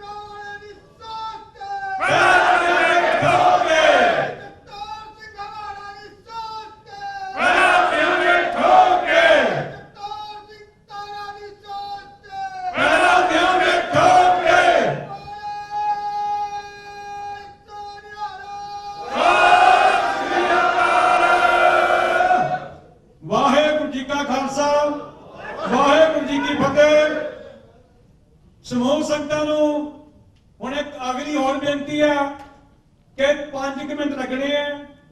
ਸਾਡੇ ਕੋਲ ਭਾਈ ਹਰਦਿਆਲ ਸਿੰਘ ਜੀ ਨੇ, ਉਹਨਾਂ 2 ਮਿੰਟ ਵਾਸਤੇ ਨਸਾਨ ਪਾਉਣੀ ਹੈ। ਪ੍ਰਸ਼ਾਦਾ ਪਾਣੀ ਤਿਆਰ ਆ। ਉਸ ਤੋਂ ਬਾਅਦ ਅਵਤਾਰ ਸਿੰਘ ਜੀ ਆਦਮਪੁਰੀ ਹੋਣੀ ਤਿਆਰ ਰਹਿਣ, ਕਿਉਂਕਿ ਉਹਨਾਂ ਨਾਲ ਜ਼ਰੂਰੀ ਹੈ ਸਨਮੁਖ ਹੋਣ। ਕਈਆਂ ਭੈਣਾਂ ਭਰਾਵਾਂ ਨੂੰ ਅਸੀਂ ਪਰਸਨਲ ਨਹੀਂ ਪਛਾਣਦੇ ਤੇ ਕਈਆਂ ਨੂੰ ਨਹੀਂ ਪਛਾਣਦੇ ਆ। ਉਹਨਾਂ ਵੱਲੋਂ ਜ਼ਰੂਰੀ ਹੈ ਕਿ ਸਾਰਿਆਂ ਦਾ ਧੰਨਵਾਦ ਕਰ, ਜਿਨ੍ਹਾਂ ਵੀਰਾਂ ਭੈਣਾਂ ਨੇ, ਬੱਚਿਆਂ ਨੇ ਆਪਣੀ ਜ਼ਿੰਦਗੀ ਦੇ ਰੁਝੇਵੇਂ ਚੋਂ ਕੱਢ ਕੇ ਟਾਈਮ ਕੱਢ ਕੇ ਸਾਡਾ ਸਾਥ ਇੱਥੇ ਦਿੱਤਾ, ਇਹ ਅੱਗੇ ਵੀ ਦੇਣਾ ਹੈ। ਨਾਲ ਦੀ ਨਾਲ ਅੱਗੇ ਹੋਰ ਬੇਨਤੀ ਆ, ਜਿਹੜੀ ਆਪ ਜੀ ਨੂੰ ਪਹਿਲਾਂ ਇਹ ਦਿਖਾਇਆ ਸੀ ਪੇਪਰ ਆ, ਇਹ ਸਾਡੀ ਮਦਦ ਵਾਸਤੇ, ਇਹ ਸਾਰੇ ਜਣੇ ਦੇਖ ਲਵੋ। 20-25-50 ਰੁਪਏ ਕੋ ਕੋਸ਼ਿਸ਼ ਕਰਿਆ ਕਰੋ, ਸਾਥ ਦਿਓ ਤਾਂ ਕਿ ਆਜ਼ਾਦੀ ਦੇ ਵਾਸਤੇ ਤੁਸੀਂ ਵੀ ਹਿੱਸਾ ਪਾਓ, ਮਨ ਨਾ ਪਾਓ, ਤਨ ਨਾ ਪਾਓ, ਧਨ ਨਾ ਪਾਓ। ਵਾਹਿਗੁਰੂ ਜੀ ਕਾ ਖਾਲਸਾ, ਵਾਹਿਗੁਰੂ ਜੀ ਕੀ ਫਤਿਹ। ਭਾਈ ਸਾਹਿਬ ਭਾਈ ਹਰਦਿਆਲ ਸਿੰਘ ਜੀ। ਉਹ ਫੁੱਲ ਜਹਾਨ ਵਿੱਚ ਖਿੜੇ ਰਹਿੰਦੇ ਤੇ ਜਿਹੜੇ ਕੰਢਿਆਂ ਨਾਲ ਗੁਜ਼ਾਰਦੇ ਨੇ, ਉਹਨਾਂ ਉਤੋਂ ਸਿਰ ਵਾਰਨੇ ਕਰੇ ਦੁਨੀਆ, ਜਿਹੜੇ ਕੌਮੀ ਉਤੋਂ ਆਪਾ ਵਾਰਦੇ ਨੇ। ਉਹ ਨਹੀਂ ਕੱਚਿਆਂ ਦੀ ਪਰਵਾਹ ਕਰਦੇ, ਜਿਹੜੇ ਵੇਖ ਲੈਂਦੇ ਕੰਢੇ ਪਾਰਦੇ ਨੇ, ਜਿਹੜੇ ਵੇਖ ਲੈਂਦੇ ਕੰਢੇ ਪਾਰਦੇ ਨੇ। ਵਾਹਿਗੁਰੂ ਜੀ ਕਾ ਖਾਲਸਾ, ਵਾਹਿਗੁਰੂ ਜੀ ਕੀ ਫਤਿਹ। ਸਮੁੱਚੀਆਂ ਸੰਗਤਾਂ ਵੱਲੋਂ ਜਿਹੜੇ ਸਾਡੇ 2020 ਵਾਲੇ ਵੀਰ ਕੈਲੀਫੋਰਨੀਆ ਤੋਂ, ਨਿਊਯਾਰਕ ਤੋਂ, ਸ਼ਿਕਾਗੋ ਤੋਂ, ਜਿੱਥੋਂ ਵੀ ਮੇਰੇ ਵੀਰ ਆਏ ਹਨ, ਬਹੁਤ ਦਰਦੀ ਹਨ। ਸੋ ਇਹਨਾਂ ਦਾ ਤਹਿ ਦਿਲ ਤੋਂ ਸਾਰਿਆਂ ਦਾ ਧੰਨਵਾਦ ਕੀਤਾ ਜਾਂਦਾ ਹੈ। ਆਪ ਸਾਰੀਆਂ ਸੰਗਤਾਂ ਦਾ ਤਹਿ ਦਿਲੋਂ ਧੰਨਵਾਦ ਹੈ। ਭਾਵੇਂ ਆਪਾਂ ਕਿਸੇ ਵੀ ਜਥੇਬੰਦੀ ਦੇ ਨਾਲ ਹਾਂ, ਪਰ ਆਪਣਾ ਜਿਹੜਾ ਸੰਘਰਸ਼ ਦਾ ਗੋਲ ਹੈ ਉਹ ਸਾਡਾ ਖਾਲਿਸਤਾਨ ਹੈ। ਅੱਜ ਬੜੀ ਖੁਸ਼ੀ ਹੈ ਆਪਾਂ ਸਾਰੇ ਇੱਕ ਮੰਚ ਦੇ ਉੱਤੇ ਇਕੱਠੇ ਹੋ ਕੇ ਆਪਣੇ ਇਸ ਸੰਘਰਸ਼ ਨੂੰ ਅੱਗੇ ਤੋਰਨੇ ਵਾਸਤੇ ਜਿਹੜੀ ਕਾਨੂੰਨੀ ਲੜਾਈ ਪੰਨੂ ਸਾਹਿਬ ਜੀ, ਮੇਰੇ ਭਾਈ ਸਾਹਿਬ ਜੀ ਅਵਤਾਰ ਸਿੰਘ ਜੀ ਪੰਨੂ ਆਪਣੇ ਨਿਊਯਾਰਕ ਤੋਂ ਆਏ ਹਨ, ਨਾਲ ਦੇ ਬਾਕੀ ਸਾਰੇ ਸਾਥੀ ਡਾਕਟਰ ਅਮਰਜੀਤ ਸਿੰਘ ਜੀ, ਸਾਰਿਆਂ ਦਾ ਤਹਿ ਦਿਲੋਂ ਧੰਨਵਾਦ। ਇੱਕੋ ਹੀ ਗੱਲ ਹੈ ਕਿ ਖਾਲਸਾ ਜੀ ਆਪਾਂ ਆਪਸ ਵਿੱਚ ਹੀ ਲੜਨਾ ਛੱਡ ਦਈਏ ਤੇ ਸਾਡੀ ਆਜ਼ਾਦੀ ਸਾਡੇ ਪੈਰਾਂ ਦੇ ਵਿੱਚ ਹੈ। ਆਪਣੇ ਮਤਭੇਦ ਘਰਾਂ ਦੇ ਵਿੱਚ ਵੀ ਆਪਣੇ ਭਰਾਵਾਂ ਦੇ ਵੀ ਹੁੰਦੇ ਹਨ, ਪਰ ਆਪਣੇ ਵੱਡੇ ਗੋਲ ਨੂੰ ਆਪਣੇ ਸਾਹਮਣੇ ਰੱਖ ਕੇ ਆਪਾਂ ਚੱਲੀਏ। ਇੰਨੀਆਂ ਬੇਨਤੀਆਂ ਕਰਨੀਆਂ ਸਾਰੀਆਂ ਸੰਗਤਾਂ ਦਾ ਤਹਿ ਦਿਲੋਂ ਧੰਨਵਾਦ। ਸੋ ਸਾਰੇ ਵੀਰਾਂ ਦਾ ਬਹੁਤ ਬਹੁਤ ਧੰਨਵਾਦ। ਫਤਿਹ ਸਾਂਝੀ ਕਰੀਏ ਜੀ। ਵਾਹਿਗੁਰੂ ਜੀ ਕਾ ਖਾਲਸਾ, ਵਾਹਿਗੁਰੂ ਜੀ ਕੀ ਫਤਿਹ। ਇਹ ਸਨ ਭਾਈ ਹਰਦਿਆਲ ਸਿੰਘ ਜੀ ਹੋਣੀ, ਜਿਨ੍ਹਾਂ ਨੇ ਆਪ ਜੀ ਦੇ ਨਾਲ ਬੜੇ ਹੀ ਭਾਵਪੂਰਤ ਤਰੀਕੇ ਨਾਲ ਸਾਂਝ ਪਾਈ। ਪਹਿਲਾਂ ਵੀ ਇਹਨਾਂ ਨੇ ਸਾਡੇ ਨਾਲ ਸ਼ਬਦ ਵੀ ਗਾਇਨ ਕੀਤਾ ਹੈ, ਸਾਥ ਪ੍ਰਣ ਕੀਤਾ ਹੈ। ਹੁਣ ਮੈਂ ਬੇਨਤੀ ਕਰੂੰਗਾ ਕਿ ਅਵਤਾਰ ਸਿੰਘ ਜੀ ਆਦਮਪੁਰੀ ਹੋਣੀ ਵੀਰ ਜੀ ਹੁਣਾਂ ਨੂੰ ਕਿ ਉਹ ਸੰਗਤਾਂ ਦੇ ਨਾਲ ਸਨਮੁਖ ਹੋਣ ਤੇ ਸਾਰਿਆਂ ਦਾ ਧੰਨਵਾਦ ਕਰਨ ਤੇ ਪ੍ਰਸ਼ਾਦੇ ਪਾਣੀ ਵਾਲ ਸਾਰਿਆਂ ਨੂੰ ਬੇਨਤੀ ਕਰਨ। ਨਾਲ ਦੀ ਨਾਲ ਹੀ ਸਾਡੀ ਮਦਦ ਕਰਨ ਵਾਸਤੇ ਤਨ ਮਨ ਧਨ ਦੇ ਨਾਲ ਉਹ ਵੀ ਬੇਨਤੀ ਕਰਨ। ਵਾਹਿਗੁਰੂ ਜੀ ਕਾ ਖਾਲਸਾ, ਵਾਹਿਗੁਰੂ ਜੀ ਕੀ ਫਤਿਹ। ਵਾਹਿਗੁਰੂ ਜੀ ਕਾ ਖਾਲਸਾ, ਵਾਹਿਗੁਰੂ ਜੀ ਕੀ ਫਤਿਹ। ਮੈਨੂੰ 2 ਸ਼ਬਦ ਕਹਿਣ ਦਾ ਆਨੰਦ ਤਾਂ ਹੀ ਆਉਣਾ ਜੇ ਪਿੱਛੇ ਖੜੇ ਵੀਰ ਚੁੱਪ ਹੋ ਜਾਣਗੇ ਤਾਂ। ਆਪਾਂ ਅੱਜ ਸਾਰੇ ਇੱਥੇ ਪੰਥ ਦੀ ਪੀੜ ਲੈ ਕੇ ਆਏ ਆ। ਉਹ ਪੀੜ ਜਿਹੜੀ ਹਰ ਗੁਰਸਿੱਖ ਦੇ ਅੰਦਰ ਚੱਲ ਰਹੀ ਆ ਔਰ ਨਵੀਂ ਨਹੀਂ ਗੀ, ਬੜੇ ਚਿਰਾਂ ਤੋਂ ਚੱਲ ਰਹੀ ਆ। ਆਜ਼ਾਦੀ ਦਾ ਸੰਘਰਸ਼ ਚੱਲ ਰਿਹਾ। ਜਿਹੜਾ ਸਿੱਖ ਗੁਰੂ ਸਾਹਿਬ ਨੇ ਖਾਲਸਾ ਬਣਾਇਆ ਸੀ, ਇਦਾਂ ਹੀ ਉਹ ਜਿਹੜਾ ਪੰਜਾਬ ਦੇਸ਼ ਸੀ ਉਹ ਖਾਲਿਸਤਾਨ ਬਣਨਾ। ਉਹਨੂੰ ਟਾਈਮ ਲੱਗ ਰਿਹਾ, ਪਰ ਜਦੋਜਹਿਦ ਜਾਰੀ ਆ। ਆਪਾਂ ਸਾਰੇ ਉਹਦੇ ਵਿੱਚ ਯੋਗਦਾਨ ਪਾਉਣ ਰਹੇ ਹਾਂ। ਕੋਈ ਕਿਸੇ ਜਥੇਬੰਦੀ ਨਾਲ ਵੀ ਸੰਬੰਧਿਤ ਹੈ, ਕੋਈ ਕਿਸੇ ਆਰਗੇਨਾਈਜੇਸ਼ਨ ਨਾਲ ਸੰਬੰਧਿਤ ਹੈ, ਕਿਸੇ ਗੁਰਦੁਆਰੇ ਨਾਲ ਸੰਬੰਧਿਤ ਹੈ। ਸਾਰਿਆਂ ਦਾ ਆਪਣਾ ਆਪਣਾ ਯੋਗ ਹੈ। ਉਹ ਪੰਥ ਦੀ ਪੀੜਾ ਜਿਹੜੀ ਸਾਰੇ ਲੈ ਕੇ ਤੁਰਿਓ ਆ। ਪਰ ਠੀਕ ਹੈ, ਸਮੇਂ ਦੀ ਚਾਲ ਆਪਣੀ ਆ, ਆਪਾਂ ਨਿਰਾਸ਼ ਨਹੀਂ ਹੋਣਾ। ਅਸੀਂ ਜਦੋਂ ਦੇ ਤੁਰਿਓ ਆ ਉਸੇ ਹੀ ਚੱਲੇ ਤੁਰਿਓ ਆ, ਹਾਥੀ ਵਾਲੀ ਮਸਤ ਚਾਲ ਆ, ਅਸੀਂ ਕਿਤੇ ਰੁਕੇ ਨਹੀਂ ਹੈਗੇ ਤੇ ਨਾ ਹੀ ਅਸੀਂ ਰੁਕਣਾ। ਮੈਂ ਇੱਕ ਕਵਿਤਾ ਲਿਖੀ ਸੀ, ਉਹਦਾ ਇੱਕ ਮੈਨੂੰ ਲਾਸਟ ਬੰਦ ਚੇਤੇ ਆ।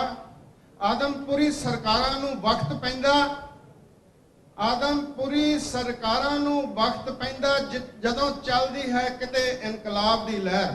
ਉਹ ਇਨਕਲਾਬ ਦੀ ਲਹਿਰ ਅੱਜ ਚੱਲੀ ਹੋ ਆ ਸਾਡੇ ਸਾਰੇ ਵੀਰ ਅੱਜ ਇਕੱਤਰ ਹੋਏ ਆ ਇੱਥੇ। ਇਹ ਕਾਹਦੇ ਲਈ ਹੋਏ ਆ?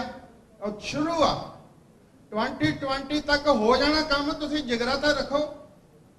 ਸਾਨੂੰ ਗੁਰੂ ਸਾਹਿਬ ਬਖਸ਼ਿਸ਼ਾਂ ਦੇ ਰਹੇ ਆ, ਸਾਨੂੰ ਕਈ ਵਾਰੀ ਕੰਮ ਕਰਨੇ ਦੀ ਗਿਆਨ ਨਹੀਂ ਹੁੰਦਾ, ਤਰੀਕਾ ਨਹੀਂ ਹੁੰਦਾ। ਆਪਣੇ ਕੋਲ ਸਾਰਾ ਕੁਝ ਹੈਗਾ, ਸਿੱਖ ਕੋਲ ਇੰਨੀਆਂ ਬਖਸ਼ਿਸ਼ਾਂ, ਇੰਨੀਆਂ ਤਾਕਤਾਂ ਕਿਤੇ ਮੁੱਕਣ ਨਹੀਂ ਲੱਗੀਆਂ। ਤੇ ਬਹੁਤ ਬਹੁਤ ਧੰਨਵਾਦ ਸਾਰੀ ਸੰਗਤ ਦਾ, ਜਿੰਨੀ ਵੀ ਇੱਥੇ ਪਹੁੰਚੀ ਆ, ਸਾਡੇ ਵੀਰ ਆਏ ਆ। ਇਹਨੂੰ ਲੈ ਕੇ ਅੱਗੇ ਤੁਰੀਏ, ਇਕੱਠੇ ਹੋ ਕੇ ਤੁਰੀਏ, ਇਹਨਾਂ ਨੂੰ ਸਹਿਯੋਗ ਦਈਏ, ਮਾਈਕ ਵੀ ਦਈਏ। ਗੁਰਦੁਆਰਾ ਸਿੰਘ ਸਭਾ ਰੈਂਟਨ ਦੀ ਬਹੁਤ ਸੰਮਤੀ ਸੰਗਤ ਜਿਹੜੀ ਆ, ਇਹਨਾਂ ਦੇ ਨਾਲ ਉਹਨਾਂ ਨੇ ਸਹਿਮਤੀ ਦਿੱਤੀ ਆ ਕਿ ਬਈ ਹੋਣਾ ਚਾਹੀਦਾ, ਨਾਲ ਤੁਰੋ। ਠੀਕ ਹੈ, ਕੁਝ ਬੰਦੇ ਕਿਉਂਕਿ ਉਹ ਗਿਆਨ ਤੋਂ ਹਾਲੇ ਅਧੂਰੇ ਆ, ਉਹਨਾਂ ਨੂੰ ਪਤਾ ਨਹੀਂ ਹੈਗਾ ਵੀ ਇਹ ਹੋ ਕੀ ਰਿਹਾ।